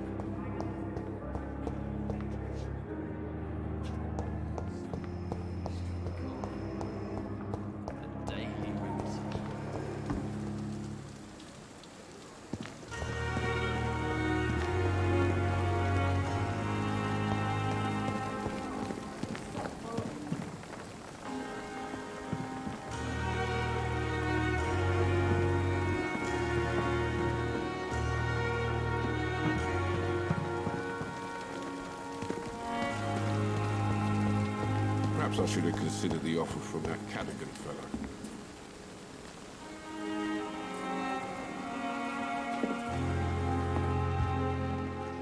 That was fast. I'm afraid the trail of breadcrumbs leads beyond the hospital premises. I must leave for a time. Is that so? Why? Now it's time for you to be patient. It would seem that your blackmailer is part of a more complex machination whose root is in Whitechapel. Machination? Do you suspect another immortal is involved? Nothing points to that. It would seem that the motivations are quite mundane. Well, then I wish you discreet travels, and that the muses of diplomacy bless your tongue. I'll return with case solved or carried on my shield.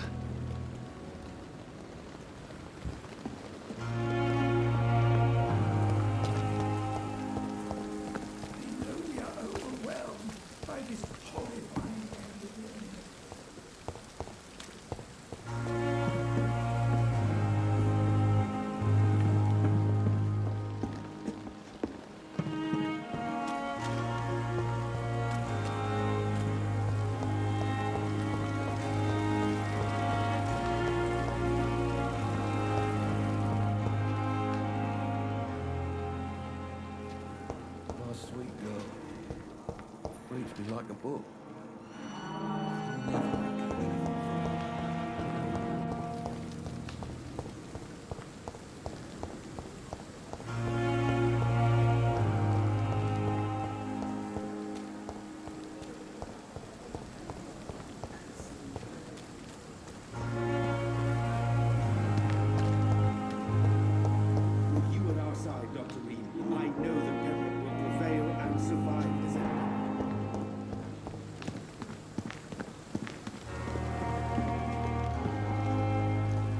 Good evening, Dr. Reed. Such a pleasure to see you again. Do you need medical attention? Well, the proximity of the dead is not the most healthy company, even if the quiet can be appreciated. Don't take too many risks with your health, Mr. Chidana. None of us are immune to this disease, and that is a good thing. Death and disease is a constant reminder of our mortality. But you have my thanks, Dr. Reed.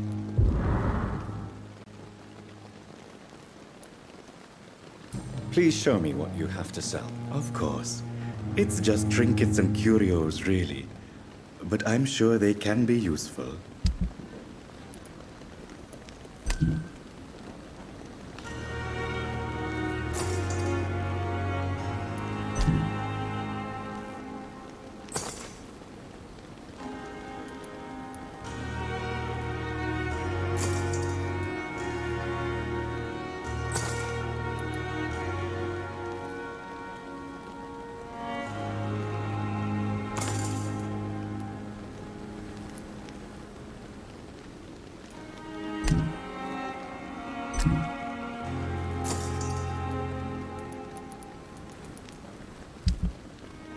Tomorrow, more bodies will arrive and then sadly depart. I'm managing a train terminal, not a morgue.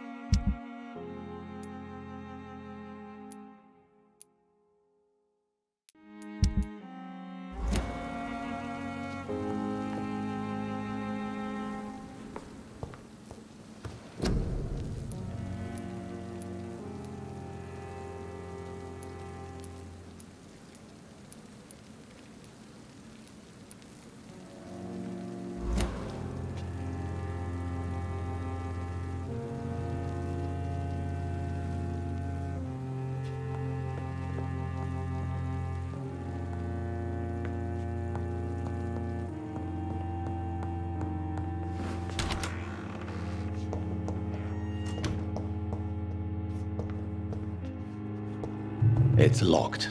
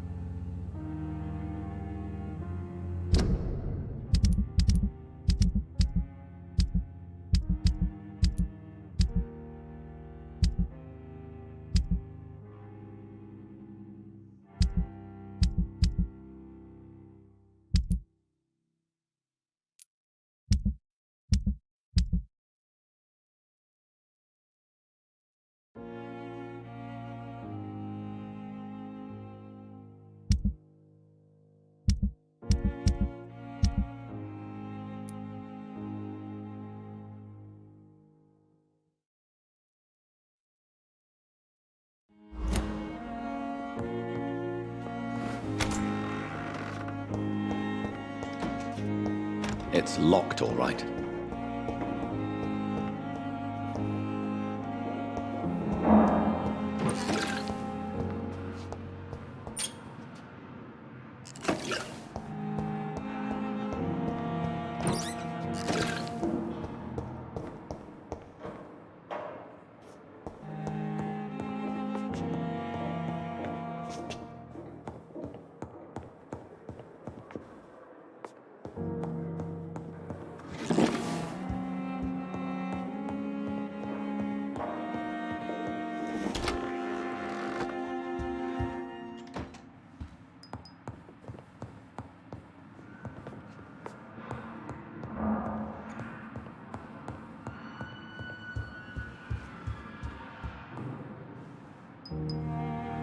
Do you need something, Jonathan? I have met Lady Ashbury. She's a fascinating woman, wouldn't you agree?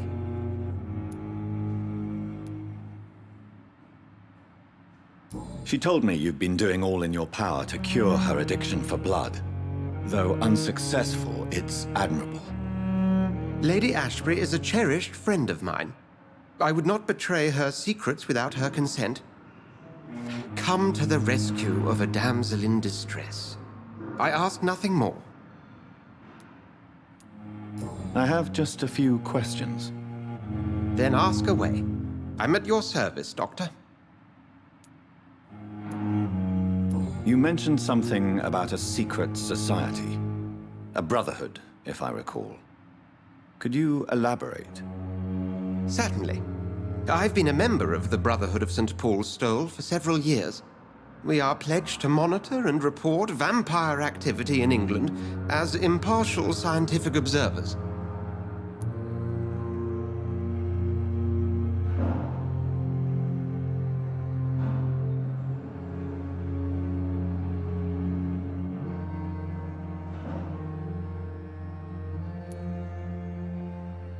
That explains your nightly wanderings about the docks and the questions you ask.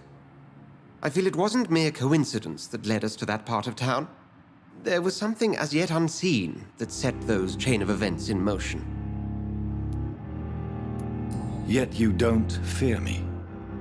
And still, you know the monster that lurks beneath the civilized surface. The Brotherhood has studied your kind for centuries. We believe you are as supernatural as a lion is to a gazelle.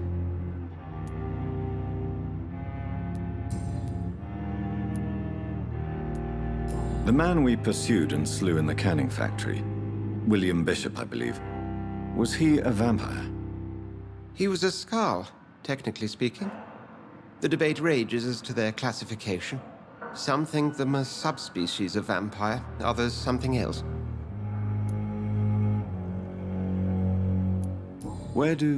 How do Skalds come into existence? The name means slave. The etymology may indicate that they are a lesser species of vampire. From what I know, vampires tend to despise them.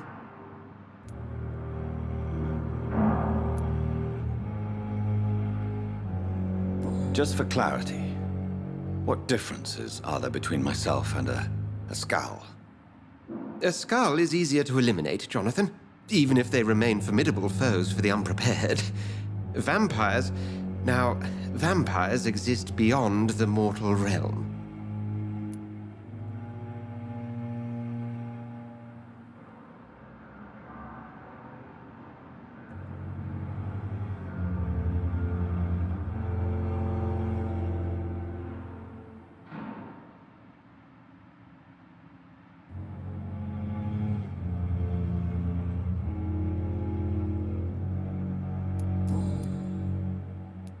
Since you seem quite the expert on vampires, what could you tell me about my condition and how it came about? As men of science, our first step is always to start with what we know. Forget the myths, the hackneyed scrawlings, and the penny dreadfuls. They do not scratch the surface of the truth you now find yourself in.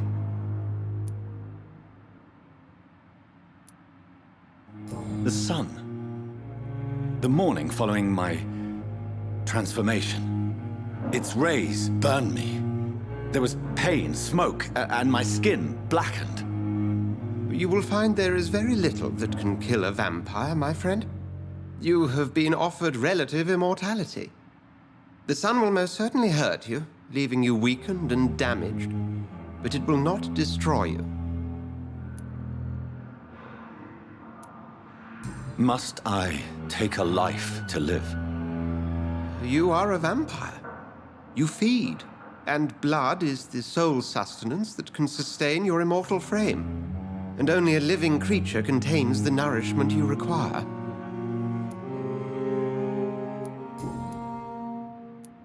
Since I'm the one working for you, what should I know about Pembroke Hospital?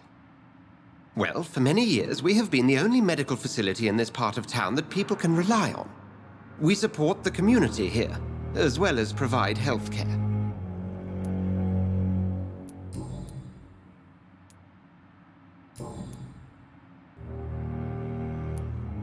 The matter of Lady Ashbury's blackmailer.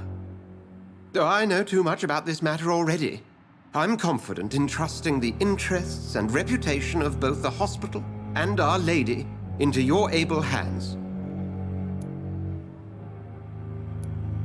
We'll see each other again soon, Edgar.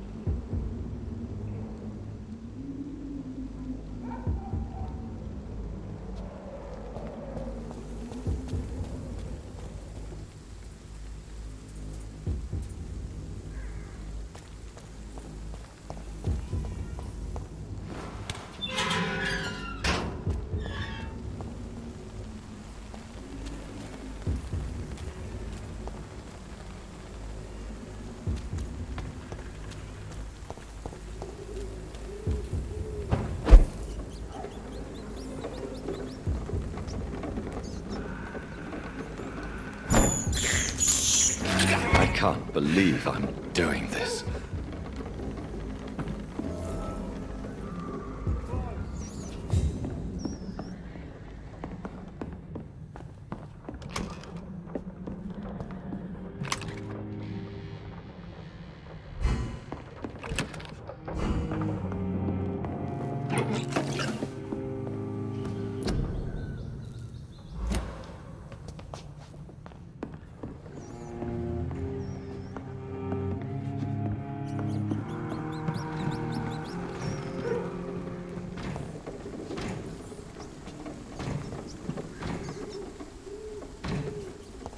Easy does it, boys. We can deal with this vermin. He's dead!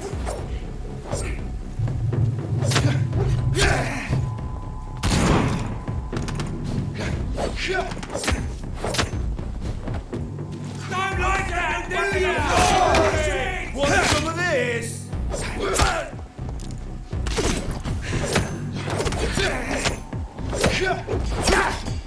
Oh, he's dead! Oh!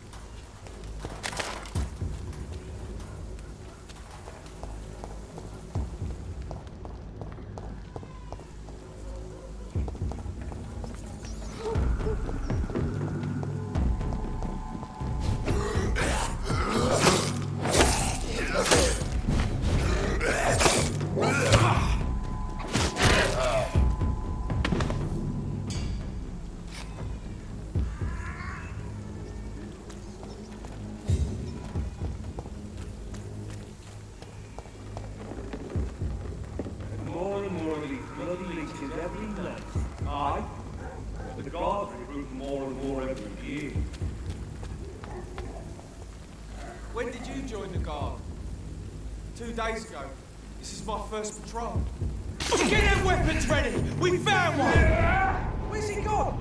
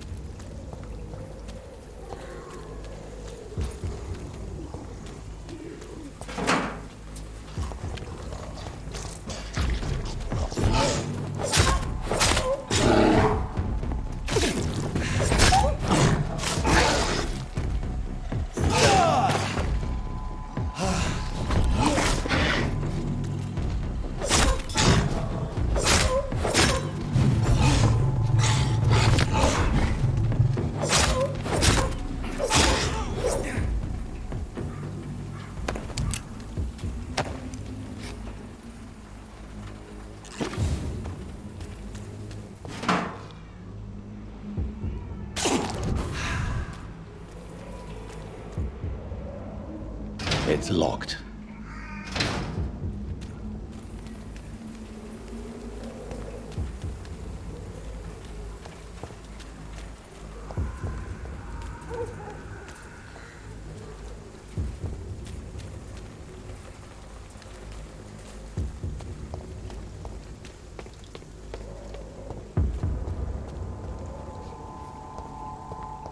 Best stay back, sir. Didn't you hear me? It's a leak!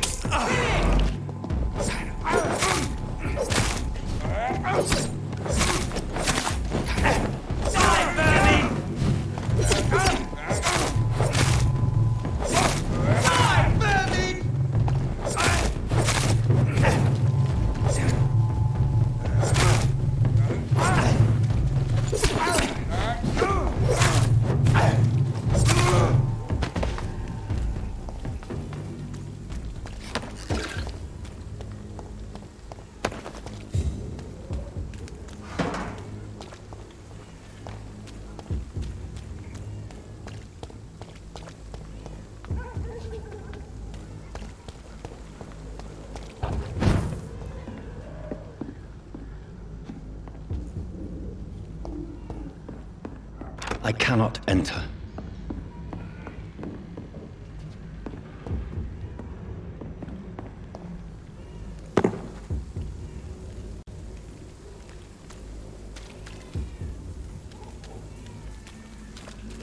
It's locked.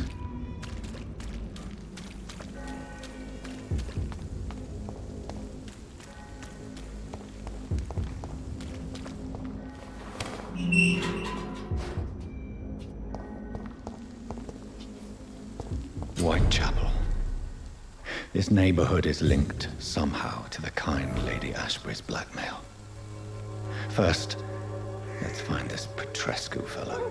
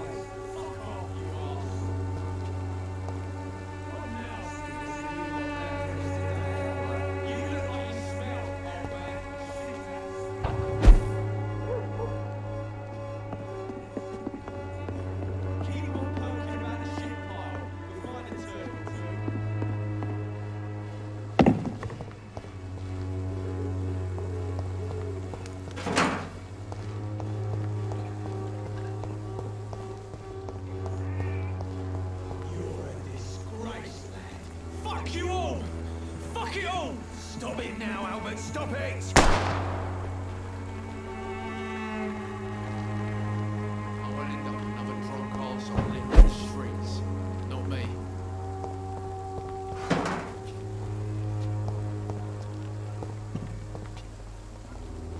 Are you all right? The bastard hit the wall next to me. I don't even know if he meant to miss. If you've been hurt, I can help you. I'm a doctor. Name's Albert. Remember it. Now bugger off.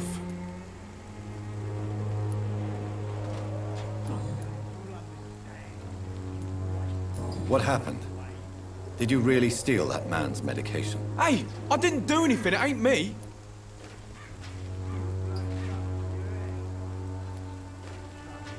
All right. Perhaps the poor drunk just confused you with someone else. Sod off, mister. You ain't got no clue what's going on here. Bastard was a soldier in the war, so now he's got the right to shoot me. It's true. I'm not familiar with this part of town. Perhaps you could help me. I said sod off. Go find yourself another guide.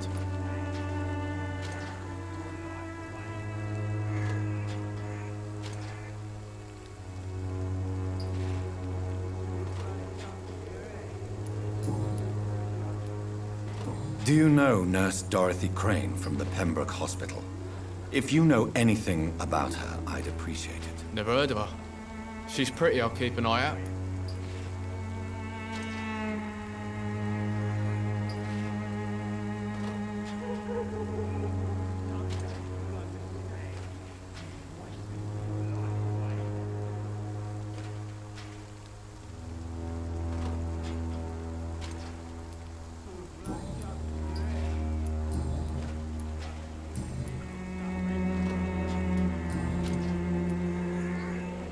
I found the recruiter you were expecting. He's dead, but he carried a note. The Wet Boot Boys have accepted your application. I knew it! I told you I was tough enough. I'll be free soon.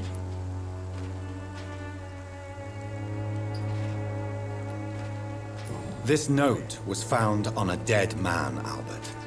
If that doesn't change your mind, then you must be ready to face the risks. You're all fancy words, none of which concern me. Go worry about someone else. I'm fine and I have a future here.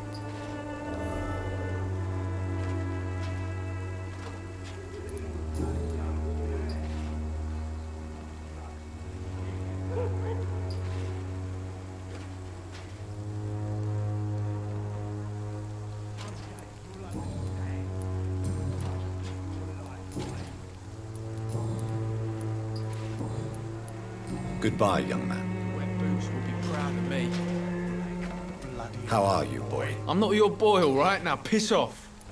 Do you need assistance? Please. Feeling tired these days. There you go. Let's hope nobody steals it from you. Very funny.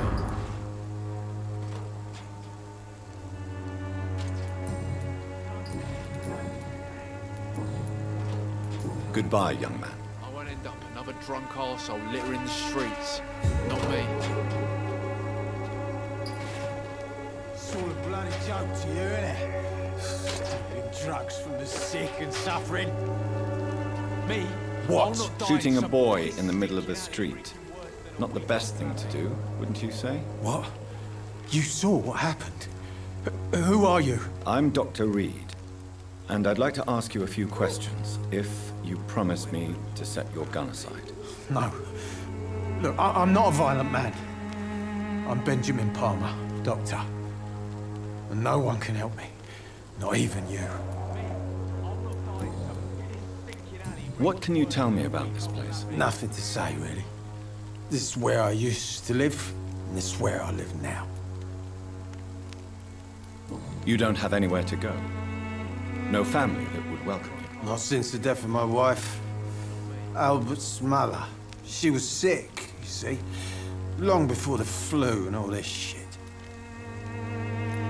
You mean you used to have a better life? Yeah, I had a wife, a home, and a job. I even used to have a name. And now I'm just Ben. Ben the Tramp. Perhaps you could focus for a moment and tell me your troubles. I'm sick, broke, and my son just stole my pills. Everything's coming up roses.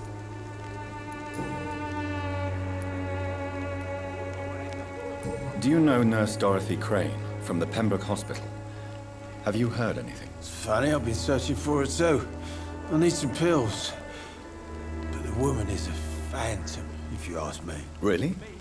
And why is that? The word is she ain't real. She's a cover for some doctor who runs an illegal dispensary for migrants.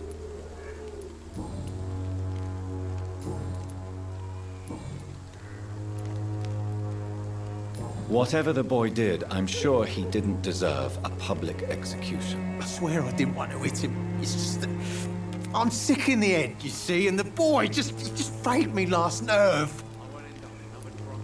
What is it, Benjamin? It was the war, wasn't it? Your nerves are shot, aren't they? I need some answers, Private. From one soldier to another. The doctors called me a liar, a coward. Put me in a straitjacket, locked me up. Finally, they sent me back to the front lines with a handful of tablets. It's a pity that doctors still practice such barbaric methods. It's a dishonor to our profession. Now only the pills stop me thinking about this shit. To not hear the explosions. I'm even scared of the dark these days. You don't seem well, Benjamin. Do you need any help? I always feel ill, sir. It's like I'm never right.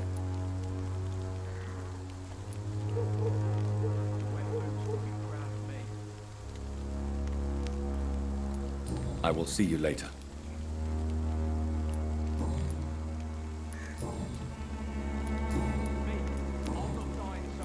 A gun, alcohol, and a bad temper make a terrible cocktail, sir. Goodbye for now.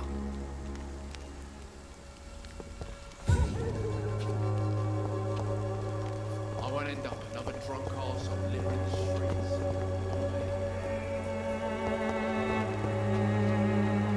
Good evening, miss. Good evening, sir. Are you interested in a miraculous cure for this unknown and deadly epidemic? Actually, I am. Then you have come to the right place. The famous Swanborough cordial is all you need to help keep you in perfect health. Oh, really? Why didn't I hear about it during my studies? I'm Jonathan Reed, by the way. Dr. Jonathan Reed. Ah, my brother has spoken of your research, sir. I'm Loretta Swanborough, and it's always a pleasure to meet a fellow healer. Tell me, who intrigues you most in Whitechapel? The region itself is something to see, but I would say Camellia the mute florist who gives away her flowers. What do you think of the locals? Most of them are afraid or desperate. They all come to me eventually for my remedy. Is there anyone I should avoid? Cadogan Bates, without a doubt. The bloody bastard remorselessly exploits poor migrants as soon as they get here.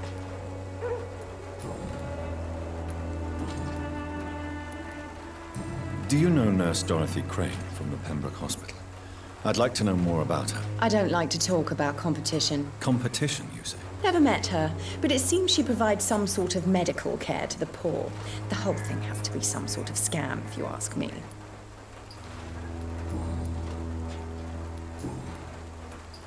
I'd like to see what kind of medicine you're selling.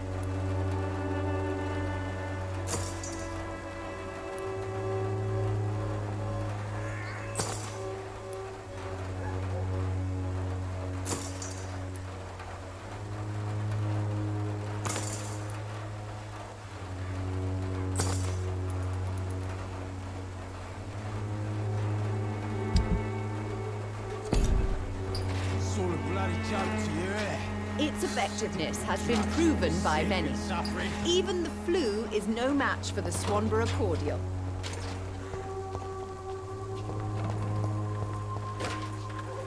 Good evening, Benjamin. Can I help you? I'm afraid not, Mr. Reed.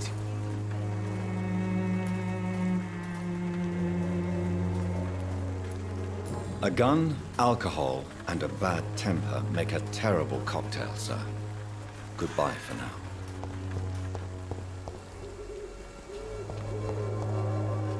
When science fails you, this elixir will give you faith again.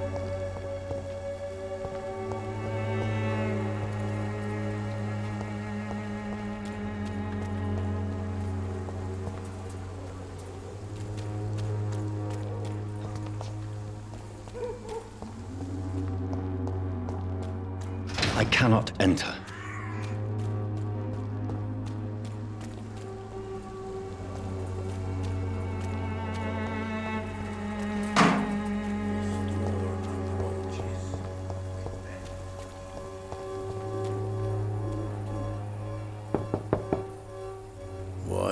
What do you want? Leave me alone. Good evening, sir. I'm Dr. Reed. I'm looking for Nurse Dorothy Crane. There is no Dorothy Crane here. Now goodbye. I'm afraid this medical leaflet says the opposite, sir. Really? Well, I'm afraid I'm going to close this door right now. Go bother someone else, Mr. Doctor. To enter that house, I must discover who this man really is. Maybe I could start by observing what he's up to.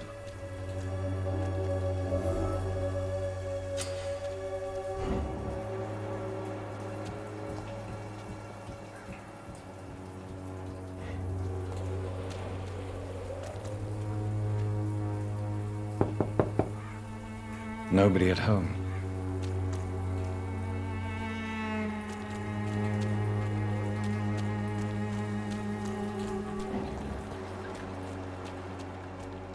It's locked.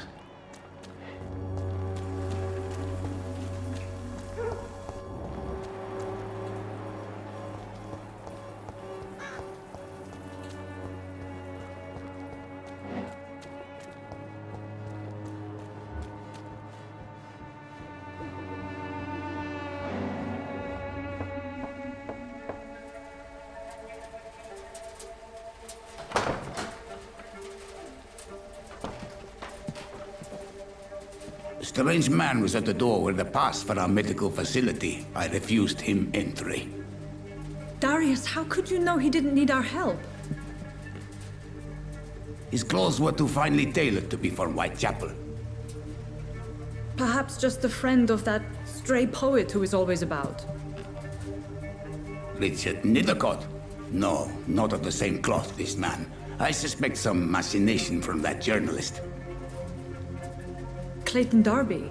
Is he still asking questions? Yes. I saw him drifting around St. Mary's Church. I swear he is tracking me just downwind.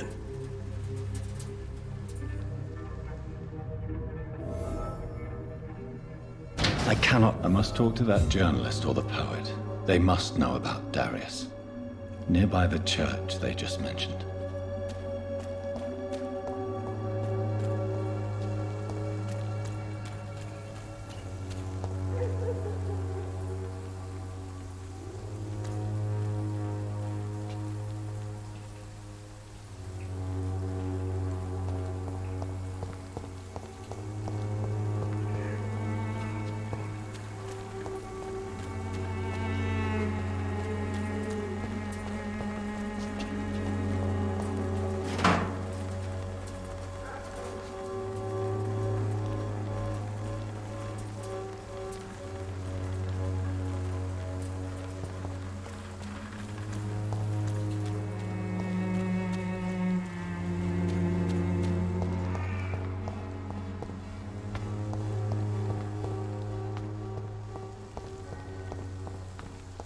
No civilians allowed, sir.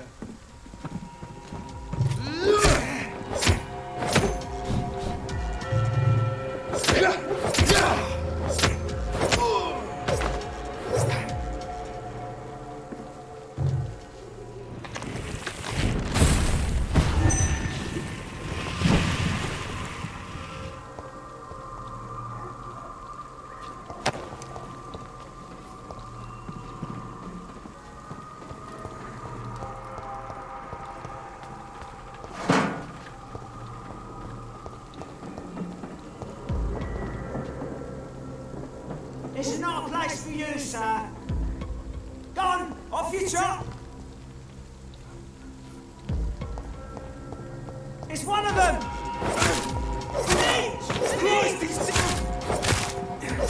Oh my God!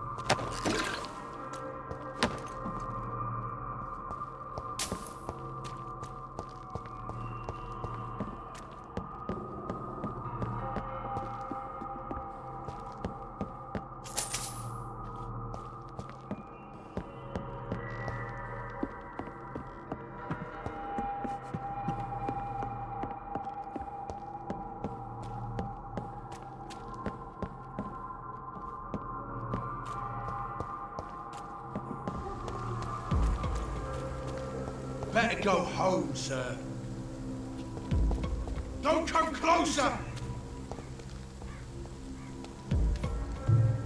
This one's mine! You leeches will kill him!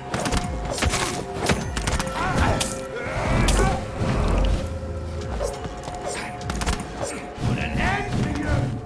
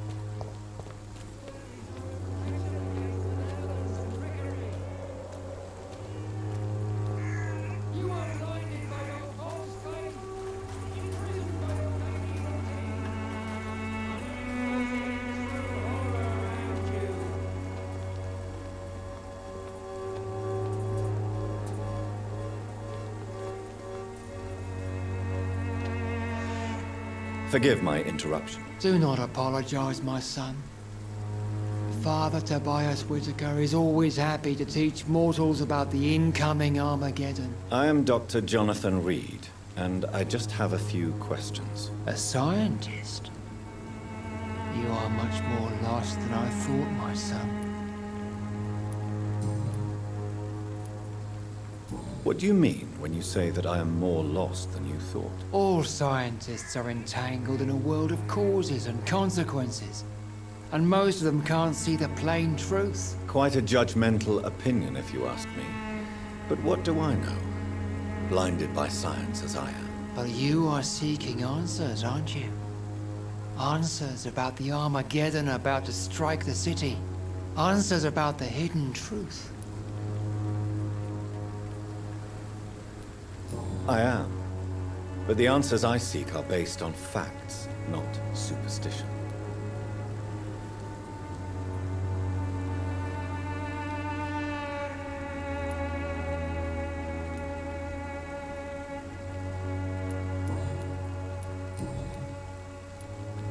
Have you any friends? Any family left in these terrible times? No. But I have a disciple I see as my son. He is so devoted. I sent him to preach the good word in the heart of this corrupted city.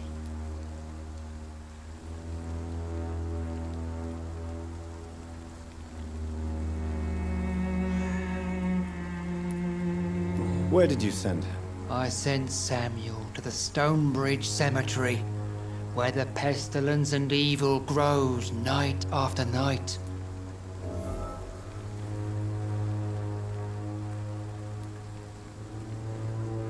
You sent him on some preaching crusade during the epidemic. As a true believer, Samuel will fear no evil while he walks through the valley of the shadow of death.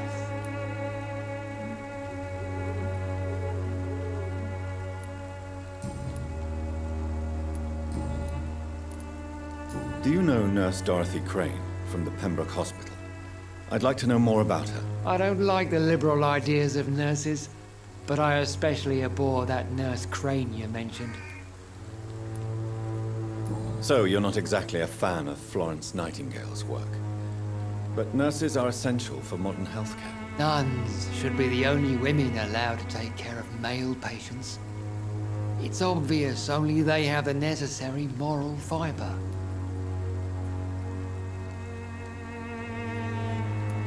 Why do you hate Nurse Crane more than other nurses? Before coming to London, she was a member of the communist resistance in her country. That's what happens when you let a woman get involved in politics.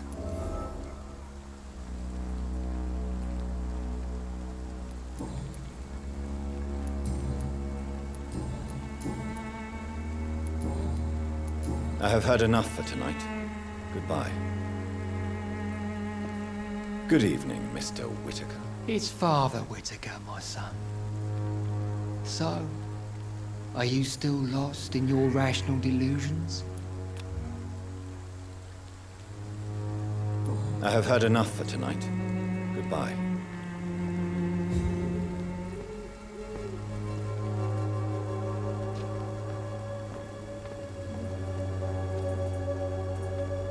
The walls of your home will not protect you. There is no protection. Let your guard down, sir.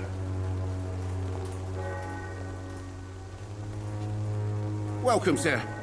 Please, take a browse of my wares. I am Dr. Reed. I would like to ask you a few questions, if you don't mind. Doctor? Interesting. I'm Barrett Lewis.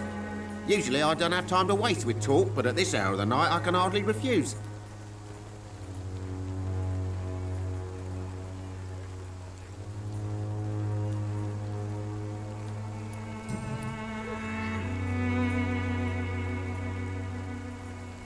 How is business around here? Business? I have no business. Between this racket, theft, and customers getting scared, I'm losing money every day. I see. Sounds like you blame someone in particular for your situation. It's no secret Joe Peterson spends his time harassing merchants. But with me, he's trying to put me out of business once and for all. As a merchant, you see Whitechapel every day. Have you noticed anything out of the ordinary recently? What you mean besides the epidemic, the war, and all the usual crap? As long as I can remember, this part of town has been a bottomless pit, and no sign of the bottom yet.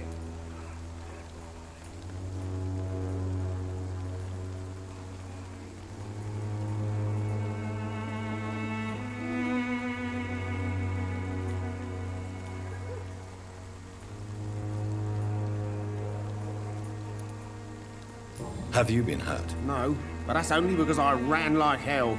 Those men were raving lunatics, I tell you. Not even able to speak anymore, just screaming. Violence is increasing in the borough. Yeah. A few nights ago, some blokes jumped me. Came out of one of the condemned workshops. Fever, madness, something like that. Where did this happen? Why did you go there? In the closed workshops nearby. I worked there as an apprentice in better days. Now I only go to find trinkets or tools. Too bad I was mugged, though. There was good money in that little box of loot I lost.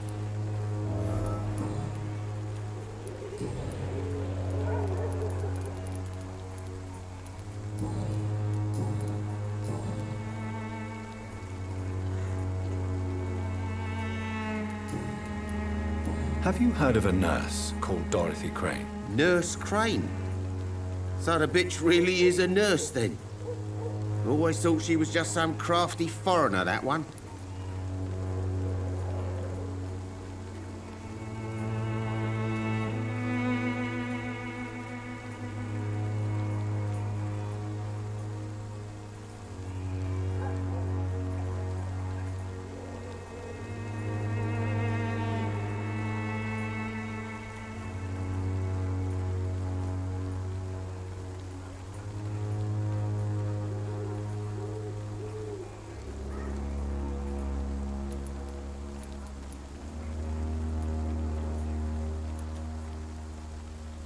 Yes, she's a nurse, and quite a good one. What did she do to gain such notoriety? Dorothy Crane ain't even a real name.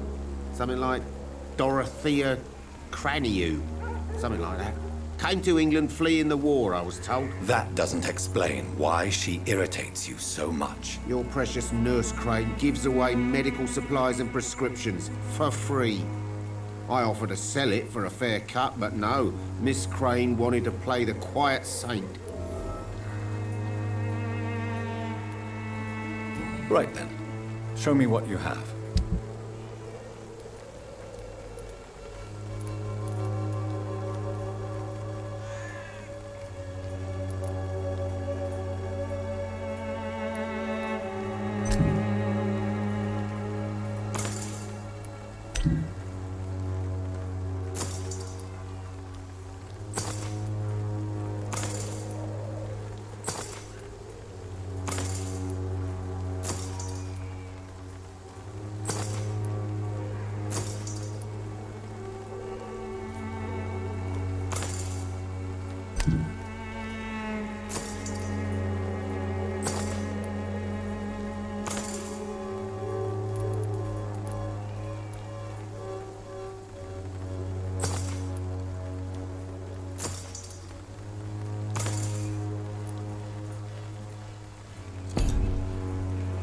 Cheap price, good Fancy buying something, sir? You never lose your focus, do you?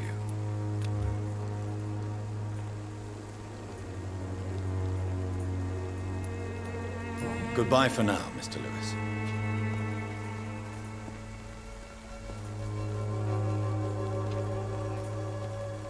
I should never have taken up my father's business.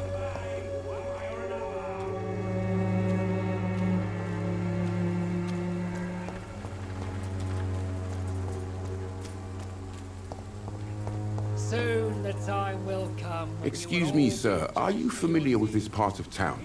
Name's Clayton Darby, reporter. Sorry, I'm new to Whitechapel. But perhaps you could help me since you're a journalist. My name is Jonathan Reed. Dr. Reed, the famous surgeon.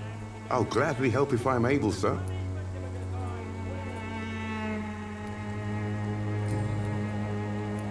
Why are the newspapers keeping silent about the Spanish influenza?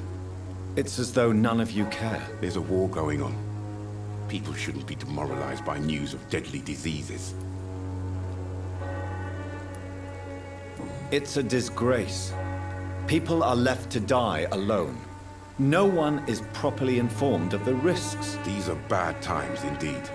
So much for the glorious British Empire.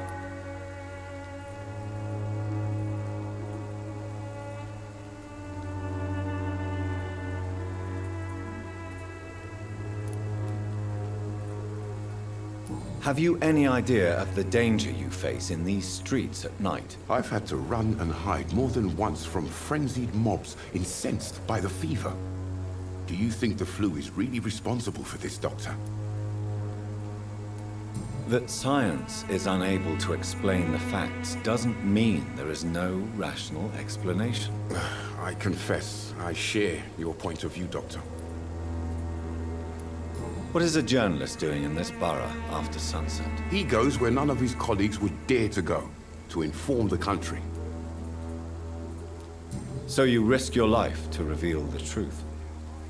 I saw many reporters do the same during the war. Whitechapel is the crucible of so many untold stories and tragedies. I want people to know them.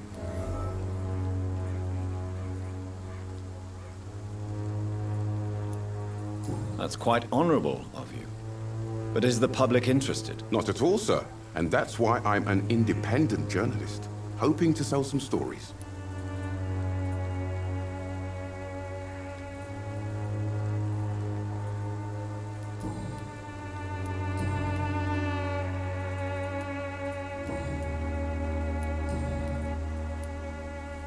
I heard you're investigating an underground medical dispensary in Whitechapel. What do you know about it? Not much, I'm afraid. They are wary of strangers, and I'm not really an acquaintance of theirs. Why do you care?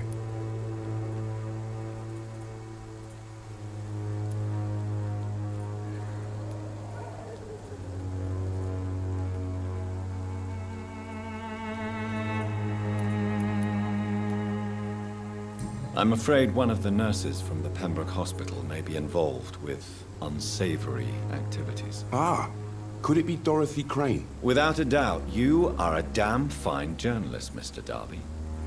What do you know of her accomplice, a man named Darius? I don't know much about the man. He's very cautious, never goes out, doesn't seem to have any friends or family.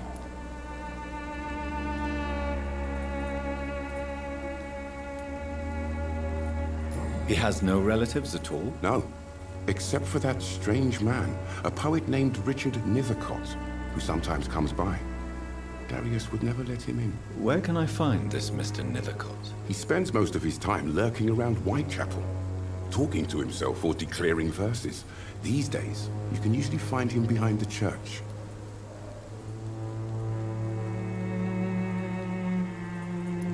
He never goes out? No. A few days ago, he unexpectedly did. I followed him, but it was just a ruse to keep me away from his house. Really? How do you know? He went to the nearest mailbox, but just before posting his letter, he ripped it up and threw it away.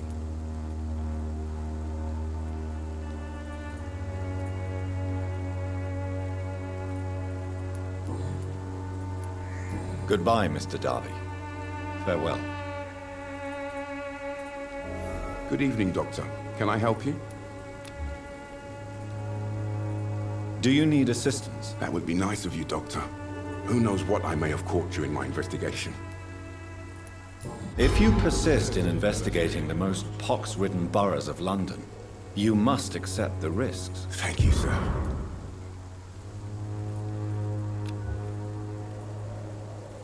Goodbye, Mr. Darby.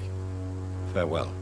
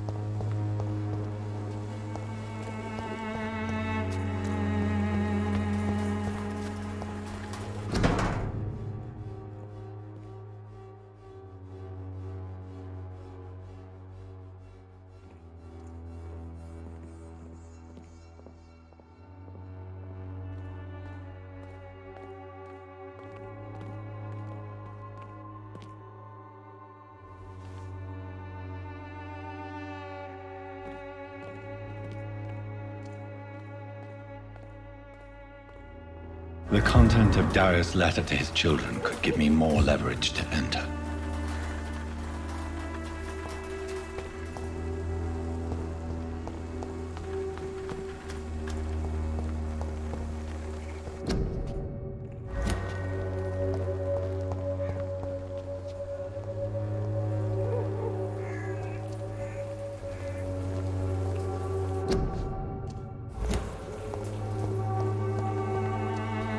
Good evening, miss. I'm Dr. Reed. I'd like to ask you a few questions. I know what you're thinking. A tall stranger who meets a girl in the street at night. It reeks of the penny dreadfuls. But I mean you no harm, truly.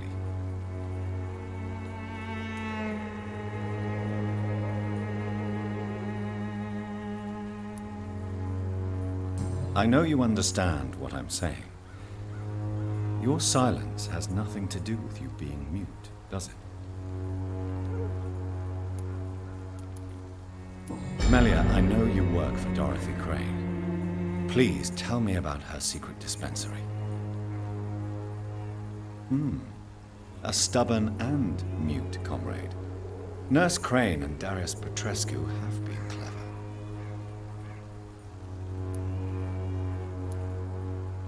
Very well. Goodbye, then. Hello again, miss.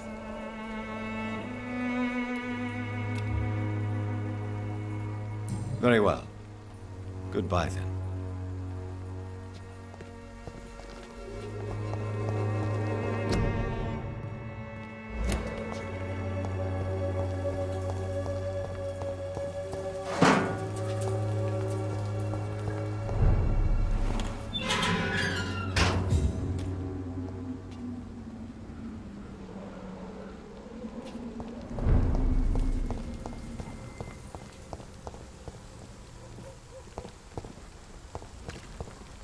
I cannot enter.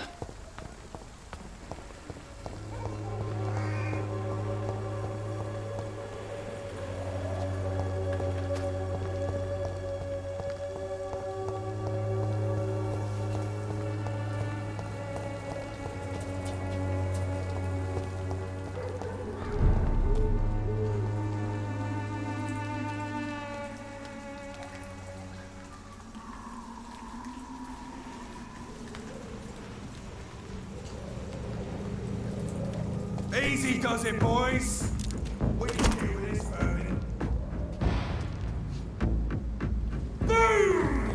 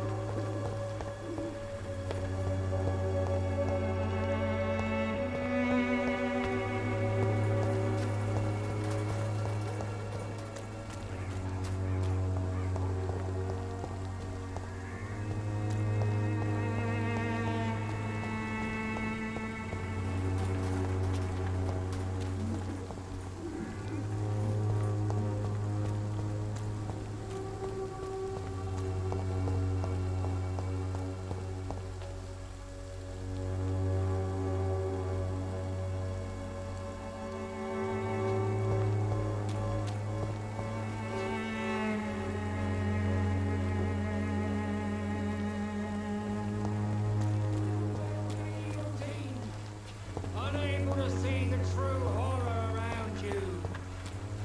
You look so pale, my lord. Would you like me to revive you?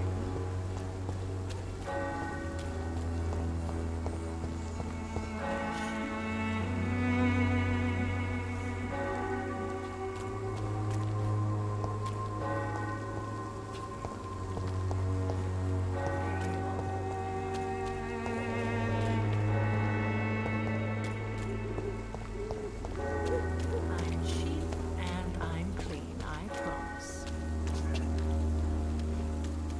Don't be shy, handsome. What can Christina do for you? I'm not looking for what you're selling. But I'd like to ask you a few questions, if I may. I'm a doctor. Dr. Reed. All right then, but be quick, though I usually get paid when I open my mouth. Christina, have you been examined? The epidemic is spreading fast in London, and you could be exposed, or expose others. I don't like doctors or hospitals, but I don't like you asking questions. You can put your own life in danger, that's your decision. But what about your clients? If you're contaminated, you will put them in danger too. And you think that would worry me? If you knew the men I deal with, their health would not be what you'd worry about. Considering your line of work, I assure you it is only a matter of time before you have health issues. If it is going to happen, it will happen. Right now, I need money. That's what's important. Clayton Darby claims he will expose the crisis in Whitechapel to all of London.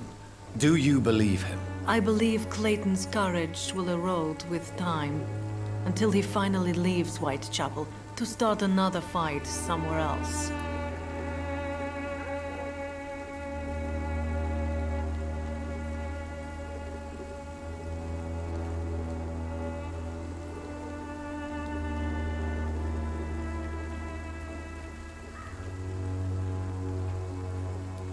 Why this skepticism? How can you speak about starvation if you've never been hungry? Or about poverty? Or anything else you have never suffered from?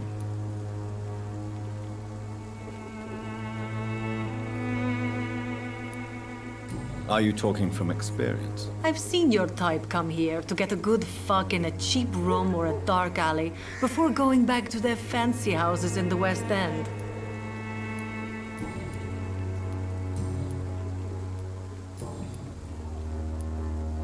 Tell me about yourself. Are you joking with me? People don't usually come to see me for conversation. I have no interest in your work. I am, however, curious as to what led you into this career. Short story. The war, exile, and England. This country is not especially welcoming.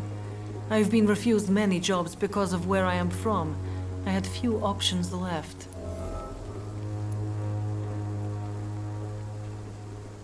I always thought I was the master of my own fate. But now I know we don't always have control over our lives. I don't judge you. You know, this money is not only for me. I have good reasons to need this money quickly, but it is not your concern, Doctor.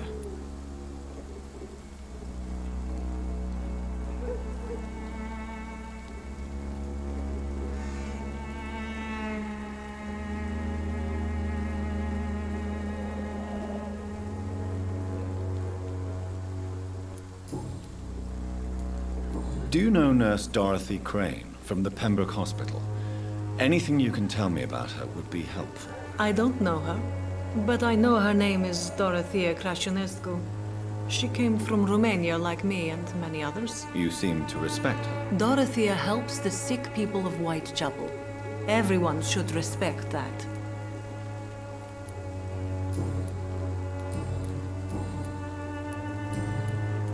Goodbye, miss. Take care of yourself as best you can.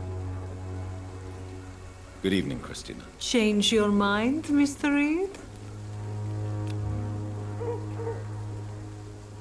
Do you need any assistance, Miss Popper? It depends on the price of your medicine. I am shocked that you would think I am that sort of man. Forgive my suspicion. I'm so used to liars with good manners. Thank you, sir.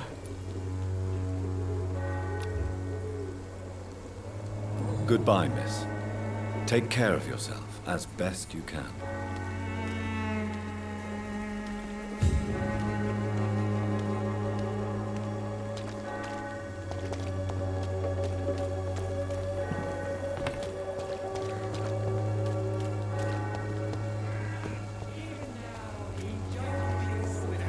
It's not my call, Barrett. You pay one way or another. Please, Joe. How long have we known each other?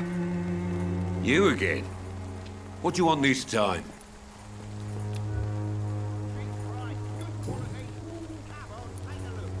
How did you become the local bully everyone is afraid of, Joe? There's no pride in roughing up poor bastards. But this is the only job I've found. And it pays well, too. A job?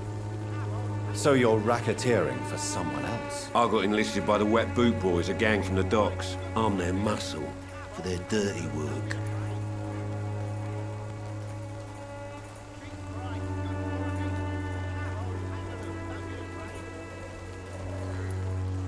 You are a criminal who endorses criminal activity. The least you could do is stop hiding behind this pretense. I don't care what you think, sir.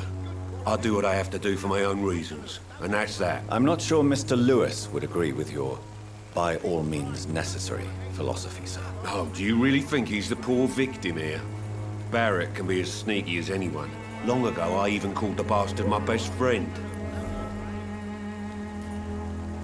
According to you, physicians are scarce in this part of town. Why is that? Not familiar with this neighborhood, are you? I guess your fancy colleagues are too afraid of being stabbed in the back. This part of town does have quite a reputation. Would you say it's justified? Totally. Look at me, for instance. I always look my opponent in the eye before knocking him out.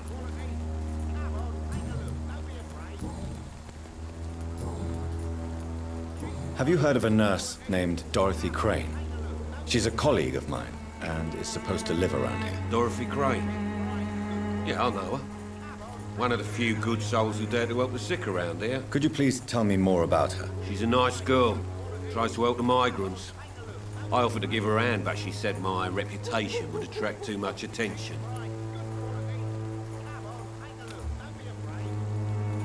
Goodbye, Mr. Peterson. Cheap price, good quality.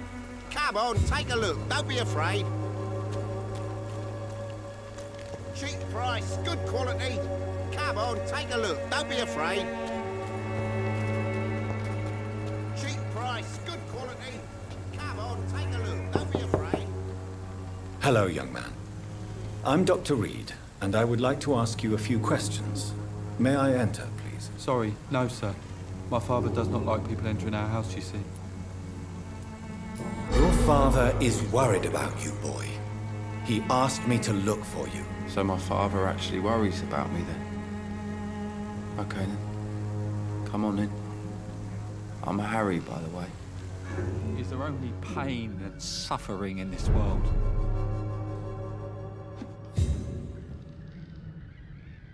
So, may I ask you a few questions? I'm not bothered.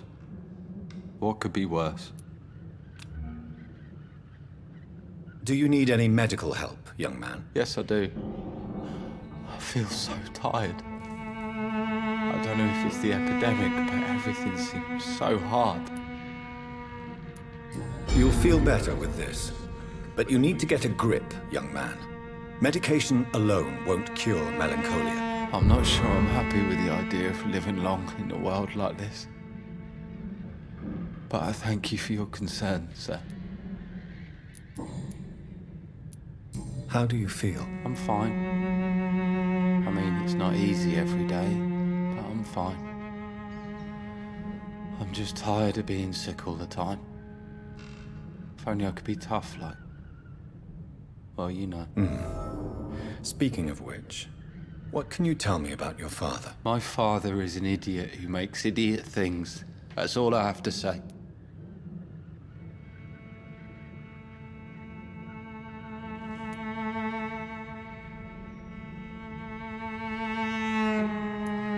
Forgive my bluntness, young man, but you don't seem happy living in Whitechapel. Why should I? I never wanted to come here in the first place. It was my father's decision. And look around you. Does this look like a nice place to live?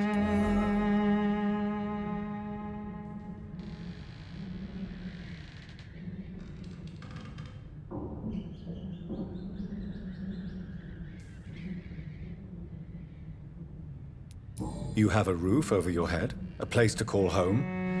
Many people here are not as lucky, you know. That's exactly what my father says. Harry, you should be grateful for what you've got. I wasn't even consulted when we moved here.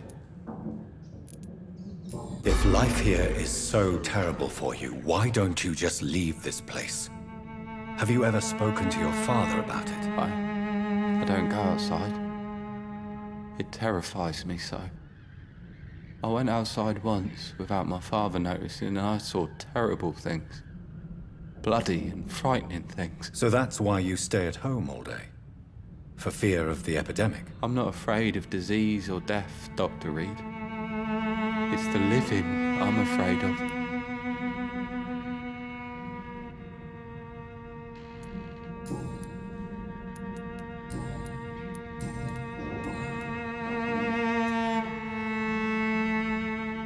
Your father and Mr. Lewis used to be good friends. What happened, Harry? I was young then. I don't remember Mr. Lewis ever coming back again after my mother died.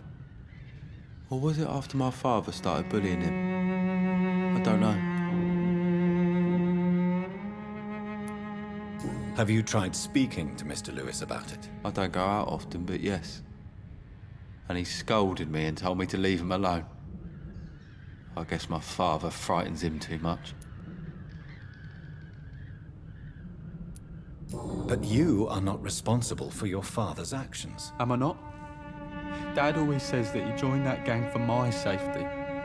So if I wasn't born, people wouldn't be worrying about Colossus Joe.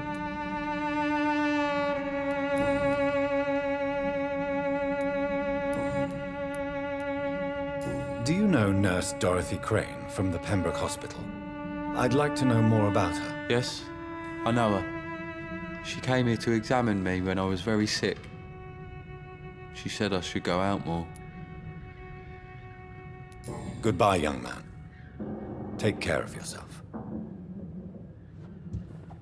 Is there only pain and suffering in this world?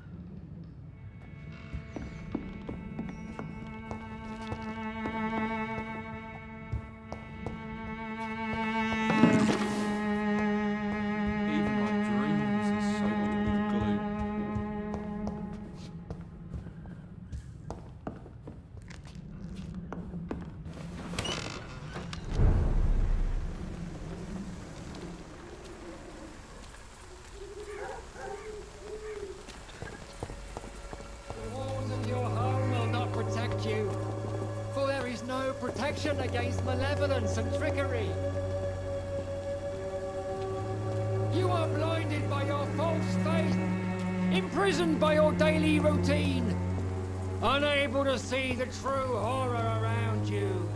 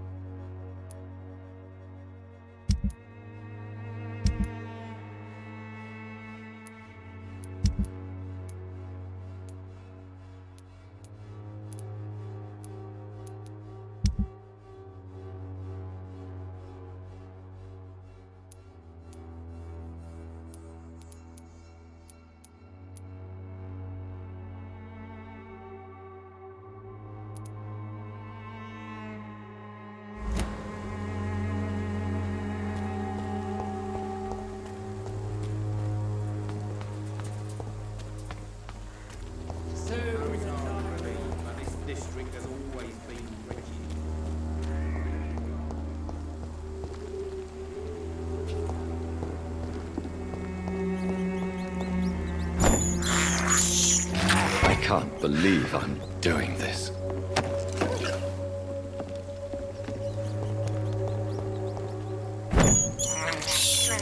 I have this thirst for blood.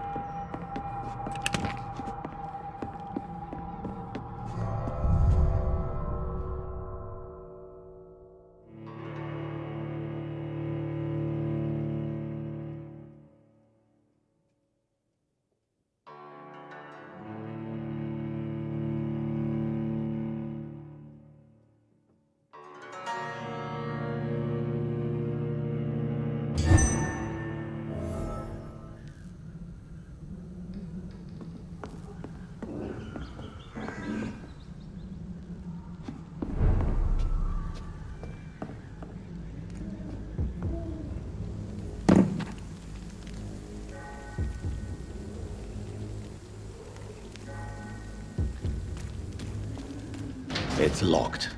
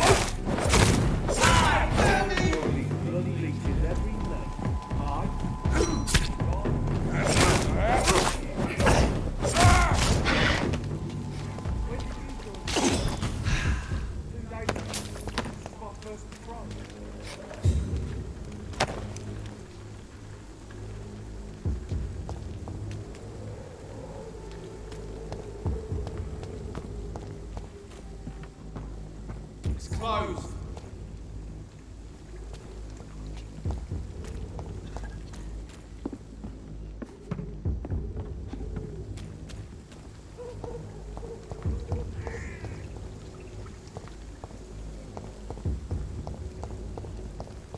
It's locked, all right.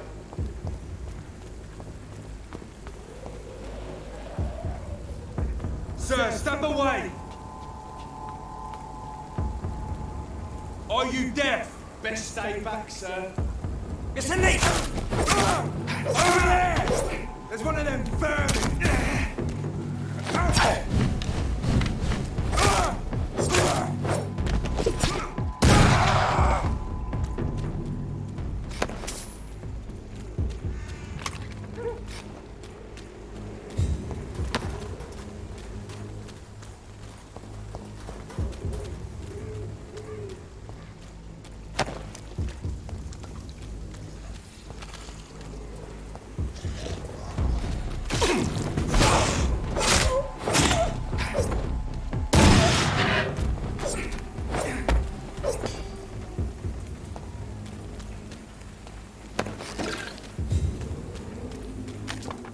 It's locked, all right.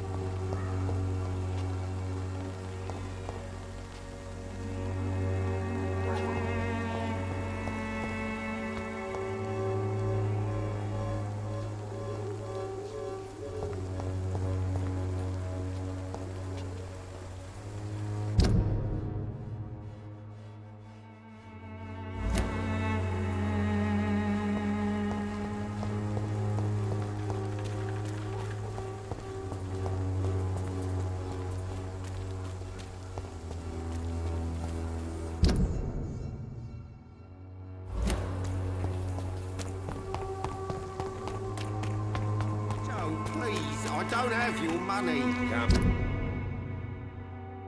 on, Barrett, you know the game. You pay for peace of mind. Can't just look the other way. Trickery. Come on, we can sort it out, right? It's not my call, Barrett. We pay one way or another. Imprisoned by your daily routine. Unable to see the true horror around you.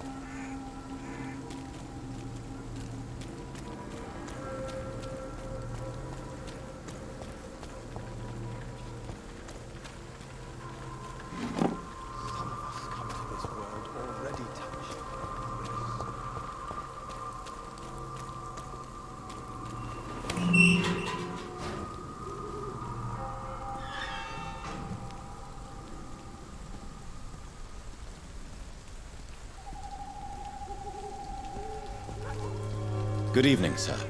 I'm Dr. Reed. I would like to ask you a few questions. Please be my guest. Although I may not be the best informant regarding this part of town, my words speak about that which the eyes cannot see. Really? Are you an artist of some kind? I'm a poet, sir.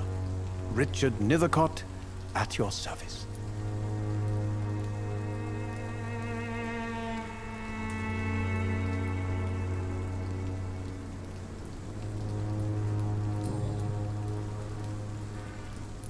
May I ask what you're doing at this hour of night, sir? Do you live here? Not at all. I'm just enjoying the pleasure of a quiet walk. Though night talks are always preferable, if you ask me. Especially with strangers. But are you not afraid of the epidemic? Oh, why should I? I see some equity in the Spanish flu. No flesh should be saved, say the scriptures. Good or evil, rich or poor, all are equal in the eyes of the flu.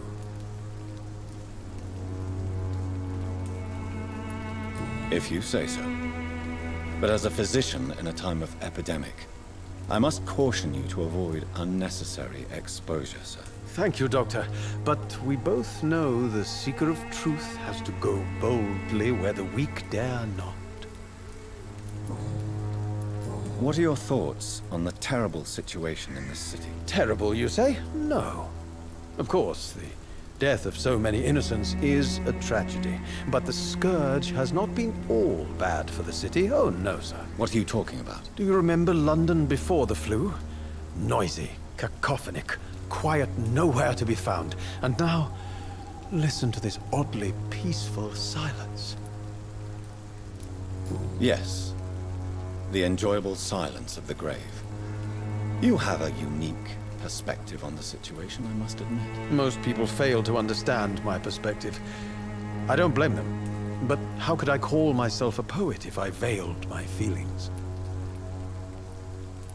Are you aware that your life could be in danger in this part of town? But this is where I must be to feel the real beat of the city. I had to come, see it for myself, alone.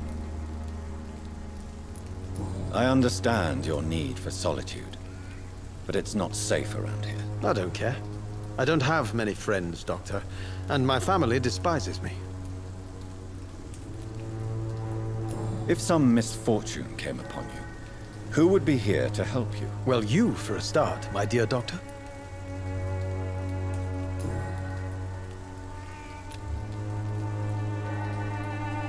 Do you need medical attention, sir? It may be wise to let you prescribe me something. I don't feel like I should. I understand your appetite for words and macabre beauty, sir. But you should be more careful. The nutrition of my mind is more important than my physical health. But I appreciate your concern, sir.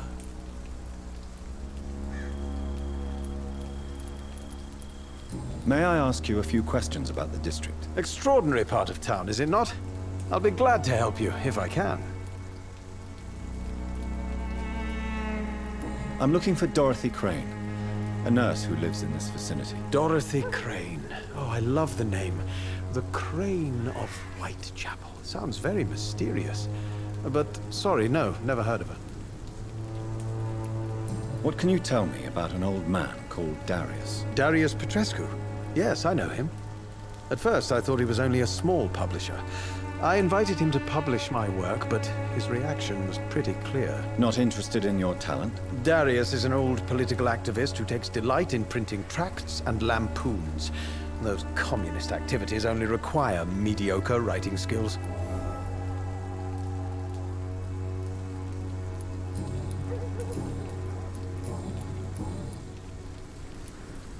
Tell me, Mr. Nethercott, why seek inspiration in Whitechapel? The place is not beautiful per se, but how to explain it? Stirring and challenging. Do you not think it a little morbid? On the contrary, sir. Whitechapel is full of life, full of beauty. Just like my dear muse, the wonderful Camellia. What can you tell me about Camellia? Not much, and that's the beauty of it. She can't speak, you know. She's a locked mystery who exhales kindness and sweetness.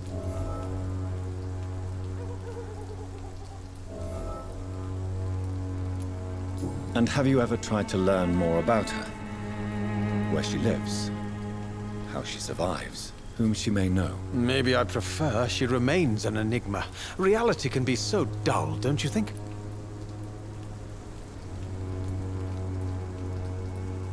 Perhaps you're just afraid to find out the truth about your muse. One day, perhaps, I'll ask her to come with me.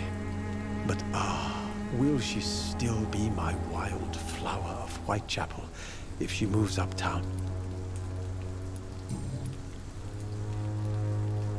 In what way, exactly? The struggle by gaslight, the barren smiles and the added hunger under the rain. If you say so. Such vibrant antagonism and vivid paradox. The stripped humanity raged across each street.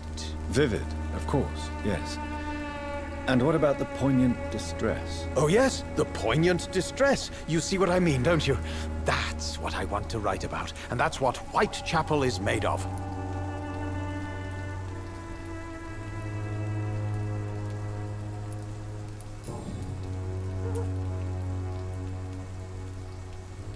Did you know the mute florist is a member of a secret society? No, I didn't.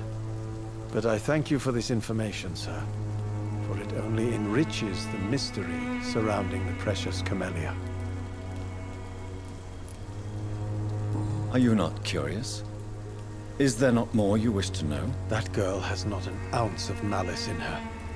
Whatever she may be hiding, it's certain to be for the benefit of most, if not all.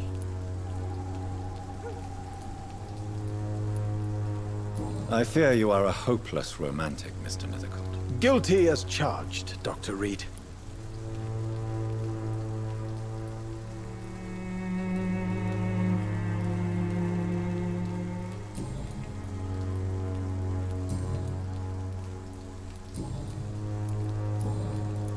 I'll leave you alone, sir. Darius is a bit less of a mystery now. It should not be that difficult to incite him to let me in.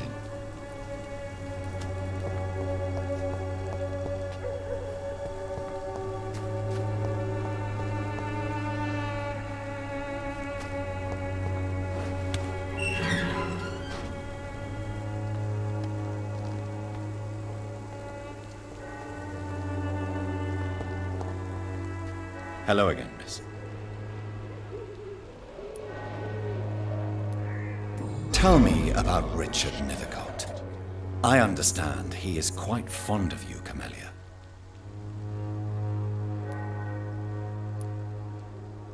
Very well.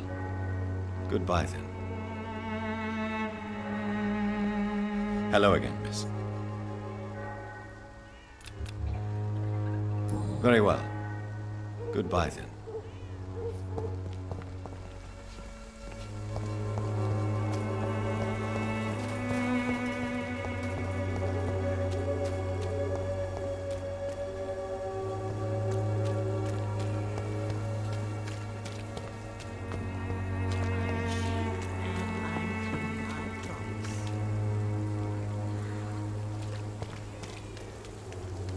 Pay me a glass and I'll be... Good evening, Christina. Change your mind, Mr. Reed?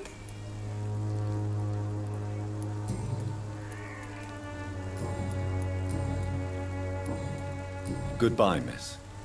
Take care of yourself as best you can.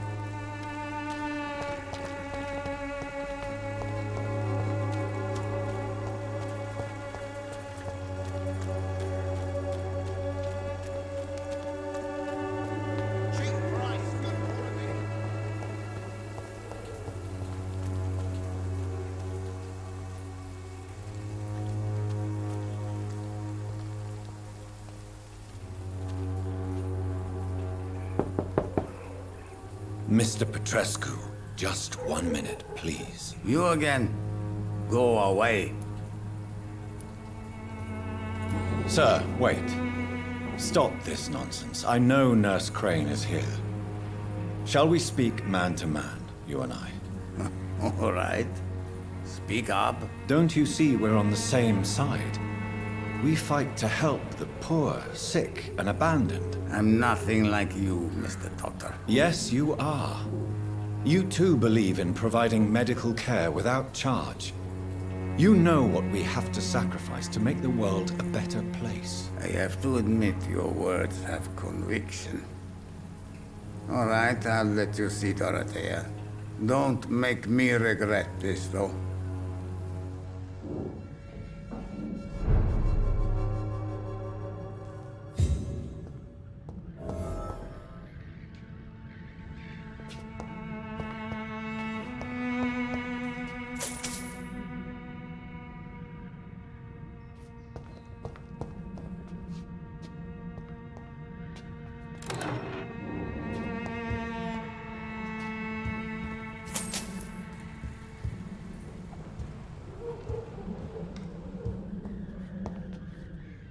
If you want to talk to Dorothea, you must go across the courtyard and take the stairs. We've not been formally introduced. May I ask your name and occupation, sir? I am Darius Petrescu. I'm here to keep snitches and spies away from Dorothea. And I also run this little print shop.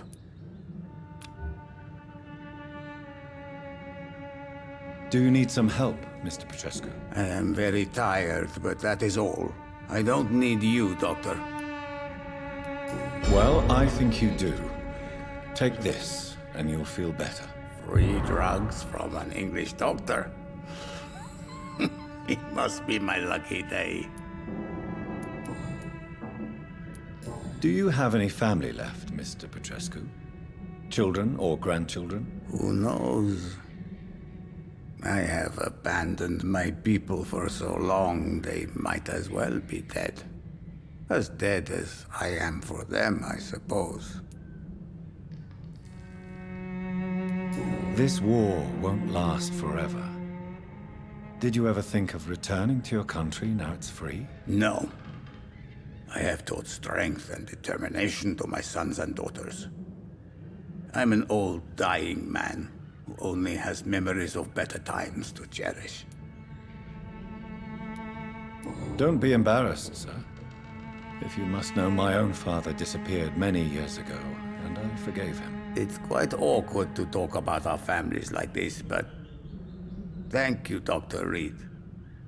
I appreciate your trust. I know you fought for your country when it was occupied, Darius. Tell me more about it. I know my days are numbered, and I know I won't see my homeland again. But I fought for Romania all my life, and I will until my last breath. But Romania escaped the grasp of the Austro-Hungarian Empire. It's a free country again. But it's not the country I fought for. My homeland is not appeased, Doctor. And I still see a dark future ahead for my people. How did you meet Nurse Crane, Darius? Why does she trust you? I'm her oldest friend in England. Dorothea and I share many ideas about this country and about the country we left. You mean occupied Romania, don't you? Even if not directly, I fought against your enemies. Really? Then perhaps you have more in common with Dorothea than meets the eye, Dr. Reed.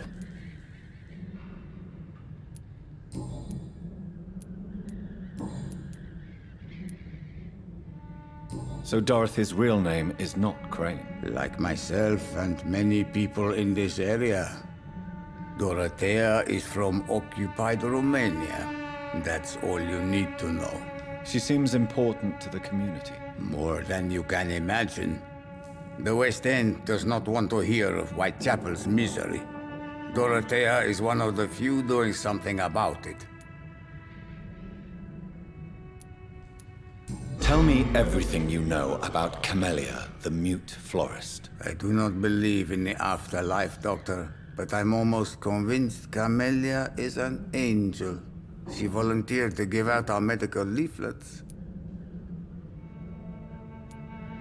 Are you not worried for her safety? She is as brave as she is tough, and clever, too. If only I had met her when I was younger. Are you in love with Camellia, Mr. Petrescu? Don't be stupid. If I had met her when I was younger, we could have won our revolution.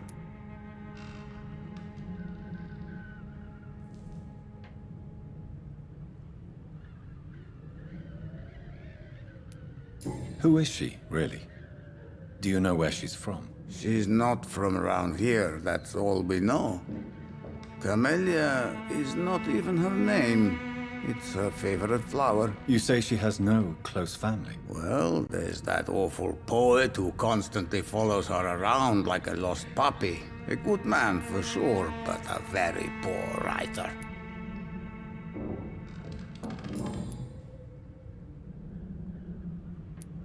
Tell me everything you know about Camellia, the mute florist. I do not believe in the afterlife, Doctor, but I'm almost convinced Camellia is an angel.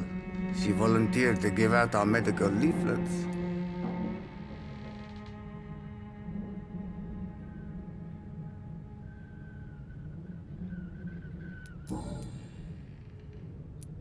Tell me everything you know about Camellia, the mute florist. I do not believe in the afterlife, Doctor, but I'm almost convinced Camellia is an angel. She volunteered to give out our medical leaflets. Tell me everything you know about Camellia, the mute florist. I do not believe in the afterlife, Doctor, but I'm almost convinced Camellia is an angel. She volunteered to give out our medical leaflets.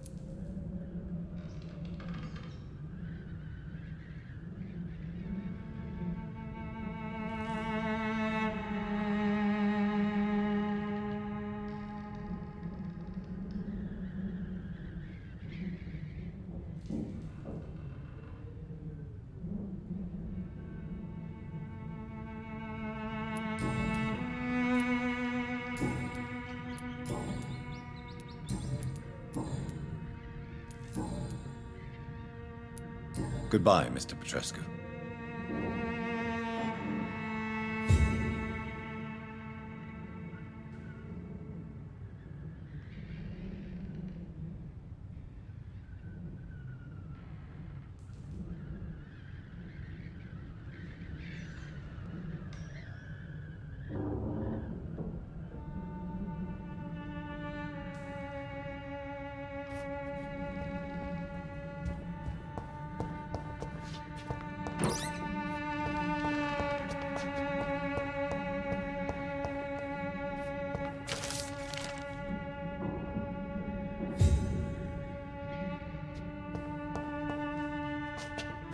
It's locked.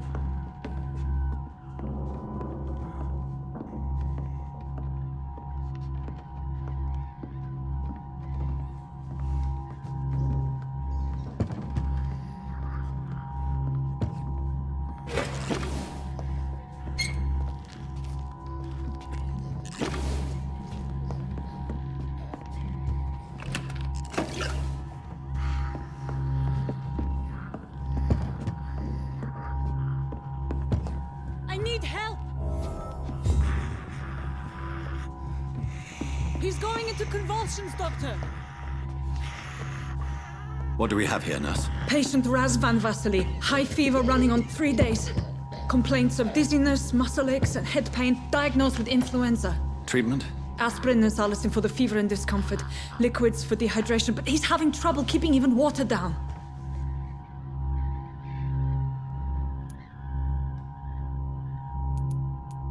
Aspirin and salicin, you say? Why not some warm milk and a kiss on the cheek? Where are the quinine salts? Tried buying, borrowing, even stealing. There's none to be found, Doctor. He's not convulsing, he's choking. He's not getting any air. Scalpel! Hand me that scalpel! What can I do, Doctor?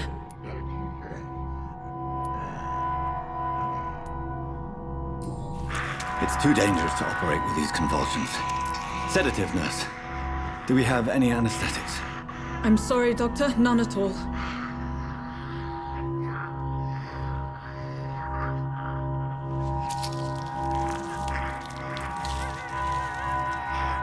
I need to perform a tracheostomy. Short pipe. That rubber tube will do. We're going to cut a passage for air through the neck. Yes, Doctor. He's breathing again, but he's coughing up blood. Internal hemorrhaging. I need to make another incision into the chest cavity to drain the fluids from the lung. Prepare another tube. A thoracostomy. Doctor, we've nothing to fight the infection. We need an aseptic environment.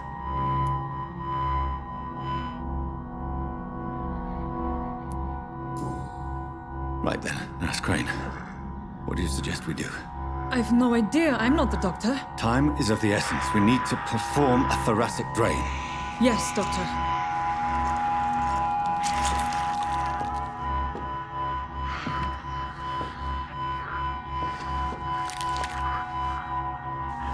He's still bleeding, Doctor. I'm losing his pulse. The drain must have punctured the intercostal artery. There's too much blood. Are you all right, Doctor? I can't see.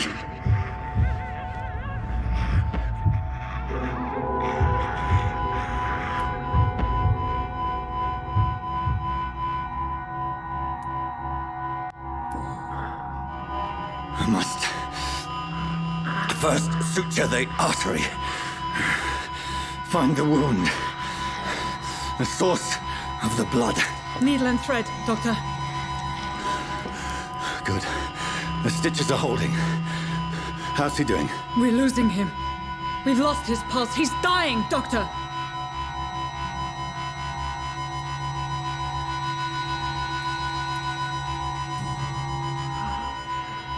A dose of epinephrine, now. Yes, Doctor.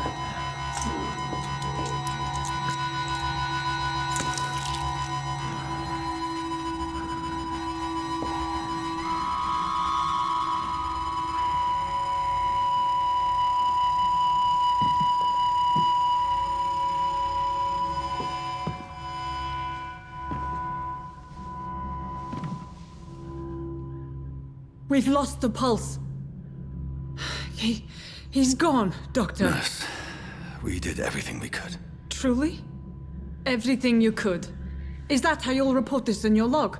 Is this how the war went? Piling up one poor corpse beside the next? This was not an influenza-induced seizure. I've never seen symptoms like these on the continent. Neither have I. But the previous symptoms leading up to this attack were the same, indistinguishable from the epidemic. No. There was something more vile in these reactions. Something primitive. There have been numerous reports of mental breakdowns caused by the fever that accompanies the flu itself, Doctor. Yes, but... I'd best take some samples of the blood for analysis.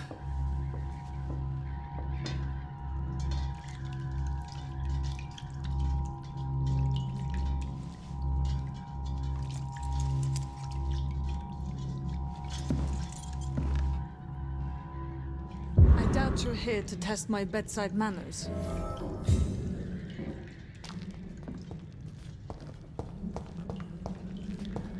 To what do I owe this courtesy? I suspect it was more than intuition alone that led you to us. So, how might I be of service, Dr. Reed? Your heart might be in the right place, but you can't carry on with this blackmail. For God's sake, Dorothy, it's extortion. It's a serious crime.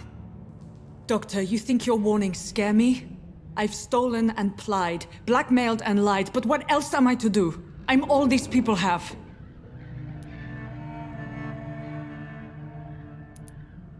But why Lady Ashbury? Why her, of all people?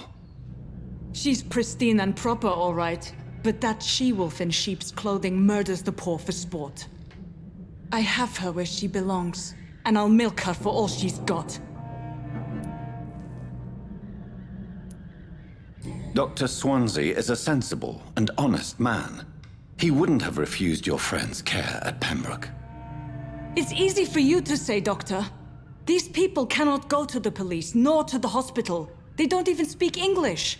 They depend on me for everything.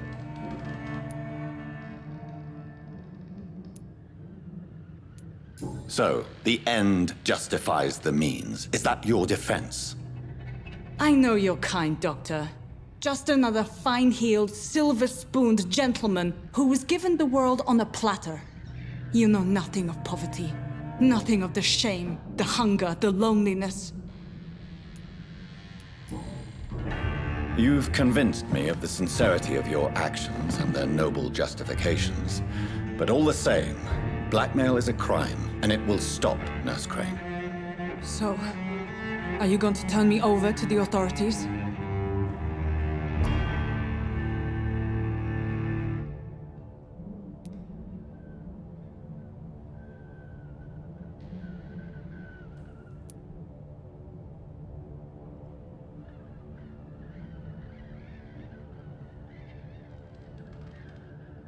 Listen very carefully, Dorothy. You will erase from your memory everything you pretend to know about Lady Ashbury and Pembroke Hospital. Let that rich bitch off the hook over my dead Nurse body. Crane, enough. Listen as if your life depended on every word. I know you've a generous heart who gives freely to those in need, but you shall walk away from the shadier streets of your business. I will never abandon... Dorothy, the discussion has come to a close. Your clandestine activities in the Resistance are over. Let it go. I'll let it go. Yes. All gone.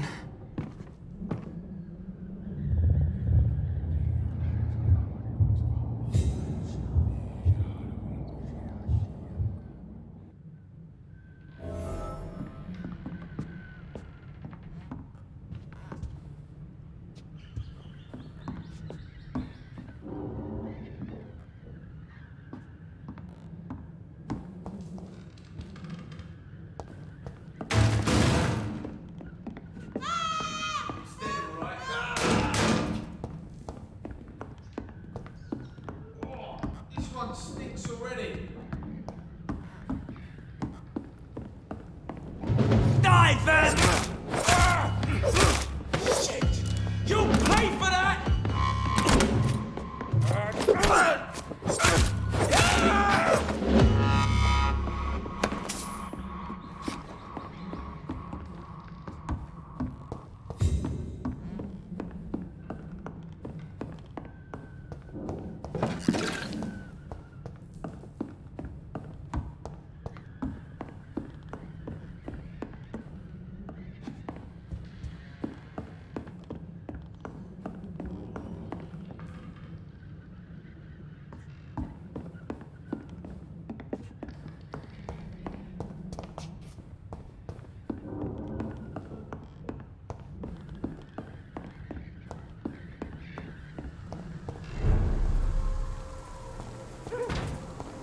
Over there! There's one of them vermin!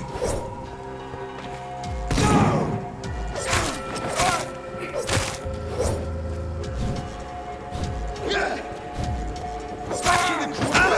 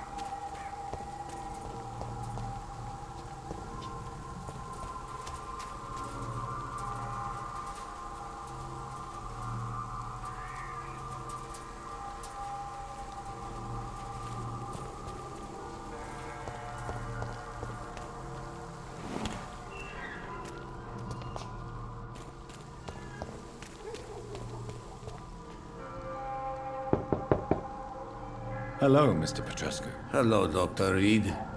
Come on in.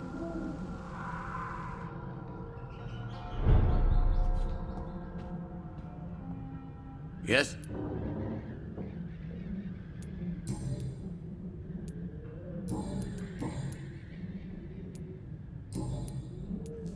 Goodbye, Mr. Petrescu.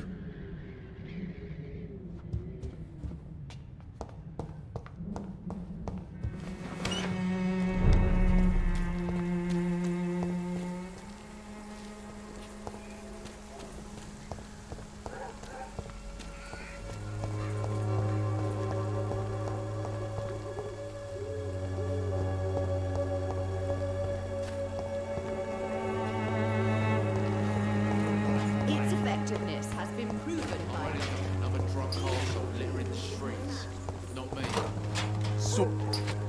Good evening, Benjamin. Can I help you? I'm afraid not, Mr. Reed.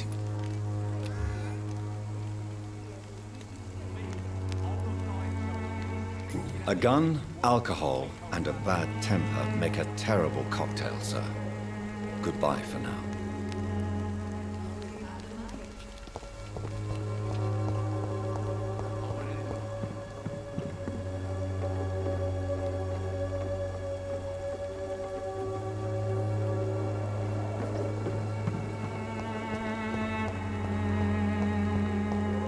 The wet boots will be proud of me.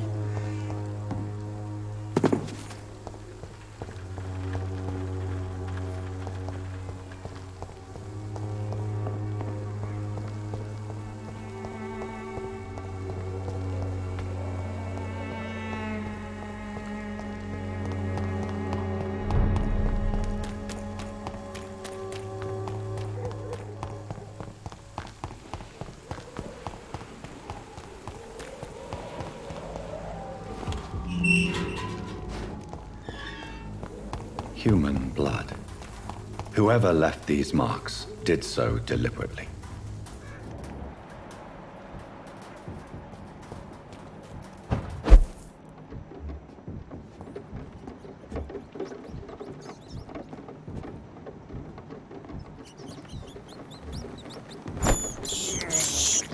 I have this thirst for blood.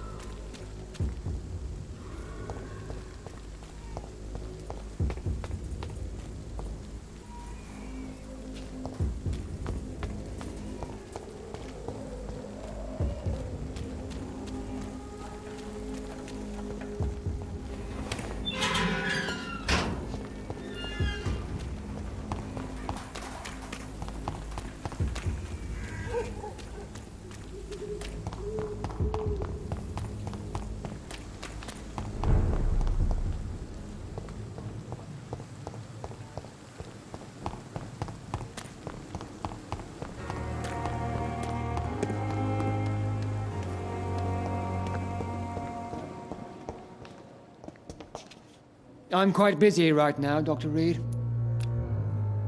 Thank you for your time. We'll talk later. As for me, what a blundering idiot.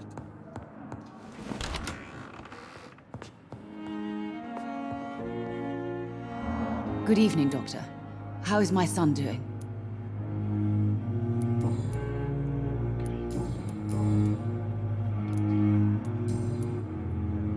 Goodbye, Mrs. Goswick.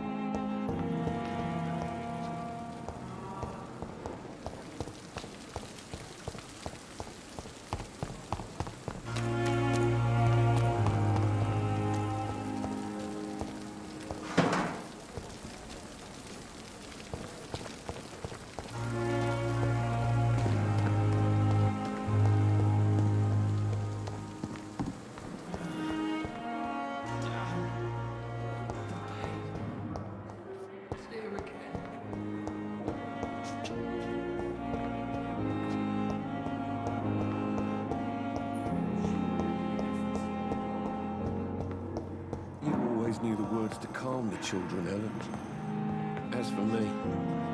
Good evening, Dr. Strickland. And good evening to you, Dr. Reed. Can I be of any help? Goodbye, Dr. Strickland.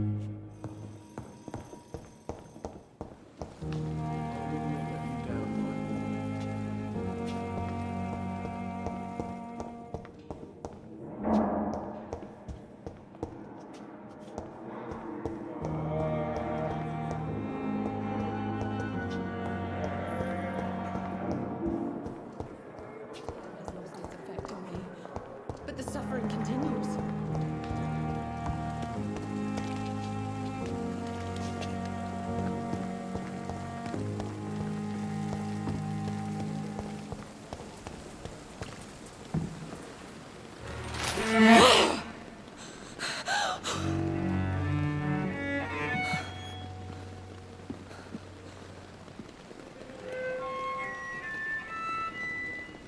I would ask you to avert your eyes, sir. Or did you not know it was rude to stare? I knew it. Speak up, Dr. Reed. I like a man who speaks his mind.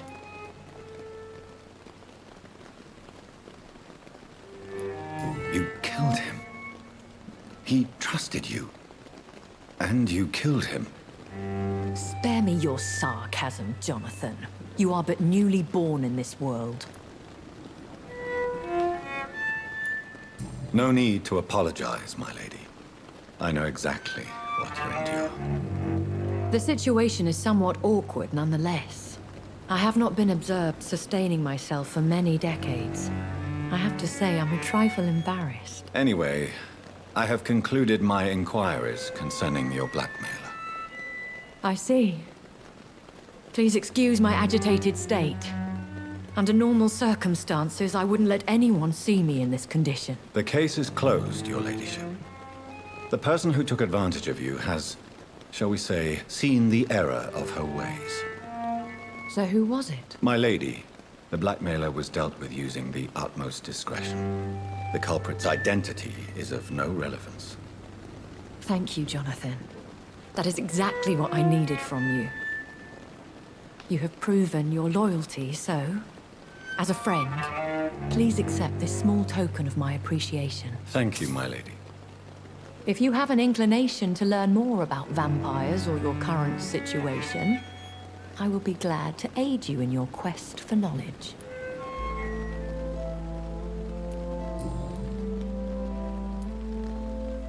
Why does Dr. Swansea allow you to feed on the patients of the hospital? Dr. Swansea is a good and compassionate man. He is trying to find a solution for our hunger. Until that happens, he is clever enough to understand that I only feed upon the dying.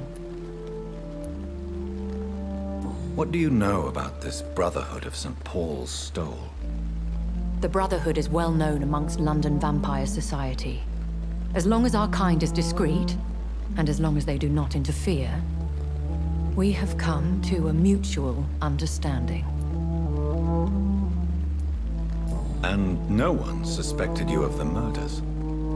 As you well know, suspicion has recently fallen on me of killing for pleasure. But you have my word, Jonathan. I take no pleasure in taking a life.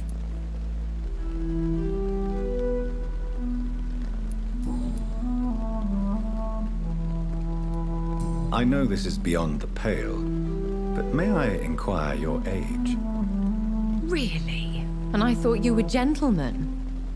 If you must know, I'm 27. I've been 27 for a long time now, and 27 I shall remain.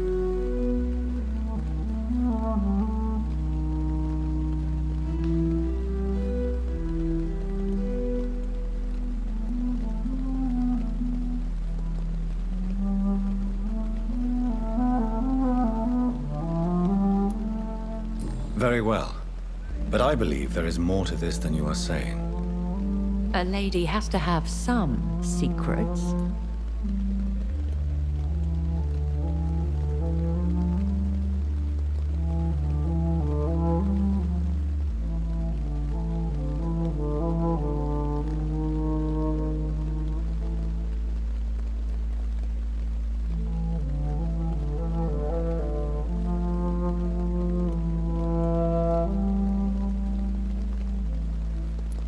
And who bestowed upon you this eternal youth? My maker. He left this isle a long time ago. Why did you save me in the canning factory? I could hardly stand by and watch such a promising young blood as yourself be torn to shreds by some gutter scowl. William Bishop wasn't the vampire that created me then? No, Jonathan. Whatever their strength and demeanor, Skulls are the progeny of careless vampires. It cannot be the other way round. What type of vampire is a Skull? Not a true vampire. The deformed offspring of lesser vampires. It is a shame these creatures run wild, slaves to their baser instincts.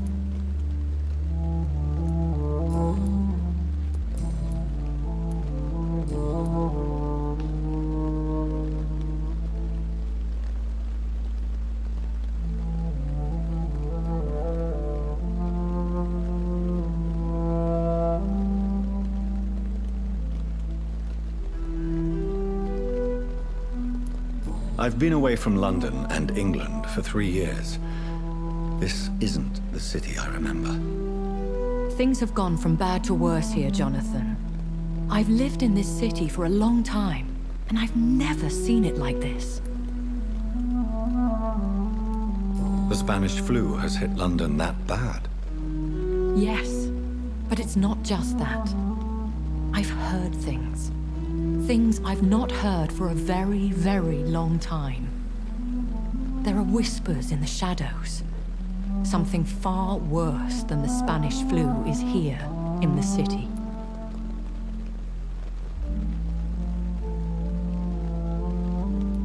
What is it you fear? Fear has long since flown this form. But there is something malevolent circling us. I feel fear is merely waiting in the wings.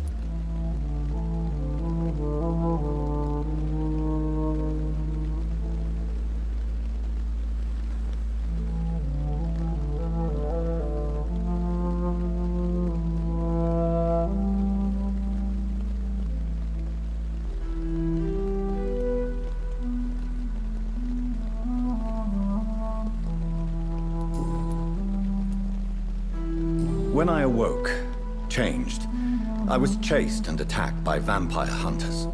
Prepared and well-trained. Though I can't be certain, more than likely it was the once glorious Guard of Priwen.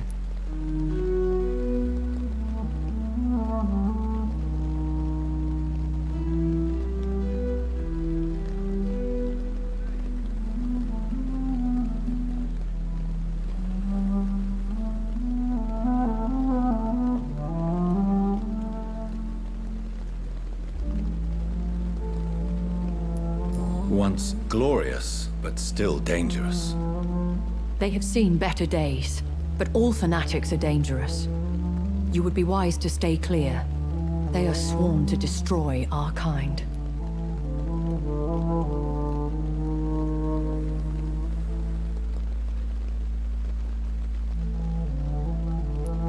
You make them sound like some sort of cult. More a society. And like all the best ones, a secret society. I thought them almost gone, but it seemed they have been recruiting.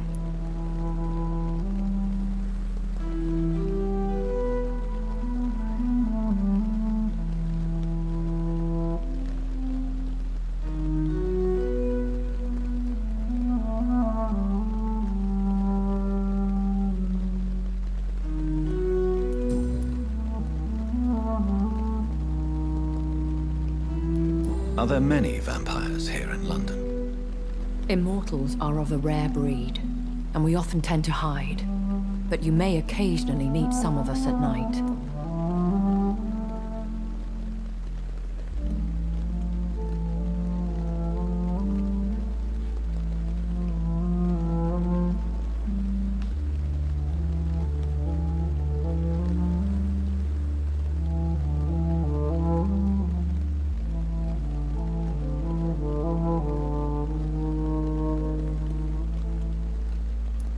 Do you know any of them? Have you an idea of the identity of the vampire who attacked me? You mean your maker? No, Jonathan, I have no clue. But I fear he or she is as careless as cruel. To let you discover your new condition by yourself. What do you mean? Every now and then, you may discover an immortal in the deep of the night. But we are a rare and reclusive breed. Our progeny is almost never accidental.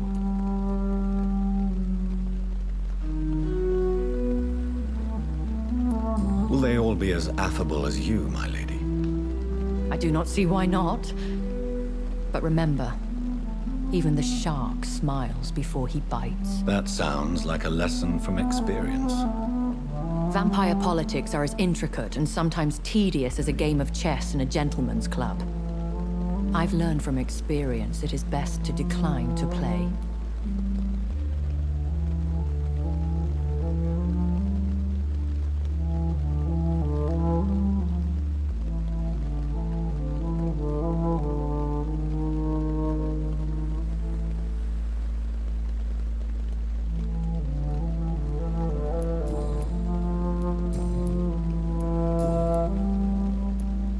I've been hearing a voice talking in my head.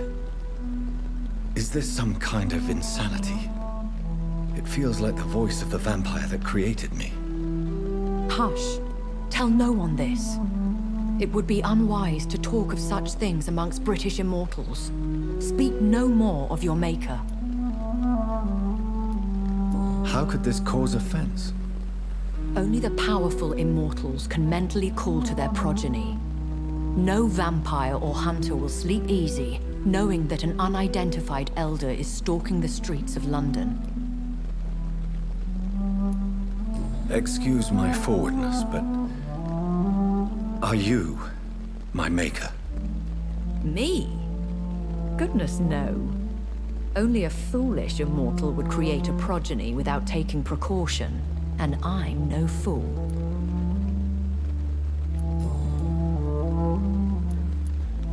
A vampire? Is that what I am? What we are? Such a crude word, defined by penny dreadfuls and drunken hacks. No, you are now an Ekon, and that you shall remain. Are you an Ekon too? Yes, I am. We are the closest thing to what man refers to as vampires.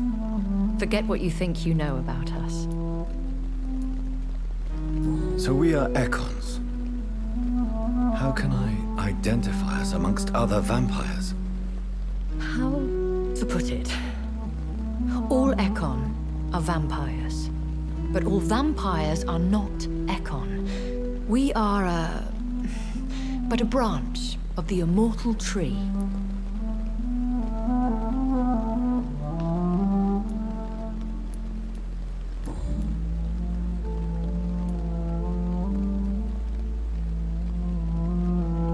I don't understand.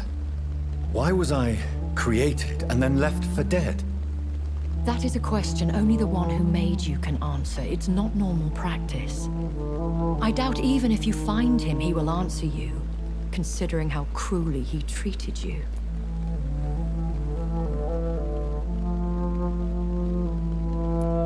So me being a vampire could have been a mistake. I very much doubt it, Jonathan. Contrary to the legends, it is not as simple to make another vampire by just biting someone. I'd like to avoid creating another vampire by mistake anyway. Tell me, how is it done? The process is dangerous. It could even kill your potential progeny. If you did decide to sire an offspring, they must drink of your blood, Jonathan.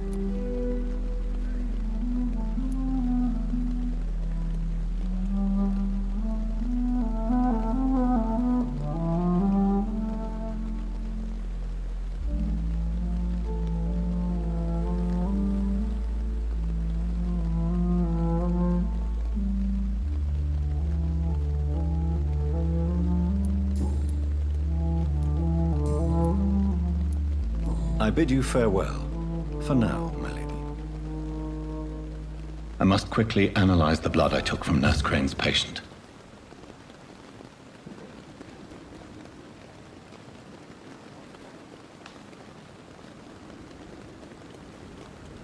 Yes, Jonathan? May I ask you some questions? Please do. I have promised to answer you. I bid you farewell, for now, my lady.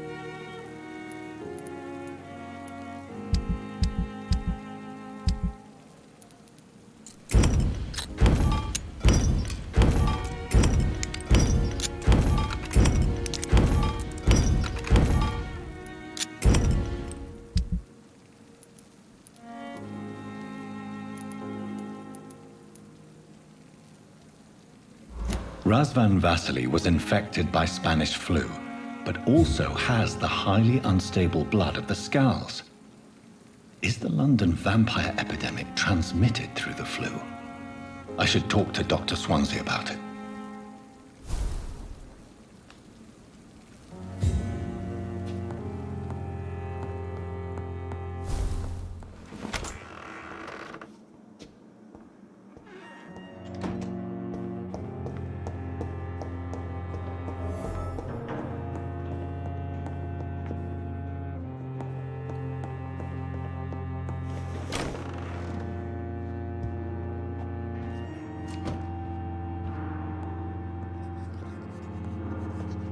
Evening, Edgar. Could I get your professional opinion? Please speak, but I have something important to tell you. This strain of flu, it's very different from the one I saw in Europe. It's downright peculiar. Really? What makes you say that? I've just looked at the blood of one of our recently deceased. I see. Do you have anything more to go on? This disease spreads and looks like the Spanish flu, but its effects differ greatly. The London strain is different from the continental one. This is very interesting. Did you find something else? Yes.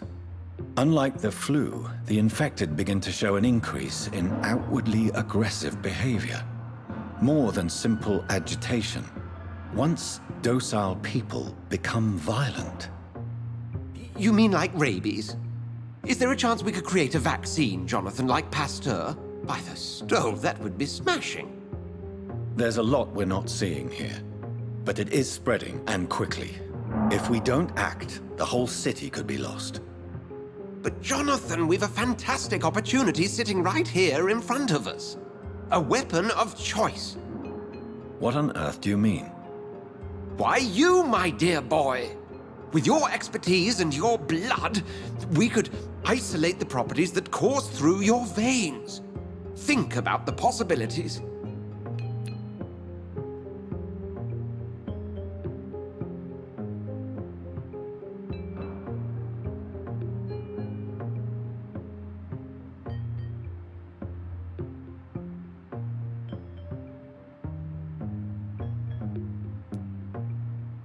But the risk of infection using vampire blood could compound the situation. I know, but your blood now carries remarkable regenerative properties. With our minds and your blood, there's nothing we couldn't cure. We'll discuss this more later. Thank you for your time. No, thank you, Jonathan. But as I said, I needed to talk to you. I have some rather bad news. Yes? I'm afraid it's your sister. My sister? She's to be buried this evening at Whitechapel Cemetery. Your mother published the obituary this morning. I see. I'm sorry, Jonathan. Please accept my condolences.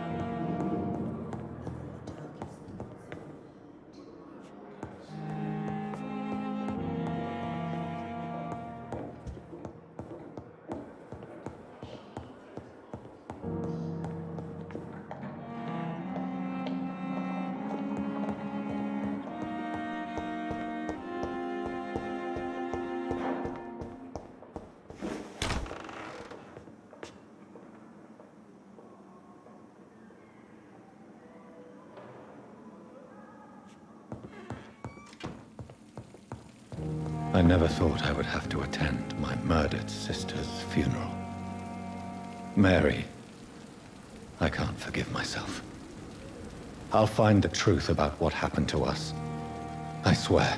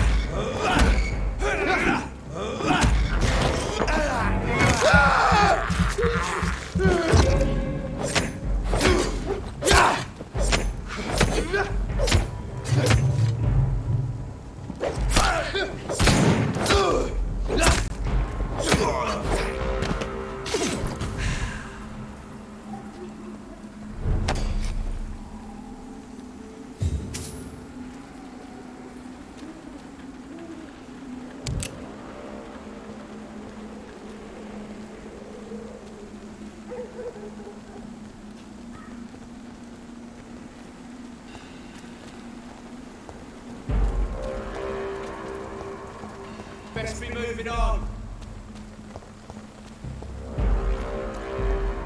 Crush the lead, boys!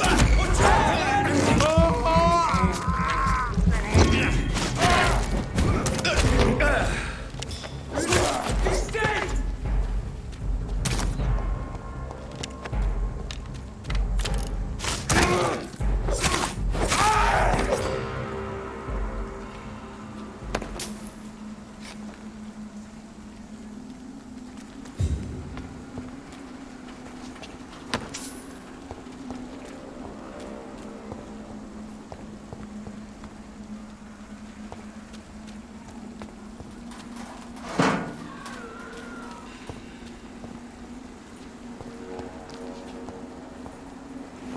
My dear sister, I don't know if I have the strength.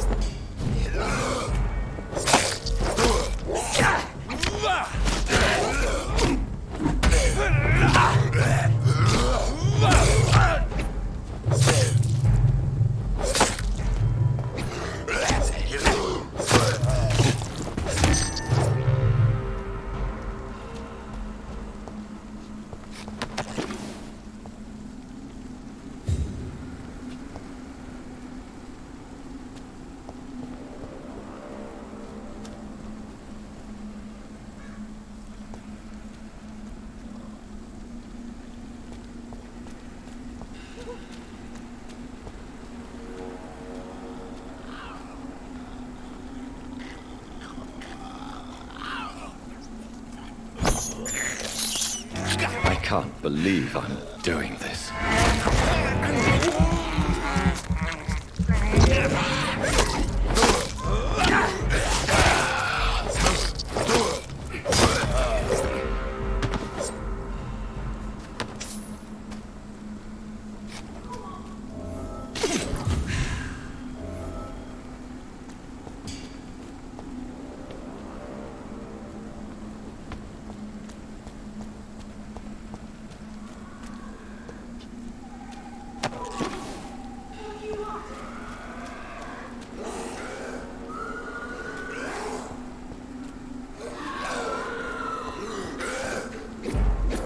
Somebody help!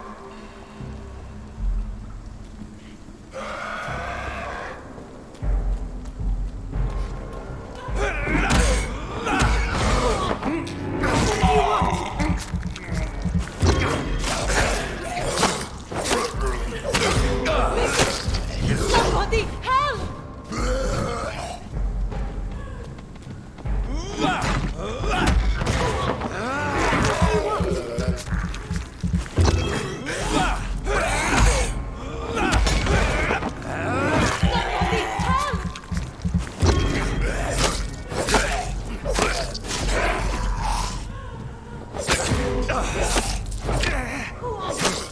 What do you want?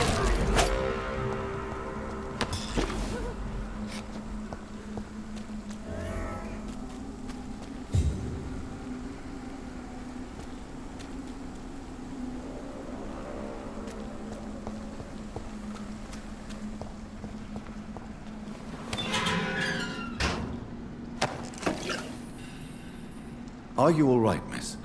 I don't know. Who were those people? They wanted to kill me. Why? They've lost their minds in the epidemic. They won't come back for now. You seem to know a lot about them, sir. I'm Dr. Jonathan Reed. I'm investigating this disease. I am Xiaoxun. Thank you so much for helping me, Mr. Reed. I must go to the cemetery now. Goodbye.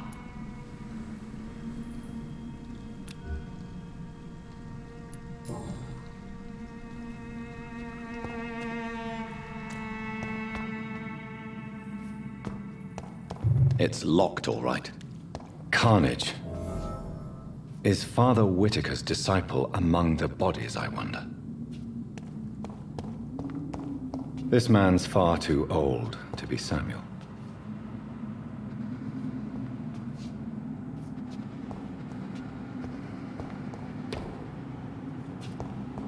No.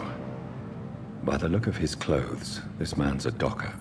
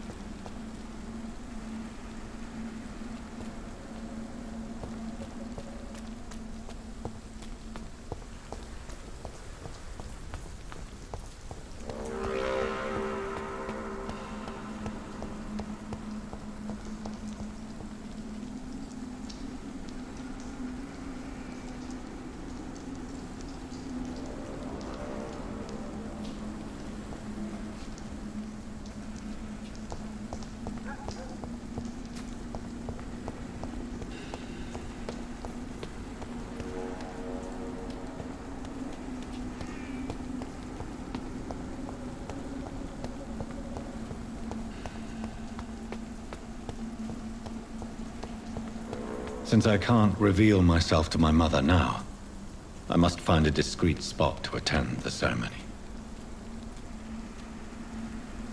Avery, I leave you to care for my mother. I'm in no state to comfort her.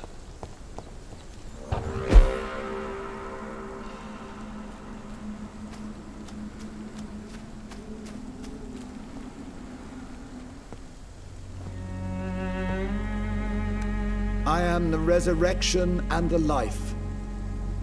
He that believeth in me, though he were dead, yet shall he live. And whosoever liveth and believeth in me shall never die.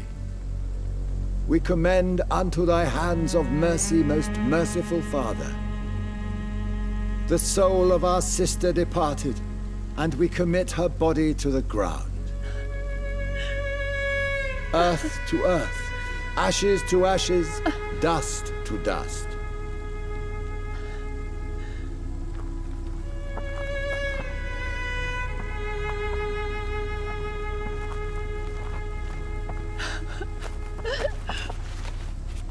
Why kill my Mary and stick her here in this cold, god-awful place? These are the legal requirements for the epidemic, madam. Oh, Avery, I feel so tired. Please take me home. Yes, madam.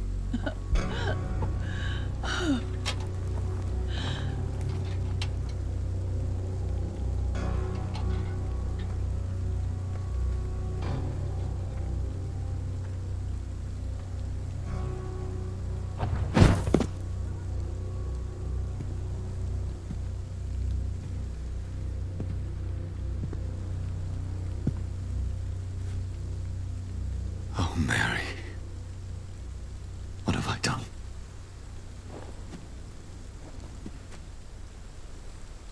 If I could only change one thing.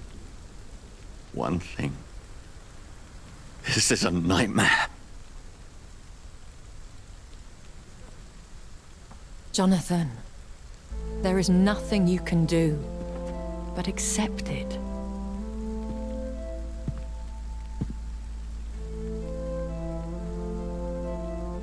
What brings you here? I thought you could use the company. I am so sorry for your loss, Jonathan. She was a good person.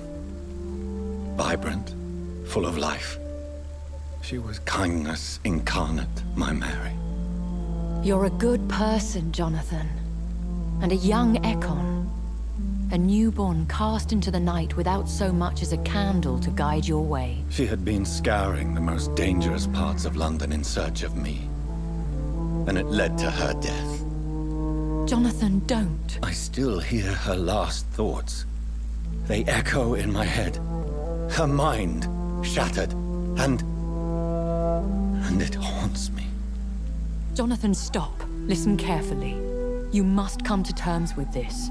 You must learn to live with what happened. How can I? I've destroyed my family. My poor mother. I can't even console her. Don't you see? You're doing the work of our enemies, feeding your remorse. We are weakest when we grieve, and the guilt blurs our senses. And so this is why you're here. To warn me. You've felt this pain yourself. You too have endured this. I don't want to lose you, Jonathan.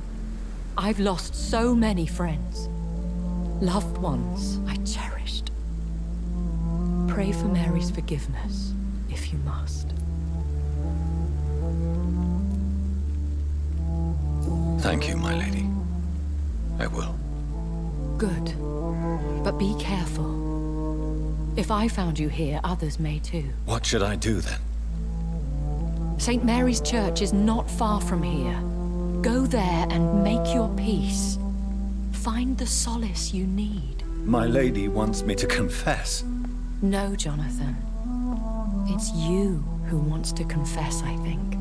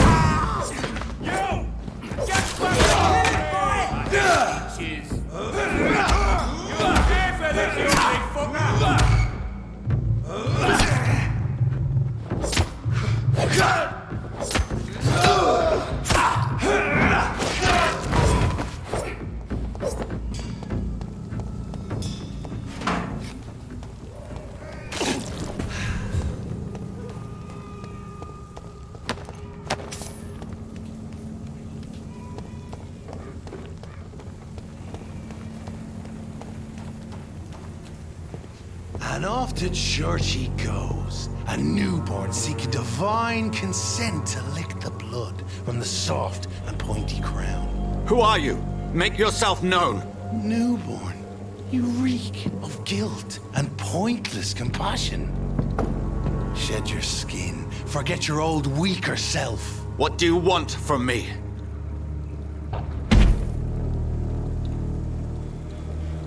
Ascalon does not approve of lone wolves who bring unwanted eyes to our pastures. So your name is Ascalon? Ascalon's will is vampire law. Learn them, abide by them, or I shall return as your judge and jury.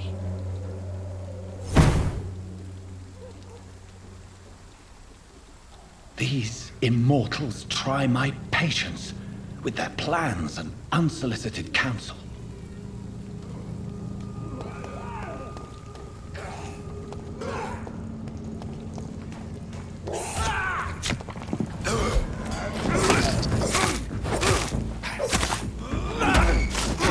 Away with you! He's a killer!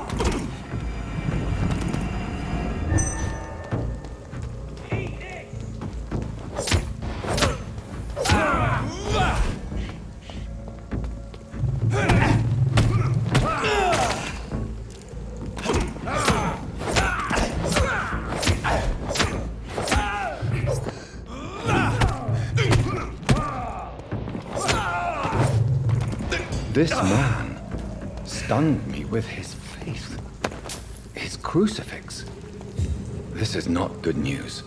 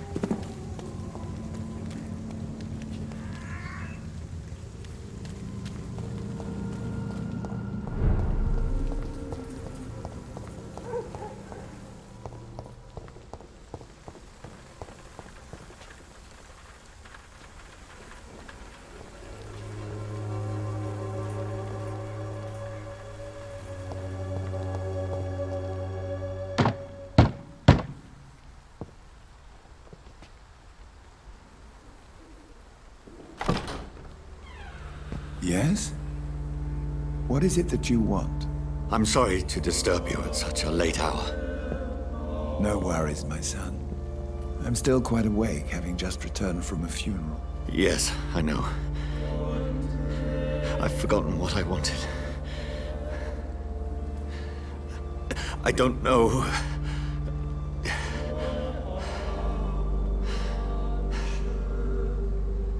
May I help you, child? You seem somewhat perturbed. I haven't the strength to cross the threshold. I wish to pray, to cleanse my soul. The church is shut by order of the bishop. But I'm still the vicar of St. Mary's, if that is any use to you, my son.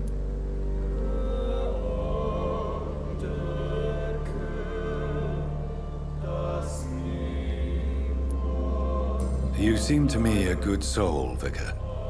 But this is a personal matter. There are no secrets from God, my son. If your heart needs comfort, consider me your chapel. For I can be as silent as stone.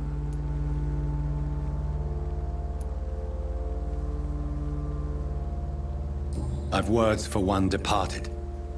They're not for living ears to hear. Your eyes burn with rage, yet I see the pain that lies beyond. I am here to lighten the burden of all God's creatures. Whatever you tell me is between us and the Lord. Very well, priest, as you seem quite adamant. Open your heart, my son. Tell me what burdens you. With whom do you wish to speak?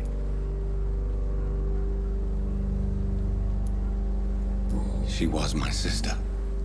You seem so troubled by the loss of this girl. What happened to her?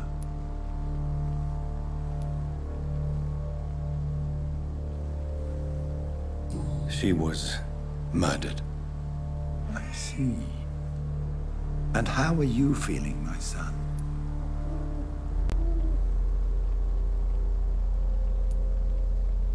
I feel responsible. The pain is consuming me. I have a final question for you, my son. This is of the utmost importance. Ask your question, Vicar. What words would you like to say to your poor sister?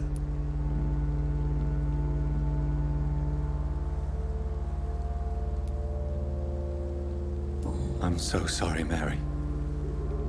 I promise to find who is responsible for all this. I'll put an end to this horror. You have been heard, my son, and your burden will lighten if your words are sincere. Go in peace now, and live your life in the way she would have wanted.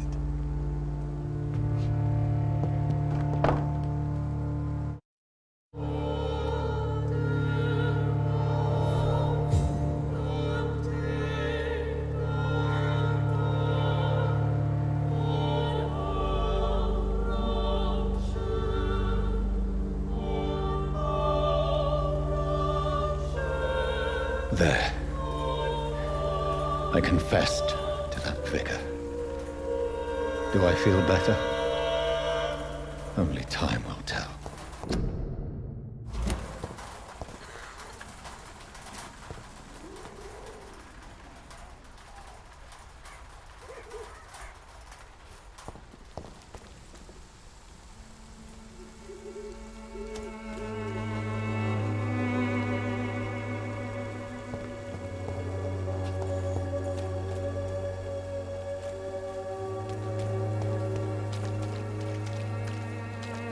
Good evening, Doctor.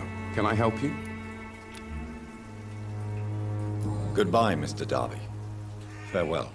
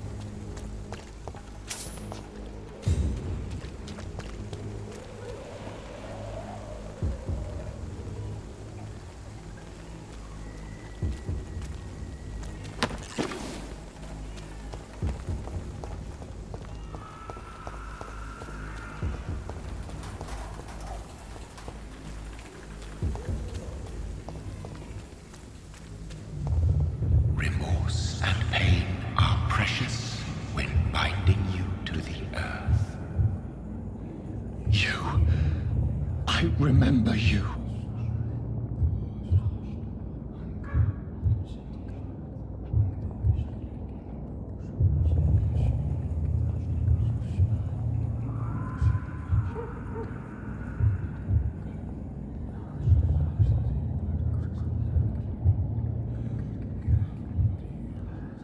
Fear, be gone.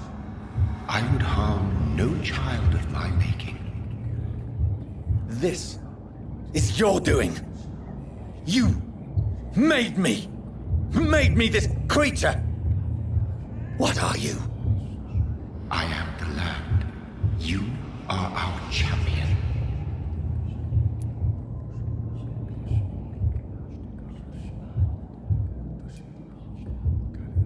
Riddles and rhymes. You took my life. Now you insult my mind. Be stilled, my child. I bring understanding. What is it you seek? This age is sickly. An ancient poison, an older rage, brewed in a cauldron newly forged. This has something to do with the epidemic. Seek truth, my champion. Defeat the serpent of knowing with iron spur.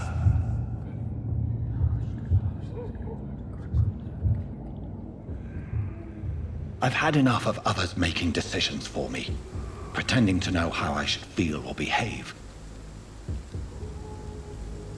So the vampire who made me is some sort of disembodied entity? Or was he just projecting this vision in my mind?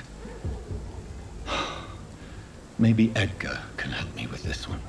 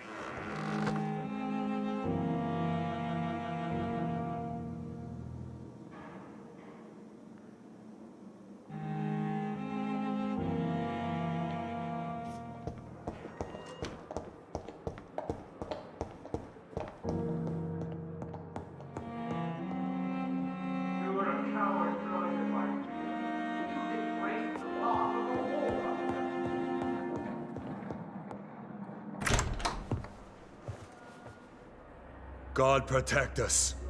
You've got a leech in the hospital. Yes, my hospital. My mission is to heal while you go about warring. You've set the table for a snake. I wonder why there's venom in your food. I'm growing tired of your song. You're a woodsman, McCallum, not a doctor. Return to your hunt. Remember, I've a good nose for machinations. I can flare the scent at a mile. You can't hide from the god. Leave him, Jonathan.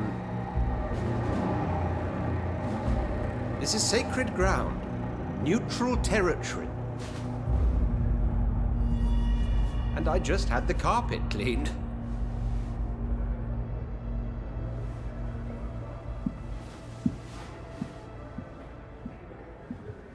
By the sacred stole, this is very bad news. Bad news indeed.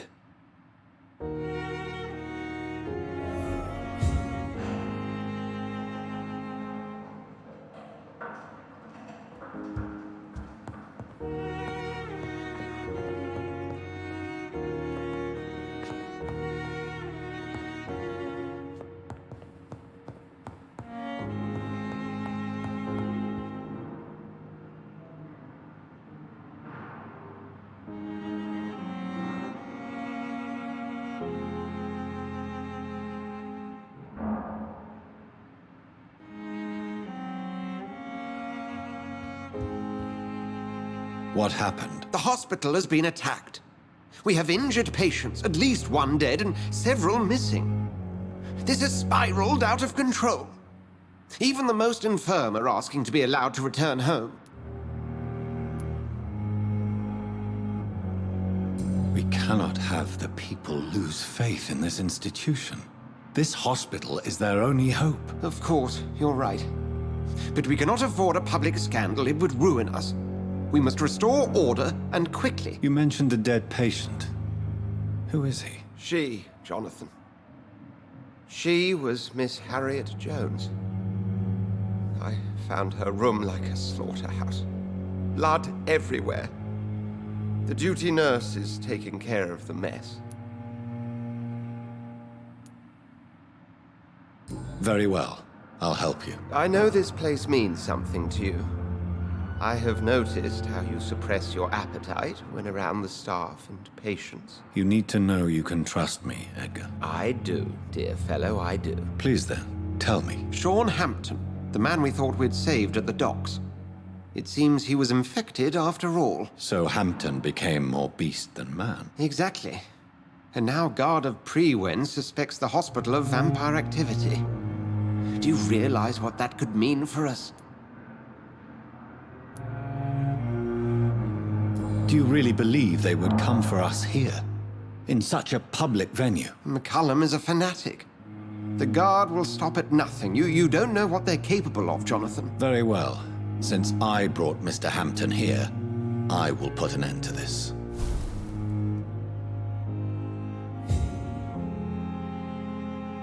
If you don't mind, I have a few questions. I'd be delighted to help you if I'm able.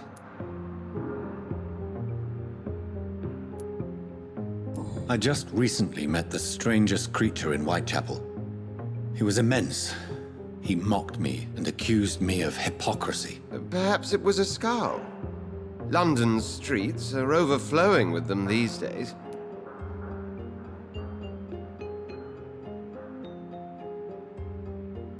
It was a vampire, all right.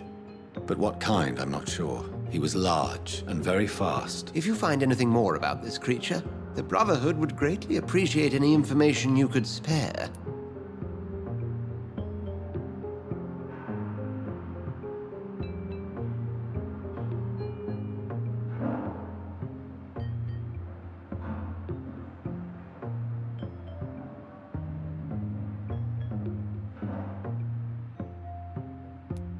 He was observing me with the obvious intent to do me harm. His very presence evoked a palpable sense of menace. You need to be careful, Jonathan. You've no idea what this creature really is.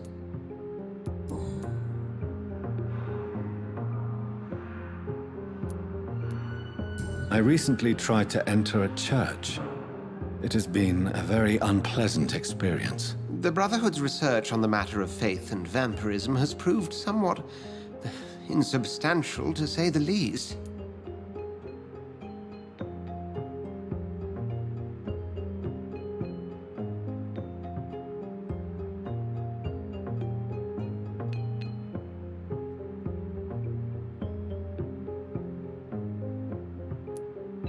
Is this proof that I'm cursed in the eyes of the divine? The wrath of the Almighty? There's no way of knowing. It could be subconscious guilt, or irrational fear, or deep-seated beliefs. It's hard to explain in terms of science, that's for sure. I'm sure Lady Ashbury will have far greater insight into this matter than little old me.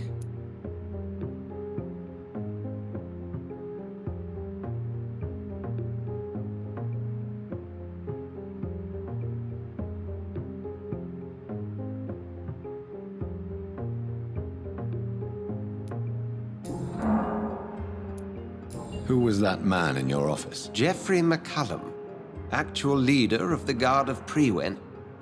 I suspect he's the man behind the rebirth of this old and dusty society.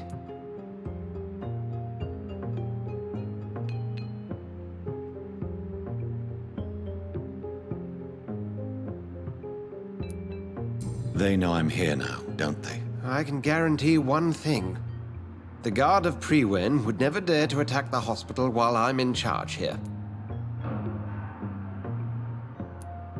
What do they hope to achieve? Their ultimate goal is the eradication of all vampires in the country. They see you as a threat to mankind, Jonathan. What exactly happened here while I was absent? Hampton turned, quite violently as it happened. Lurking about, attacked Miss Jones. To say he created quite a commotion would be an understatement. Are you sure it was Hampton that killed Miss Jones? There was blood everywhere, but no body. And you know the state she was in. I fear for what he did with her. Hopefully he just hid the corpse. How did the Guard of Prewen come to hear of this? McCullum has spies everywhere. He will jump at any opportunity to disparage the Brotherhood and show his contempt.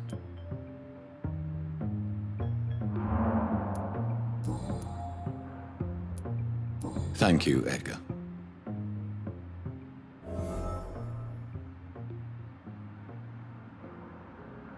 If you don't mind, I have a few questions. I'd be delighted to help you if I'm able. Thank you, Edgar.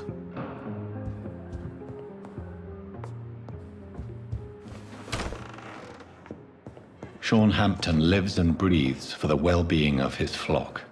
There's no other place he would go but the docks.